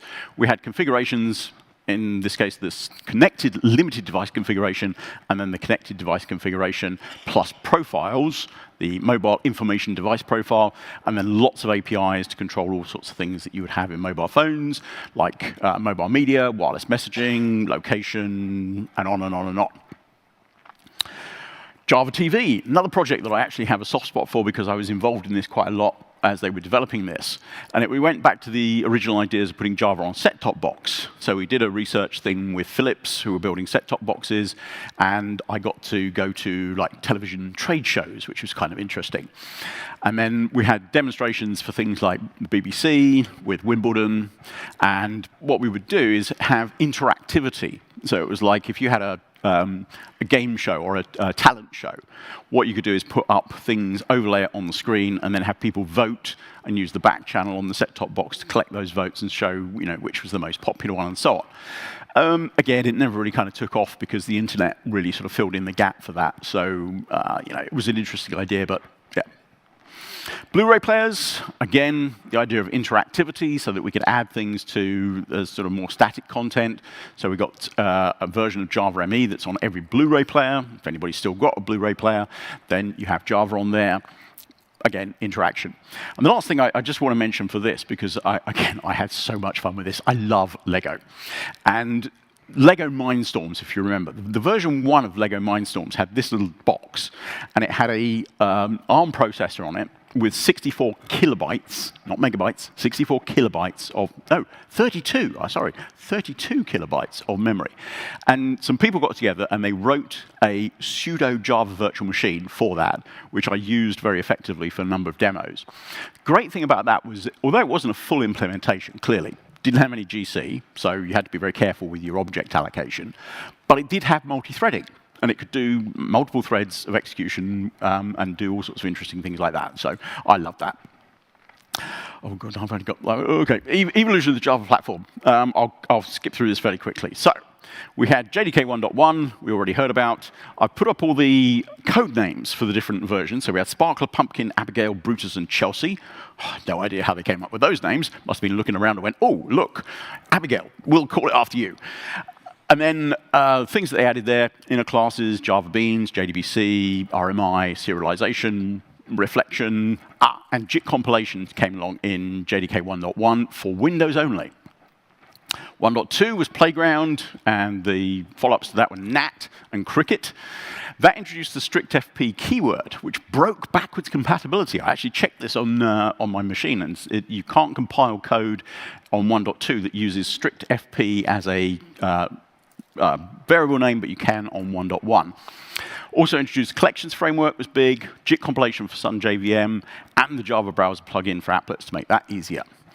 1.3, not really that much in there, so that was Kestrel with Firefly for the update 01 of 1.3.0, and Ladybird. Introduced JNDI and Java Sound. 1.4 was Merlin, Hopper, and Mantis. That was the first version to use JSRs, so Java SE 2 1.4 had an umbrella JSR, which is 59. Assert keyword, again, broke backwards compatibility because you couldn't use it as variable name anymore. Regular expressions, non-blocking I/O, and Java Web Start, originally in 1.3, but 1.4 funny. And then Tiger. I remember that was the big one because it had, what was his name? Graham Hamilton, who was the architect at the time, on stage with a tiger, a real live tiger. That introduced lots of things: generics, annotations, auto-boxing, unboxing, enumerations, for each loops, static imports, and varargs. Oh, and the concurrency utility. So it was a really big change. And then we had 5.1, which never came out, called Dragonfly. 6 didn't actually include anything interesting. Well, there were a few things, but not really. And then JDK 7 had Project Coin, which the reason it's called Coin, firstly, is coin You can coin a new phrase, so that's new, and coins are the small change in your pocket, so small changes. And that introduced strings in switch, try with resources, which was really good, diamond operator, simplified var args, binary literals. Really, did it take us until JDK 7 to have binary literals in Java? Underscores in numeric literals, and multi-exception catches. Plus, we added invoke dynamic, first new bytecode in Java. Yeah, and then for completeness, JDK 6 was codename Mustang. JDK 8, first version to use the JDK enhancement proposals. So we moved away from component JSRs to the idea of JEPs instead. That introduced lambdas, introduced streams API, so a more functional way of programming, new date and time API.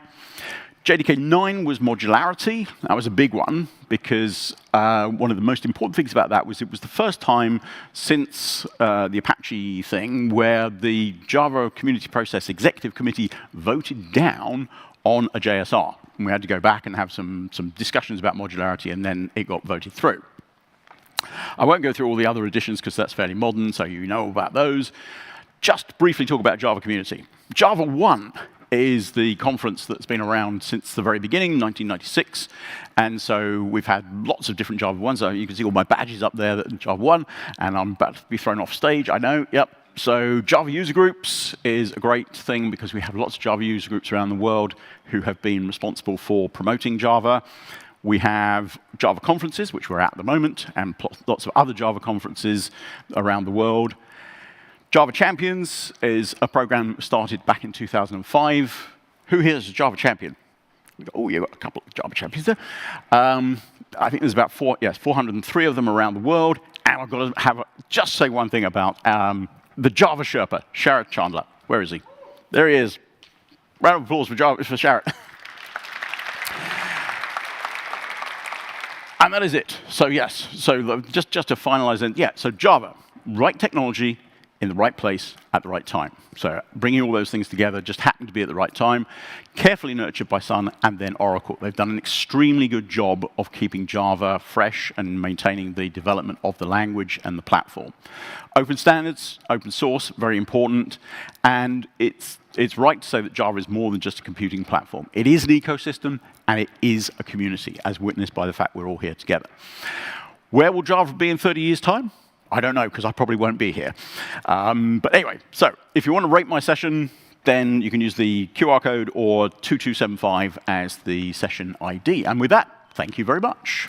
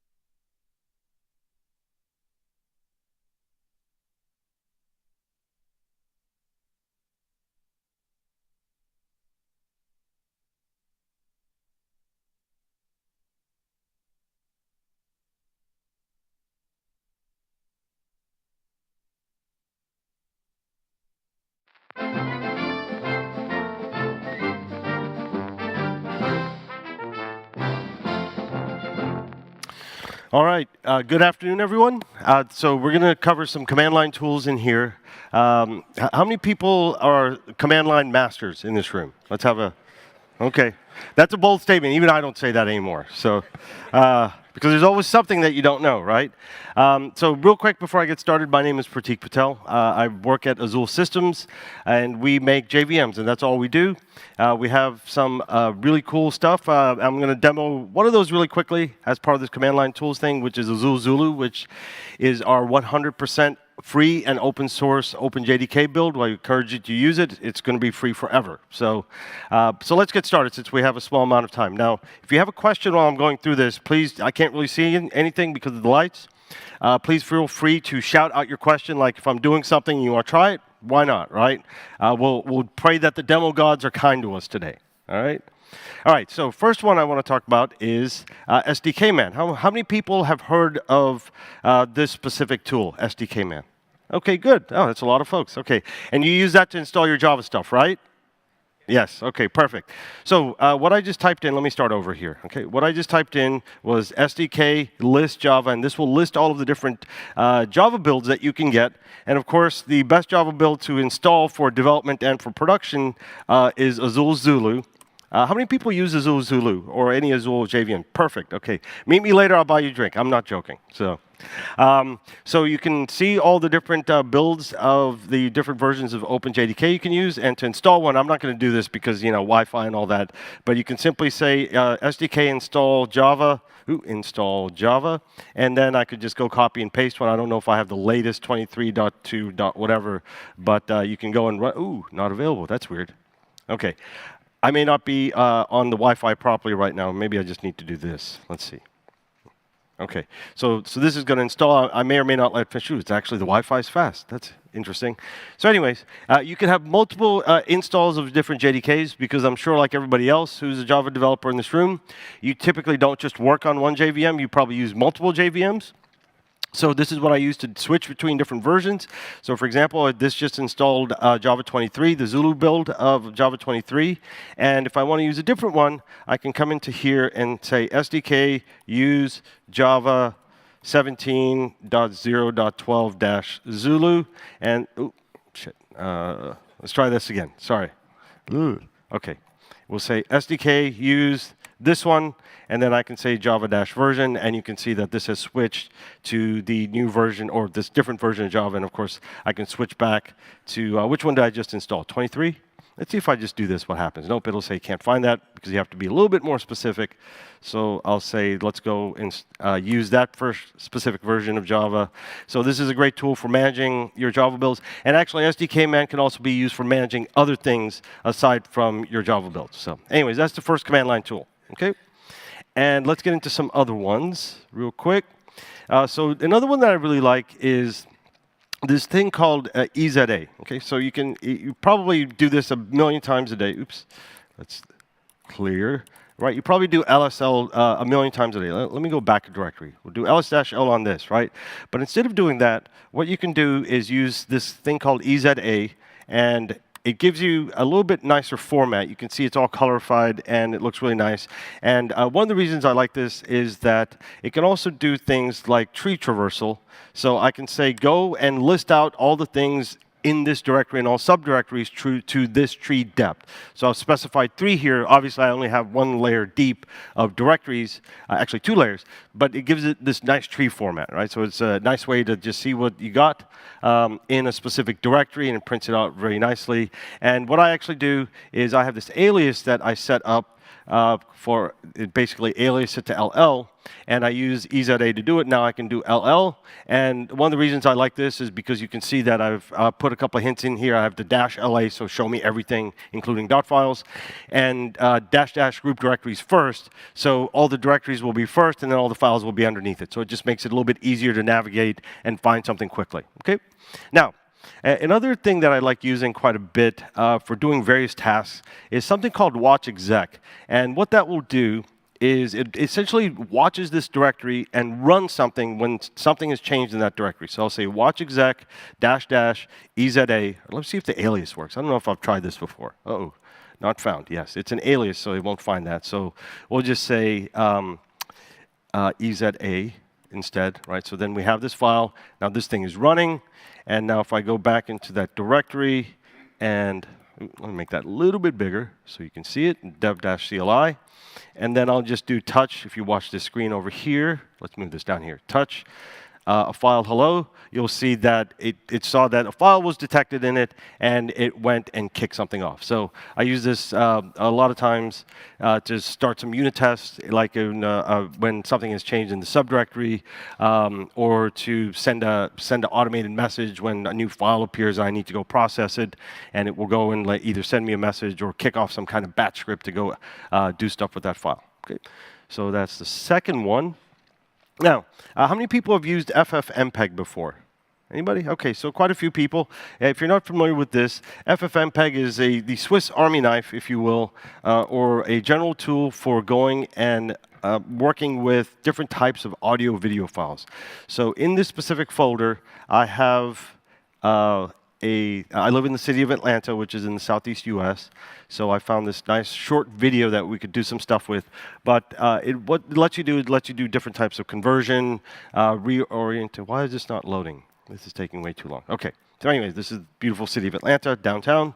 And so what I'm going to do is I'm going to use this command. I'm not going to try to type this out because this is a little bit extensive, as you can see. Okay. But I'll explain what this command does in just a second. All right. So let's see what we have. We have this Atlanta time lapse, which is the video that's running in the background. And I'm going to run FFmpeg to rescale it. So the command here, why is this? Okay. So I say the input file is that original MP4. I want to scale it from its current, -1 means just from current, to 480. I believe this file is 720p right now. Is that right? Yeah, this file was 720p. Okay, so or 720 wide, right? So I'm going to rescale it to be 480p. I'm going to say use this specific codec to do it, libx264. And I'm going to set the preset to be very slow to do a lossless conversion. The -C:(A) means to copy the audio and finally output this file. Okay, so let's go run that, and it'll take a second to run, and you can see the speed at which is running. But in general, this is useful for doing all sorts of different things for audio and video files. I can use it to extract audio from a file. I can use it to rescale a file. I can also use it. Let's try it actually. I don't think I've done this, so let's open this up first. Okay, so there's my rescaled file, and let's go run this original again. I'm not sure why it's taking so long to start. It should just start like that, right? You would think at least, right? Okay, well, we'll just do this, okay? So this is the original at 720p. If I click here, you'll see that that didn't work for some reason. Wonderful. Right? Sometimes, okay, so there you go. Now you can see that has rescaled that file. Now, we could also do a conversion to a different format, and this is what's kind of cool about FFmpeg is that you can just give it a different, let me scroll up and show you what I did. Okay, so what I did is instead of outputting it to MP4, I put AVI, right? So that'll run, and that should give us the file in a different format. And all I had to do was change the extension from MP4 to AVI, and it inferred that I want to change the video container, i.e. the video format, to something else. And you can see here's my AVI file now. And if I drop this into here, it should also just work. Okay, let's see what happens. Maybe? Yes? No? Okay, well, I don't know why that didn't work specific. Oh, there it goes. It took a second, okay? So anyways, you can see that I did a rescale, and I changed it from an MP4 to an AVI file, okay? All right, so let's look at a couple of things also very quickly. Now, there's a nice tool called PQ, that is useful for running tasks in a series of order, right? So sometimes you want to do this, and then you want to do that, and then you want to do something else, right? You want to do 3 things or 5 things all in sequential order to do some kind of processing, and you don't want to write an application or write a shell script. You just want to run something. So first thing we'll do is you have to install PQ. It doesn't come installed typically on operating systems, but if you're running on a Mac, you can just do this, and that will install it. I'm not going to mess with my installation because, you know, don't want to mess with it. So we'll start up the PQ daemon. It's now running in the background. And of course, if we do PUE-H, oops, not that, -H, that will give you all the help tools here. But one of the things I do, I set up an alias to quickly add stuff into the queue. So I'll alias PAD or PQ add to basically be PQ add dash dash. Okay. So what I can do here is I'm just going to copy and paste all these to see how this will work. Okay. So we'll do PQ status, and then we'll add something. Okay, so you can see that when I did the status, it added a whole bunch of stuff to it, but you'll see that if I do PUEE status again, the last thing that I added, which was the previous step, we did the FFmpeg, the FFmpeg conversion here. So I just added it to the queue, so you can see that it's currently running in the background, or it's being managed by PQ, so I could actually go in, and if I wanted to, I could do PUE follow will allow me to follow that specific task. You can see it's number 20, so you can see that it's actually stuck because that file already exists, and that will not work. So what I need to do now is I need to remove that file, but I want to kill that job first because it's currently hung waiting for user input. So I'll do PQ kill number 20. Okay, so it's gone and killed that. Let's double check that that task is gone. It's been killed, as you can see here. Now I will go and add that again. I'm just going to be lazy and just go up, and we'll go run it. PUE status, and you can see it's running. And if I do follow with the process or the PQ ID of that thing, 21. Okay, you go. Okay, did I not delete the file? I must have forgotten. Okay, let's try that again. Okay, let's delete everything that is 480p just to be safe. Okay. Okay, let's just do it directly. RM Atlanta. We'll just delete them all. Okay, remove RM Atlanta. Okay, make sure we delete the right one, and now let's try it. Okay, we have to nuke the previous, or we don't have to, but we should probably nuke the previous one that was on there. So let's do a status. Okay, so it's still running, but remember when we looked at when we did a follow to look at the output, it was hung waiting for user input. So we'll do a kill on that guy, and now it's gone, and now it should work. Okay, so let's add it to the queue. Okay, we added the new task, so status. Okay, so now it's running, and then let's try to follow that, and we should be able to see this same output that we saw previously for that. Okay, so you can see, actually, there it is, it finished running, and then you can see that there's our converted file. Okay, so this is really handy. I use this quite a bit when I need to do a number of different things in succession, instead of waiting around my computer, typing something, waiting for it to finish, do something else, etc. It's a nice way to do that. And of course, I like to end this specific presentation on the find command. So how many people have used the find command in Linux or Unix before? Okay, so that's pretty much everybody. For those of you who haven't, this is one of my favorite things that I use all the time. So I could say, go find something by name, find all the files that end in MP4. .mp4? Yeah, sure. .mp4, and then let's move them to the finished folder. Hopefully I don't mess everything up, okay? So what I'm doing here is I'm saying find, dot means from this directory with the name of star.mp4, dash exec means go and run this other command. In this case, I'm using mv, which is move. The curly braces, it will basically do file substitution for every file that's found that matches the first part of it, and finish basically means the finished folder. So let me just make sure there's a finished folder in here. All right, so there is no finished folder. Let's go create that, finished. Okay, now let's go run this command. And of course, we just created the folder, but let's make sure it's empty. And it looks like we have one MP4 file in here, and it may actually find this other one. You know what? I don't know if this is going to work, so let's try it. Let's see if it moves the ones from the subdirectory also into it, because find doesn't just find in that directory, it goes all the way down the directory tree. So theoretically, it should move all these other ones. But let's go run it and find out what happens, okay? All right, so it did try to move the ones that were in the in the subdirectory also. But now if we go look at the finished folder, you can see that it found all the MP4 files and put it in here.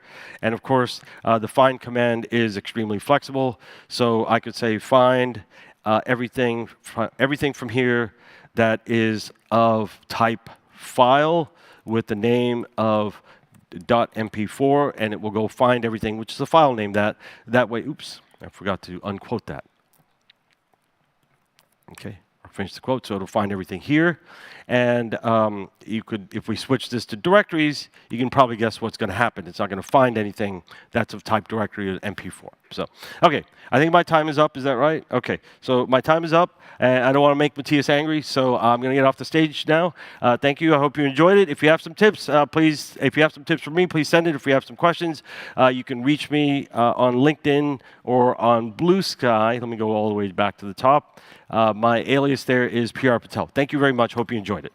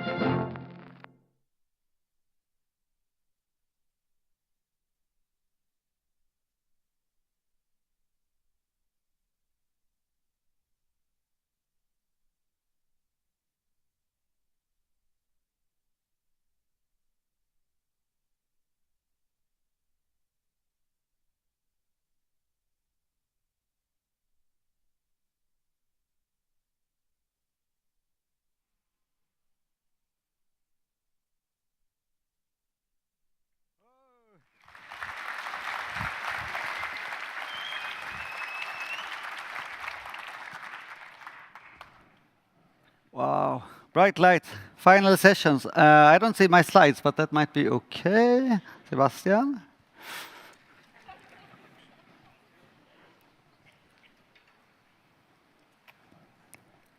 Oh.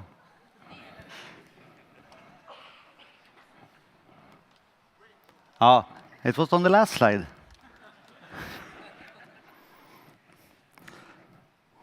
It's good that we're not 100% professional, right? It's supposed to be like this.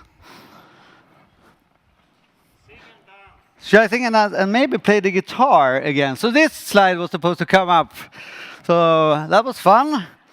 So, people always ask me, where can we get the photos and where can we get the videos? So very few number of photos is already up. So we have and the link on that is on the first page of jFocus. And I think that most of the photos will be up at the end of the day or maybe tomorrow. So, and the videos from all the talks that we recorded will be released hopefully next week. And you will get an email when that is done, of course. Also, we try to do feedback. We try to do different things every year. We usually do Menti here. That's fun, but not this year. So we're trying our own system instead. So basically, jFocus feedback, jfocus.se/feedback, and then you can rate your overall, how you felt about jFocus, and then, give us tips on how to improve and what you really liked. So, and, there's a lot of people involved always doing this. It's not just me or Helena. And this year, I really would like to start having a special thank you to Nanowar Steel. So was that fun? Yeah. It was new for most people, right? So what I mean is this, it was like great sport. So normally so it's a proper band. They have a management team. They have a record company. They are on Spotify.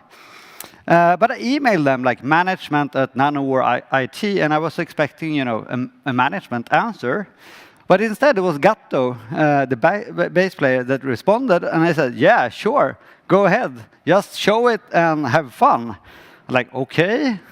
So do you want to join? And they're like, OK, do you want me to come to Stockholm to sing along? Yeah, sure. And I mean, it was just a good sport and doing that, and also had a great talk.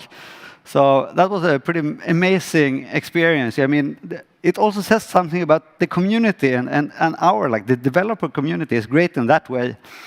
And if you didn't get enough of Nanowar, when we're running the ending credits, we will actually show the other one. So they have a really hilarious video called Valhallelujah. And it's like a tribute to Odin, to Sweden, and to IKEA that you will see. So if you just hang around a little bit after the ending keynote, for you who enjoyed that, you can see that as well. And I know this is boring, but I talk about this all the time because I think this is important. So the partners and exhibitors are also part of the community. And I think at least it's important for me to have them here, because I think that it adds something to the conference. You have something to do during the breaks. You can visit them, and they like to talk to you, and they like to send you offers. So thank to them.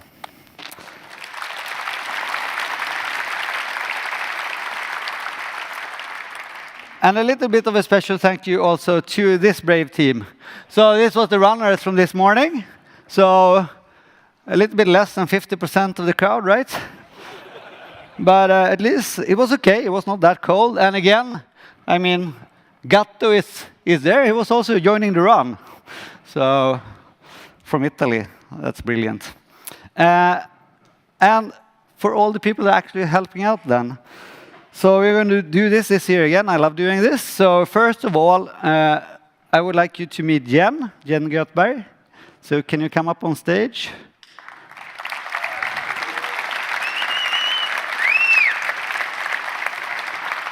Yeah, the pure rocker, right?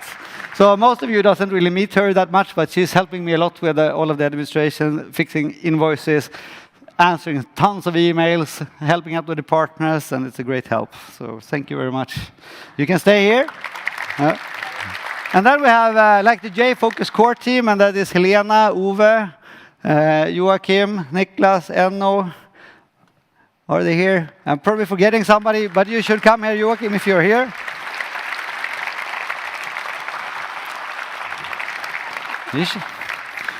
And then we have all of the speakers, and many of them already went home, right? But some of them are here. So if you're a speaker, now join on stage. Huh? Huh? Huh? Huh?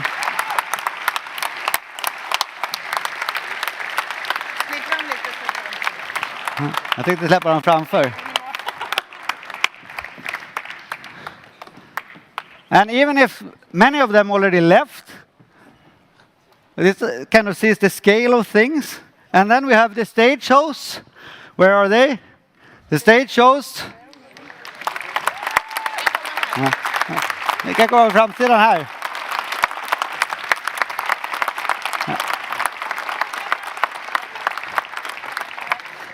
And then we have all of the volunteers as well that are helping out with registration, packing stuff, and everything like that.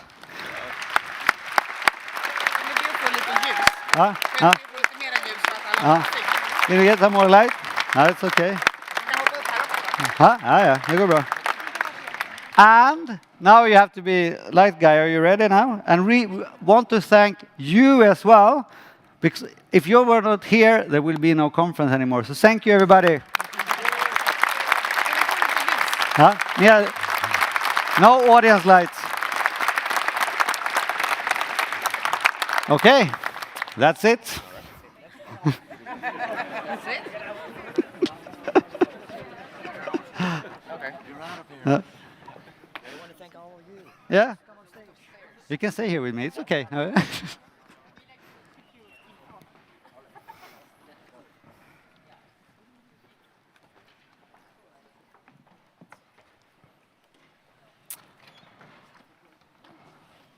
So, at the end of things, you're always thinking about what's up next.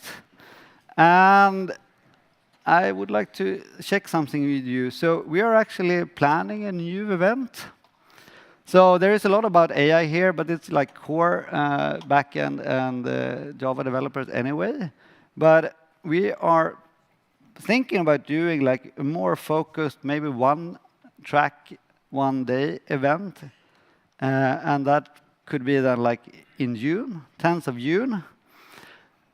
What do you think? Is that something would be interested? How many people in here think that they would be interested in joining that kind of thing? So raise your hands. Oh, like 2 people down there. That would be super cozy. But keep it like, still, is it like 10%, 20% maybe, 30%? Oh, okay. We'll see. We will. If you want to do that, note that in the calendar, and we will get some more information when we know what we want to do with that. So that's about everything, and we only have one more session. So I really would like to introduce to you Trisha Gee, a software developer, a Java champion, and a newly elected Lifetime Achievement Award for the community. Welcome.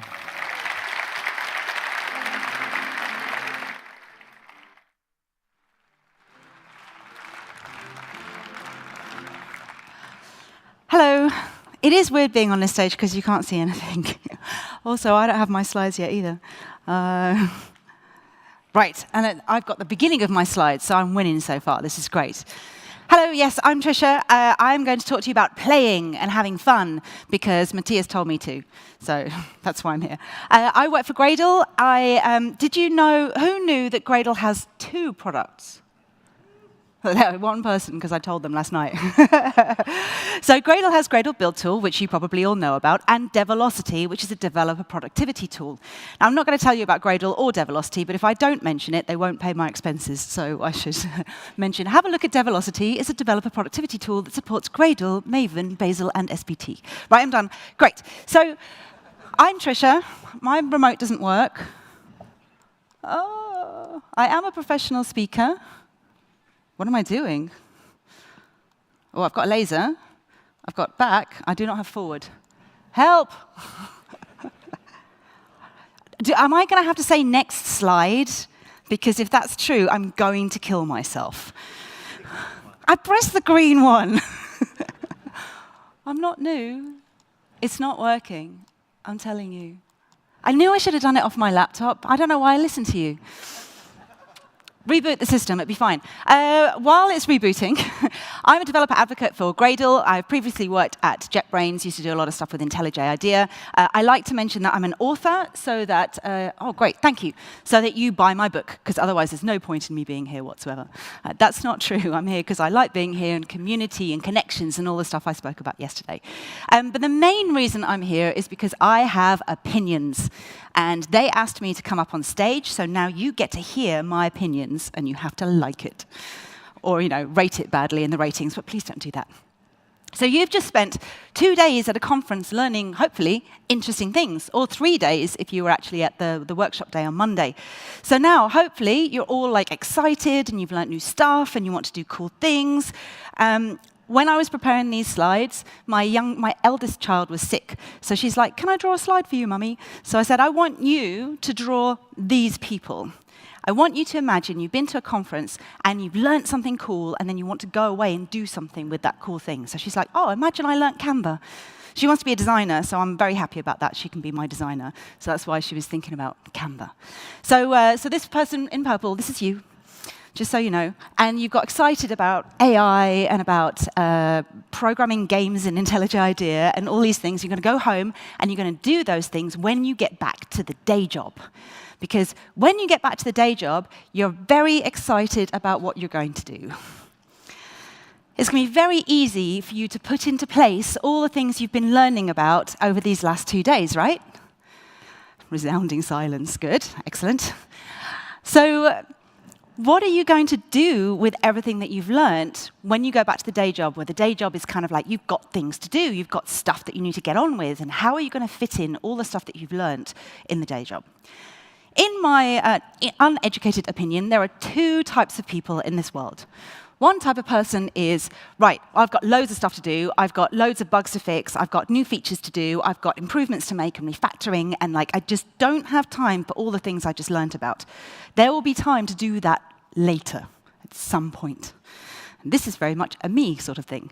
Or there's the other kind of person who goes, well, I don't really have time to do that kind of thing, so what I'm going to do is I'm going to do it now, before I forget what I was doing, and I'm going to re-implement everything in the new language or framework I just learned about, not tell anyone, and just do it immediately, otherwise no one's going to let me do it ever again, which they shouldn't. So there's kind of 2 extremes. Probably most of us live somewhere in the middle. And there are disadvantages and advantages to both of these kind of viewpoints. The disadvantages of being someone like me is you don't really get to innovate, you don't really get to try new things. You feel like your career is not really growing and you're a bit stuck in a rut. And in the early days of my career, probably the first 10 years of my career as a developer, this was kind of very much me, and I tended to move jobs in order to learn new stuff because I felt like I didn't really have permission to do new things on the job. The advantage of being this kind of person is that you're focused on delivery, you're focused on delivering business value, whatever that means, and you're very reliable and people like what you're doing. On the other hand, if you're the other kind of person, the disadvantage might be that you might choose new technologies without fully evaluating them, and you might implement stuff without getting buy-in from the rest of the team, and the business, whoever that is, might feel like you're not working on priority things. But the advantage of being this kind of person is that you get things done. You apply new techniques and new technologies, and you're an innovator, and you're helping to improve things over time, probably improving things. The issue really comes because, like, neither of these types of people really likes the other one. Because if you're over here, you're like, how comes this person gets to try out new stuff all the time when I don't really have time to do that kind of thing? And then this person over here is sort of saying, this person just never really tries anything new, and they're just like stuck in their ways and they're not doing anything, and they should just do it. It's a kind of like the ask for permission versus ask for forgiveness kind of 2 mentalities. The thing we need to understand about this is that these two types of personalities, these two types of people, are fundamentally motivated by the same thing, which is there's a lot of pressure to deliver. And this manifests in two different ways. The first is, I'm just going to deliver that stuff. And the second is, it's impossible to get everything done, so let's try and innovate and do new things to try and get stuff done. And let's just do it now without asking anyone, because no one will ever give us permission to do it.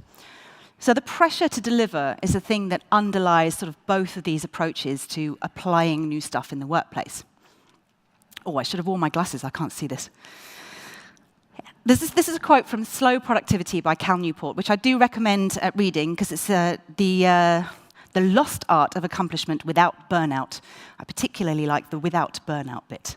And he says, in the modern office context, knowledge workers tend to rely on stress as a default heuristic for moderation.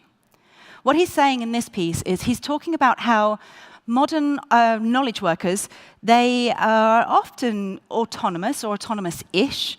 They're not working on an assembly line being told do this and plug this in and do that. When I worked at LMAX, for example, we were a self-motivated team, just to select the things that we're going to work on based on priorities, and we're sort of autonomous in getting on with things as we should. The problem with certain levels of autonomy, especially without very clear ideas about what our productivity means, or our objectives, or the value that we're adding, is that we can't use anything external to figure out, am I doing too much or am I doing too little? What happens is we use stress to decide whether to say yes or no to things. So if we're not stressed enough, we just keep saying, yes, I can do that. Yes, I've got time for that. Yes, I'm going to do this. Yes, I'm going to do that. Up to the point where we get so stressed, we say, no, no, no. And we use stress as our way of figuring out whether we're going to take on more stuff or not. And what this means is that you are, by default, always too busy, because you're always taking on more stuff up to that point of being just stressed enough to make sure stuff gets done, but not so stressed that you're going to burn out, probably, depending. And the thing is that your management is probably kind of fine with this, because you're just going to work up to the point and take on more stuff up to the point where you can't do any more. But your management should not be happy about this. And the reason is because if you're stressed, you're not productive. This is from an article called The Culture of Busyness from HBR, which says, research indicates that when organizations overload employees, base their incentives primarily on the amount of time they work, and excessively monitor their activities, productivity and efficiency actually drop. So the more you try and get productivity out of your employees, the less productive they are. So they're miserable, unhappy, not learning anything, and not productive. So it's the worst of all worlds. This is my younger daughter, who was sick the week after my first daughter was sick. I didn't get a lot of time to work on these slides because I was sick the week later. Anyway, so we're unhappy and unproductive. And what's worse, we're too busy to make the changes that will make us less busy. We're existing at this point of stress. And this is also from Slow Productivity. Knowledge workers exist at that point of having too much to do, but it's just manageable enough to avoid reform. So we're busy, we're stressed, we're unproductive, but we're not so stressed that we go, wait a minute, let's do something to change this, because we're kind of coping just about managing. So if you want to make the most of what you've learned here, you will need to make some changes. You can't stay in this constant state of being just stressed enough to kind of be on the edge of burnout, but not stressed enough to do anything about it. You have to make some changes. And the problem is that change is hard. I don't like change. There's an article that Ken Beck wrote about, I don't know if any of you have read this, he was talking about the desert and the forest. He says there's kind of two flavors of development teams, environments, processes. One is the desert, which is all about sort of strict processes and tech specs and sign-offs and code reviews and that kind of thing. He calls that the desert. And there's a forest, which is more autonomous, self-organizing teams, which, when that goes correctly, is more productive, for whatever we mean for productive. And he's talking about why is it so difficult to move from the desert to the forest. it's because change is hard. You have to effectively invest energy, and you'll start increasing waste, sort of pushing yourself up this hill. And there's going to come a time, probably before you reach the top of the hill, where you just slip back down into the old habits, the old ways, the comfortable way of doing stuff. The change is hard. Now, Kent Beck knows a thing or two about change. His whole original book was about embracing change. Change is a natural part of what we do in IT, and we need to embrace it and harness it and use it. So, how do we make changes? How do we embrace change? Let's start small, because we're already too busy, so let's not go crazy. Let's not try and rewrite the whole application in Rust. I know that Rust is so 2 years ago. I know. That's kind of the point. Like 2 years ago, everyone was like, Rust, we need to do Rust. And I was like, OK, whatever. And now, of course, this year, no one cares about Rust because everyone cares about AI. And that is kind of both not the point and exactly the point. Because trends and fashions change so fast that, like, if you had rewritten your whole application in Rust 2 years ago, did anyone do that? Just checking. Now you'd be like, well, I don't care about Rust anymore because I should have used an AI to rewrite it for me. So let's not go big. Let's not rewrite our whole application, or let's not fire all of our engineers and replace them with AI, please. Let's start small. Let's start by creating a culture of continuous learning. So you've all been at this conference, and this is like a huge step for your organization, because lots of organizations don't let developers take time out to go to conferences, because it's expensive for money and time. But once you get back to work, you still want to sort of continue this culture of continuous learning. The first way that I like quite a lot is brown bags. So brown bags, in case you don't know, are like one lunchtime a week or whatever, where you sit down with your sandwich in your conference room, if you still work in the office, or in front of Zoom, if you don't, and someone will share something cool that they learned. Probably a good way to start brown bags, if you're not already doing them, is that you will host a brown bag and tell your colleagues what you learned at this conference, which is kind of cool. It has a number of benefits. Obviously, you're going to be telling your colleagues the cool stuff that you learned and get them thinking about, well, maybe we can use this. Maybe there's some benefits for these ways of working. The other advantage is that you get to think about what you learned. What were your 3 top tips? What were the things you found most fun? What do you think is the thing that's missing in your work that you want to take away from this conference? So sharing your knowledge is a really good way to sort of solidify that knowledge and kind of move it on. There's things like hack days and hackathons. When I worked at MongoDB, we used to do, I think it was 48-hour hackathons about once every quarter. I don't know, it was a long time ago when I was young and naive. And so you take like 2 days and you work on something. It could be a demo project which uses MongoDB, or it could be an internal admin tool that you're going to need, or it could be whatever. Just you can work on something, just something which kind of like gets your creative juices flowing and maybe solves a problem for the business, or maybe just allows you to investigate new technologies. There's 20% time. Who's heard of 20% time? OK, that's kind of that's about 5% of you. About 15 years ago, it was very, very trendy to have 20% time, because it was the thing that Google did, and Google did everything right. So everyone followed what Google. No one's laughing at that, because they probably don't think that's funny. But so about 15 years ago, a lot of organizations were putting aside 1 day a week for their engineers to work on their own learning and development, or work on their own projects. It might, probably not pet projects, it might be something that might help the business, but it's not key for the requirements they're working on.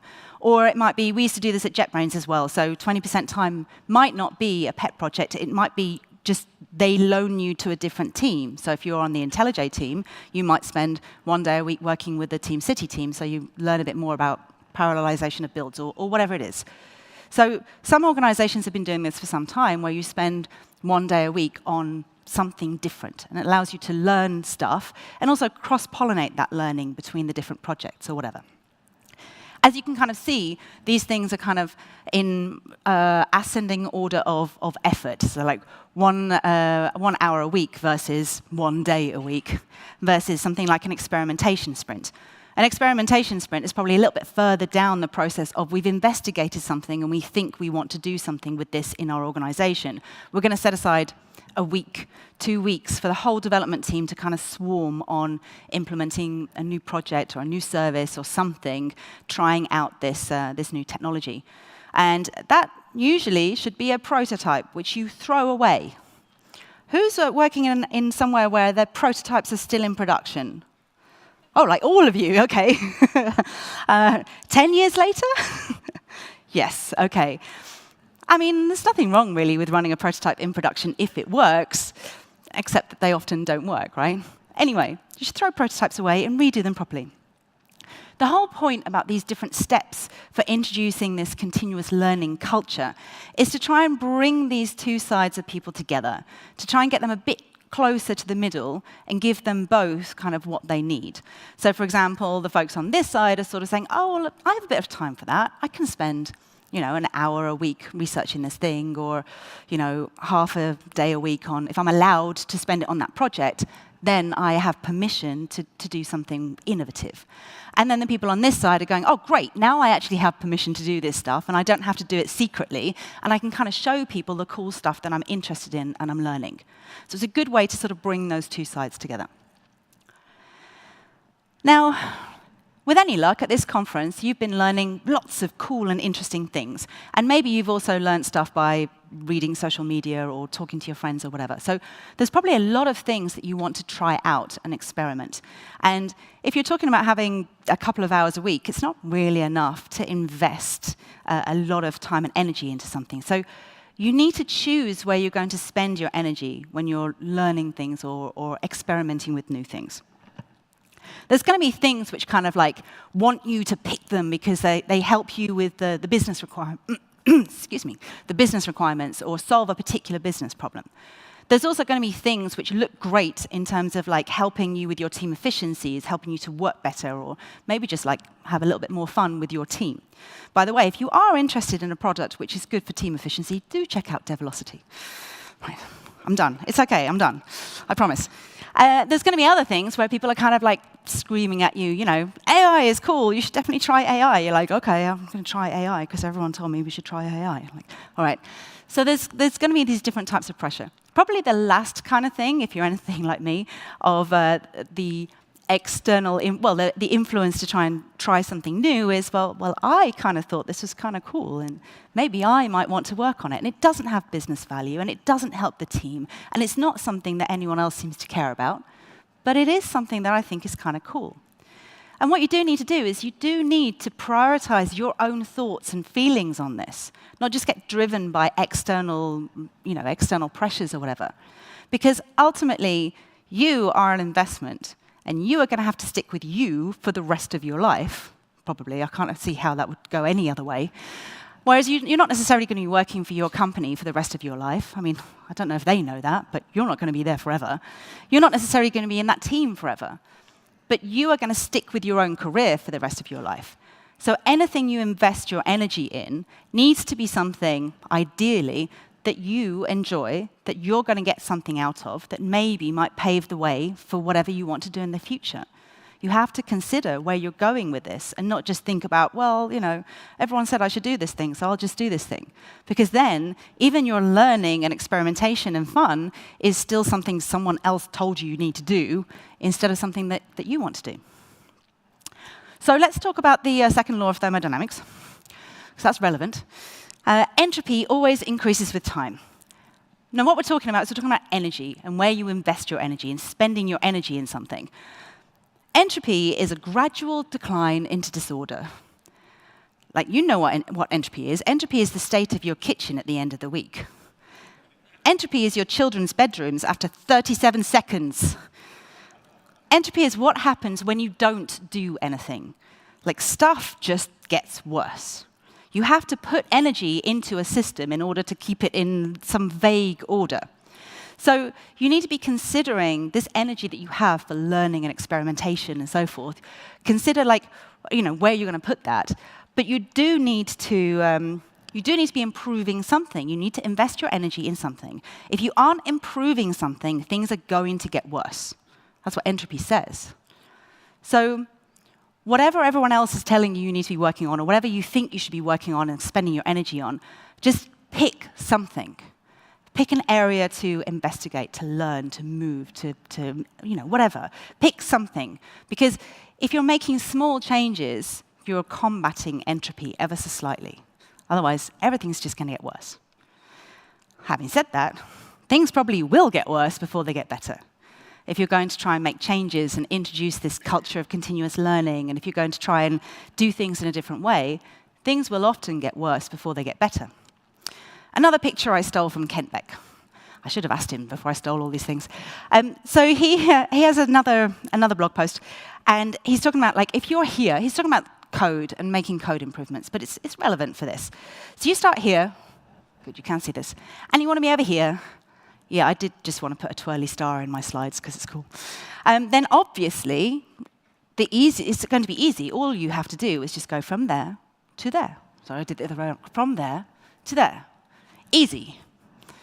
How often has development been easy? Often what happens is you start to go down first because sometimes you need to undo some of the stuff that happened first before you can make any improvements. And this is what Kent Beck calls the trough of despair. Who's been in the trough of despair? Right, all of you, yes. I lived there, actually. My house is down there at the bottom. I'm in the trough of despair. And the problem with the trough of despair is that you're going to have to go down right to the bottom of the trough of despair before you can make your way up to the trough of despair. I mention this because it's worth knowing that things aren't always going to be rosy, and you're trying to make changes to make things better, but you're not necessarily going to see immediate improvements. If you find yourself in the trough of despair, you might want to take a step back and try and remember why you're doing this. What is the point of making these changes? What is the point in learning something new? What is the point in investigating something which is wildly off the beaten track? Of course, what you're doing is to create a more efficient team, faster delivery, and higher productivity. Right, yes, that's definitely what we're doing. That's what we're telling the boss, that's what we're doing, improving efficiency for the team, because productivity is good. But really, what we're doing it for is because learning and trying new things is fun. It's fun to do this. Some of us might have forgotten that it was fun as programmers, but it is fun to write code, and it is fun to solve problems, and it is fun to learn new things. It might be that some people might not agree with this, and work should not be fun. But Fred Brooks said at the end of the 70s, beginning of the 80s, he says in the Mythical Man Month, he talks about the joys of the craft, the joys of being a developer. He says, 1, the sheer joy of making things. 2, the pleasure of making things that are useful to other people. I keep forgetting about that useful to other people thing. 3, the fascination of fashioning complex puzzle-like objects and watching them work. I do like it when it works. 4, the joy of always learning. If you don't love learning, you are stuck as a developer, because you're going to have to be learning, constantly learning forever. Forget the fact that AI is going to be a huge problem for our jobs in the future. Just like new frameworks, new languages, new versions of Java, new paradigms, new ways of working, new operating systems, new colleagues. Like, you have to always be learning, otherwise you're just not going to survive in this industry. And step 5, the delight of working in such a tractable medium. Except that we don't really use it as a tractable medium, we just keep everything, even things like prototypes that we should throw away and start again. Now, how am I supposed to sell joy to my boss? Because really, all they really care about is productivity. I mean, I'm sure your bosses are lovely. I'm sure they're very nice people. But they report to someone else, and they have to justify everything to someone else. So the way that you justify it is that fun is actually productive. Thousands of years ago, Aristotle says, pleasure in the job puts perfection in the work. I stole this from Holly Cummins. She talks about this in one of her talks. But it's completely true. If we enjoy what we're doing, we generally do a good job of it. If we're having fun, we don't just go, never mind, it's fine, it'll be all right. We kind of go take pleasure in it and treat it like an artisanal project or whatever. So if we're having fun, we're usually doing a good job. And there's loads and loads of research which shows that fun, joy, happiness is productive. Happier employees are more productive. Employees who take time to have fun are more productive. If you're interested in any of this research, I will have a link at the end of the session, and you can go to a page which has got all of these things in here. So you can wave them at your boss and say, see, I should be happy. The point is that traditionally, particularly from a sort of Victorian industrial revolution, factory kind of point of view, we were often thinking that happiness, fun, and joy are like the opposite of productivity, and never the twain shall meet. When in actual fact, in knowledge work specifically, happiness, fun, and joy are a really important part of what makes us productive. Without those things, we're significantly less productive. So we should be focusing on increasing our happiness, fun, and joy, and not focusing on increasing the productivity, which tends to squash the happiness and joy. Another point which is really important to know is that play gives us energy. We've been talking about putting energy into the system. Where do we get our energy from? Sometimes we get it from play. And this is something that was quoted, it was from Daniel Pink's book, When, which I highly recommend as well. Actually, all these books I mentioned, I highly recommend. And in this section, it says, breaks and recess are not deviations from learning. They are part of learning. Years of research show kids who have recess work harder, fidget less, focus more intently, earn better grades, develop better social skills, show greater empathy, and cause fewer disruptions. They even eat healthier food. In short, if you want kids to flourish, let them leave the classroom. Of course, this is not just about kids. This is about us. Screw the kids. Developers need breaks. Developers perform better with breaks. It's important for us to take the time to play, to get energy from somewhere else, to take breaks. Otherwise, we just don't have anything left. But do try and play safely. I've kind of put this in passing a few times. Like I say, don't just re-implement the whole application in Rust and, yeah, I was playing, and play is really productive. I want us to think about how and where we can safely play with things. So some suggestions kind of hinted at with some of the other things we were talking about. Things like pet projects, whether they're pet projects for you or kind of at work. Things like spikes or prototypes, like new things that we can kind of work with and see if it's going to work or not. When I first created this specific slide about 10 years ago, I was like, this before I worked at Gradle, I was like, yeah, you can kind of play with the build tool and the CD system, and that's kind of a safe place to play. I might want to caveat that slightly now. I spent a lot more time looking at build systems and CD pipelines and say, one of the quotes that came from Mike Nygaard's Release It book is, the systems you use to get your code into production are your production code, because your code has to go through that. So maybe don't just play around with the build system, but it's not the same as messing around with code that's user-facing. It might be a slightly safer place to experiment with new tools or new languages. Another place, automated tests. You all have automated tests, right? Right. All right. You're Java folks, you've got automated tests. I go to other conferences where people are like, automated what's? Like, okay. So automated tests are another good place to kind of experiment with stuff. I was at a conference like this many years ago. Someone talked about Spock, and I was like, oh, Spock looks amazing. So I went away and rewrote some of our tests in Spock, which is very cool, and I still really like Spock, but there are some downsides to the way that it interacts with various things. So yeah, I probably shouldn't have rewritten all our tests in Spock, but it was fun. I had fun. I was productive. Internal tools, so you can play with new technologies on internal admin tools maybe. It's not quite as dangerous as perhaps impacting your paying end users. There's a downside to messing with internal tools, though, is that your internal users, if they sit in the same office as you, if you break something, they can come up and stand over your desk until you fix it. You're like, sorry, okay, I'll stop rewriting that in a different language and get your tool back to where it was before. If you've got a new project, a new service, a new process, that might be somewhere to try out a new technology somewhat more safely than trying to rewrite something. OK, so we want safe places to play and to experiment. We need time to think. We're knowledge workers, after all. We're not horses carrying stuff from A to B. We need to be able to think. We need to be able to be creative. We need to be able to think of new ideas and solve problems. That's what we do. Actually, it turns out that we also really need time to not think. How many of you have solved a problem in the shower? Like everyone. Or running, or in the gym, or you wake up in the middle of the night and go, oh, I know what's wrong with that code. And the reason is because there's a sort of different mode of your brain working, the default mode network, which is the kind of like, it's a different state that it's in when you're not doing anything. And that means your brain is working slightly differently. And it's really important to engage the default mode network, because sometimes we find ourselves solving problems more easily than when we're actually trying to actively solve the problems. So we need to take time to do nothing.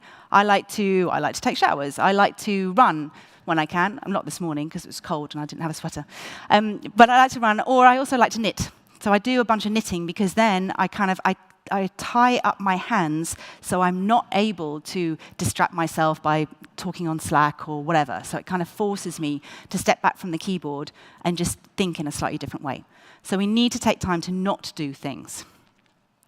I want to wrap up this section with another quote. There's absolutely nothing you can do to motivate others. People are already intrinsically motivated, engaged, and interested. So these organizations that try and make you more productive by giving you motivations are kind of killing your productivity. But if you want to be more motivated and happier, and if you're kind of interested in following up some of these ideas that you've learned here, then you can kind of engage your inner motivation. You know, I like learning. I like playing with stuff. I like experimenting. I don't have to rely on someone else measuring my productivity in that space as an excuse to play with something new and experiment with something. So now you've done all of that, and you're making changes, and you're playing with new things, and you're learning. Now you can reap the benefits of everything that you've done. So we've talked about how happiness, fun, and joy are all tied into productivity, and I want us to remember this.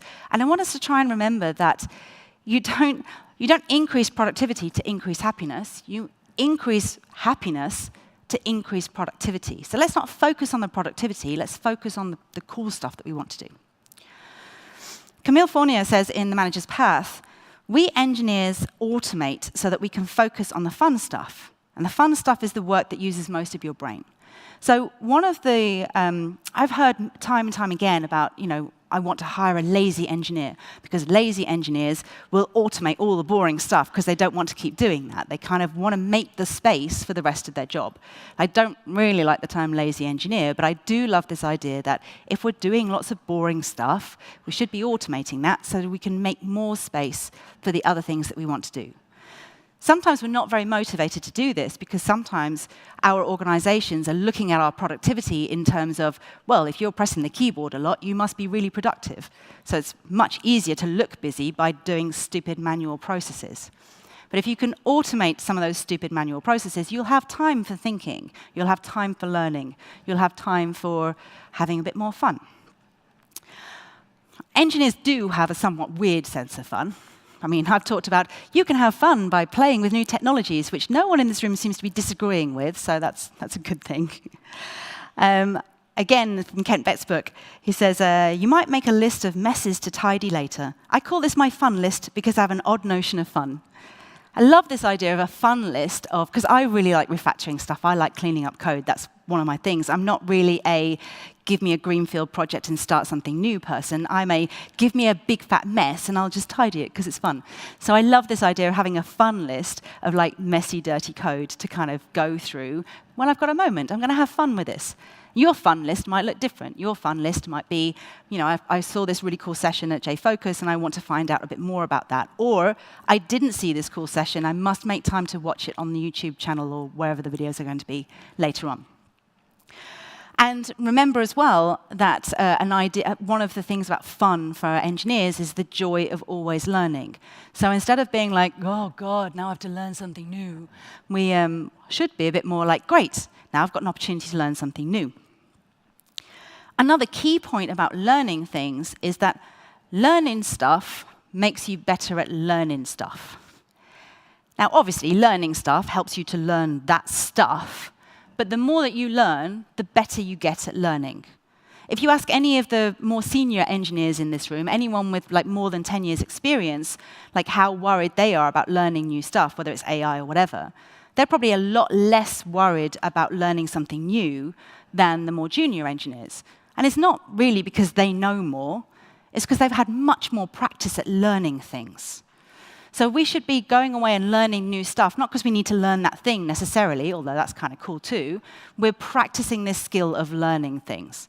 And as an engineer, we're going to need to keep learning things, otherwise we're just, going to die off and be irrelevant, be replaced by machines. Just to cheer things up. Adapting to an ever-accelerating sequence of new technologies also trains the mind. I can't see without my glasses. Also trains the mind to explore and master complex systems. This is from an excellent book called Everything Bad is Good for You, and it's about how watching telly makes you smarter. So you should definitely read that book. But the point about this particular piece was about how our brain elasticity, our ability to learn, just gets better the more that we learn. So learning stuff just to practice the skill of learning things is valuable in its own right, even if you don't use that thing that you learned. But paying the cost of learning speeds you up in the long run. So if you are learning something and it's useful, that can help speed you up in the long run. Kathy Sierra says in the book Badass, which everyone should read because it's amazing, learning drains cognitive resources. But after you've learned it, using the now automatic knowledge and skill is fast and effortless. Knowledge in the head trades slower learning time now for faster using time later. And I always use this as an excuse to learn the keyboard shortcuts for IntelliJ IDEA, because, by the way, buy my IntelliJ IDEA book. But if you learn the keyboard shortcuts for IntelliJ IDEA, you don't have to think about that anymore. You don't have to find it on the menu or figure out if there's a feature to do that. Your fingers just do that, so your brain is free to work on the more interesting stuff. So you do want to invest time in learning things which makes your job a little bit easier. And learning is not just for developers. So I've already been a little bit mean about all your managers and how they're never going to give you time to do stuff. Your managers should be learning stuff too. Or if you are a manager, you should be learning stuff too. Again, from Camille's book, one major weak spot for managers is losing touch with the tools and processes for actually developing, testing, deploying, and monitoring code. It's arguably more important for management to spend some time learning things because they have greater influence on the direction of the organization. So the more senior you are, probably the more important it is to invest some time in learning and experimenting and playing. So make time to play with new things when you go back to work. Because the happiness, fun, and joy all ends up adding to your overall productivity. In fact, this is kind of so well known now, so well known in space like in areas where I work, which is about developer productivity. There's a framework for creating frameworks for measuring developer productivity called SPACE. And kind of number one in the kind of area to measure to figure out if your developers are productive is the satisfaction and well-being of your developers. I mean, it's really number one because it begins with S and it makes a nice acronym. But from my point of view, it's the most important measurement of your productivity. So your satisfaction and well-being is a very important part of the overall company's performance and productivity, which means that you're totally justified to go and have fun, learn, experiment, and play. So just to wrap all of this up, coming in more or less on time, I'm amazed.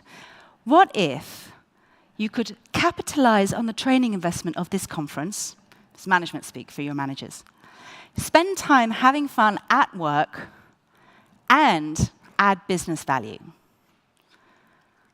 So let's play. Thank you very much.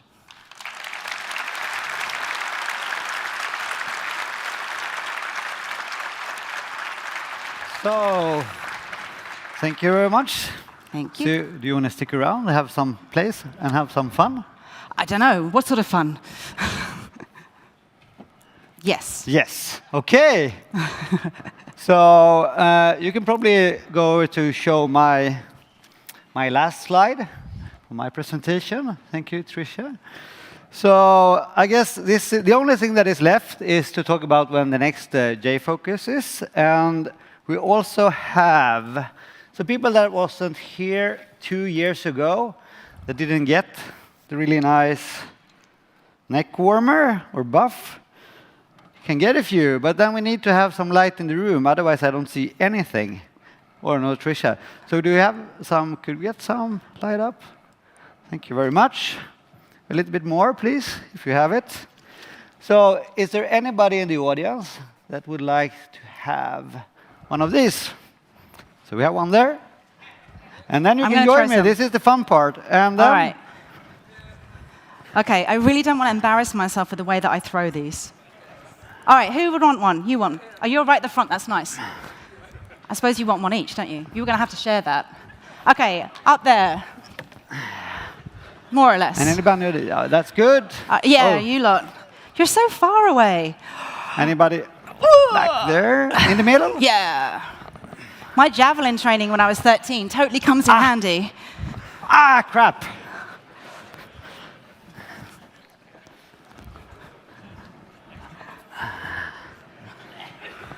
Yeah. Oh, sorry.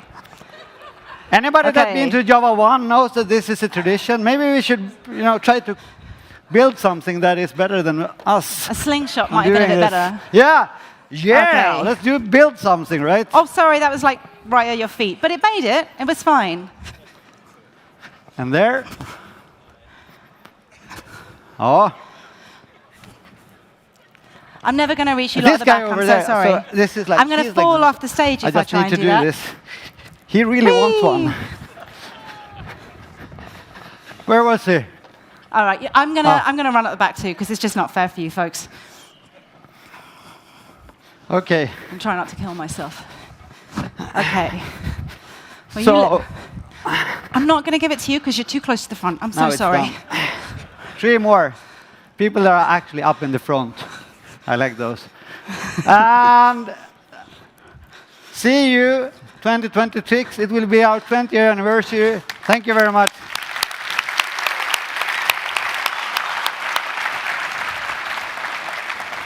I don't have anything.